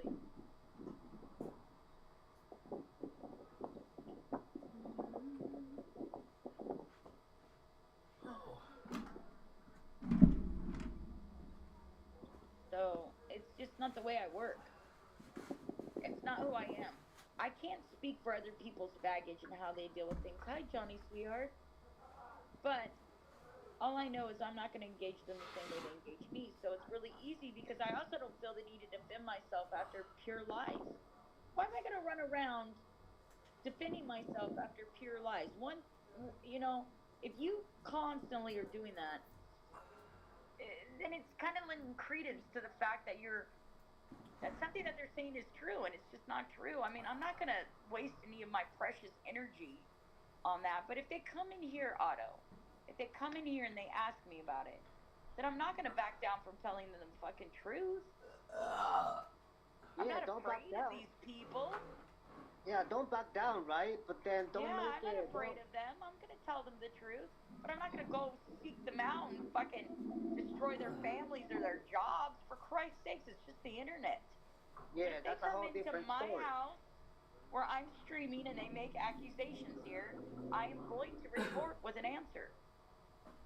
Right. I understand. So the difference is that you don't do the same thing that they do. I do not. Yeah, that's the difference. And I'm not trying to shine any light on those channels at all. But if people come in here because they're going everywhere else and they're making these false accusations and they come to my channel and they're asking me about it, of course I'm going to answer them because I have nothing to hide. And I will totally tell the truth. So that being said, if they don't want me discussing it in my room, the things that they do, maybe they should stop going to all these panels and lying about me everywhere, and I wouldn't have to point out the fact that they have fucking lied all over the place, and they're the ones who eat each other, and I have nothing to do with any of their channels. I don't even go to them. They're coming to mine, and they're coming to mine because they want to cover up their shit fucking behavior, because they're embarrassed about it, as they should be. Because adults this age should not be doing things like this on the internet and thinking in any way, shape, or form that is an acceptable thing to act as a human being that has lived 40, 50, 60 years, 70 years on this planet.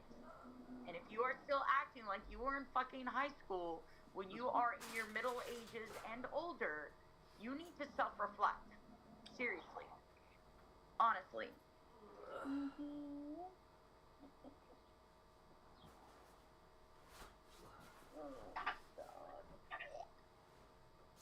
They're not scary, Chrissy. And you're talking about IP2 people, which actually, if we're being honest, Chris, the IP2 people have been less fucking goddamn disparaging than people from the news communities.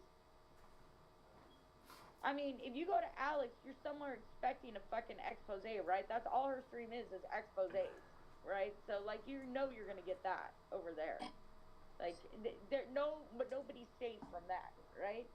But these other people, they're fucking nuts, man. I mean, they have no jobs and too much fucking time on their hands, and they're fucking goddamn bitter as fuck.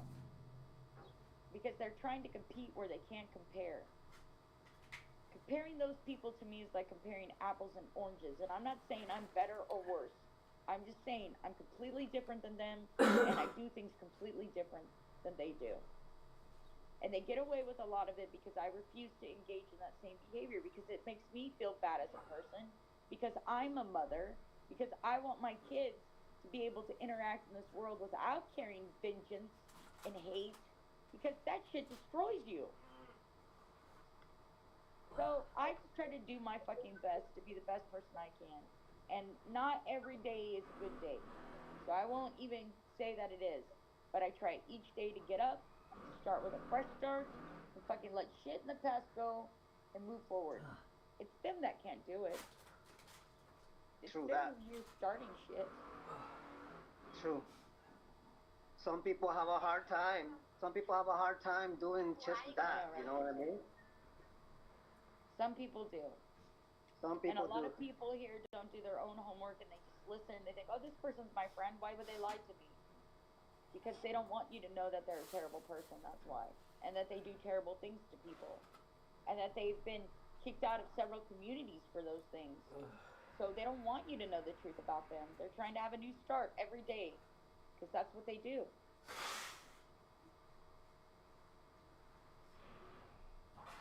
I don't know. Sometimes I do know, Cal. I'll get weird. Because I do a lot of grunting and groaning sometimes, I'm telling you. Don't you love it? I catch myself doing it and I'm like, oh my god. This big claim to fame cheeks. Nobody will come into my room, or nobody will come on my panel. When they do, the first thing he does is ban you and throw you out. So stupid. Hey, And I Boom. can't make this shit up. Hi, Boomy, you gorgeous thing, you. How are you, adorable? Anyway, hi Lisa. Hi Kat. Hi, Glenda. I didn't Hi, get to say Glenda. officially hi. How's it going? It's going good. I'm eating a peanut butter and jelly sandwich. Oof. My favorite. Me too.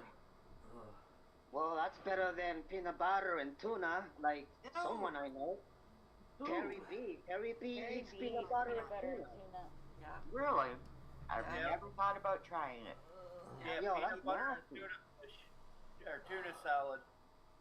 Yeah, well, No, just a can of albacore tuna. It's not even tuna salad. Okay, I thought it was tuna No, salad. it's not even mixed. It's just the tuna. Well, I'm glad he likes it, but I think I'll give it a pass. Oh my god, I know. I'm yeah, me too. I like peanut butter and jelly. Yeah, that's good, but not peanut butter and tuna. Come on now. I don't know. I can't get over the whole flavor combination to try it, but he swears it's fucking amazing.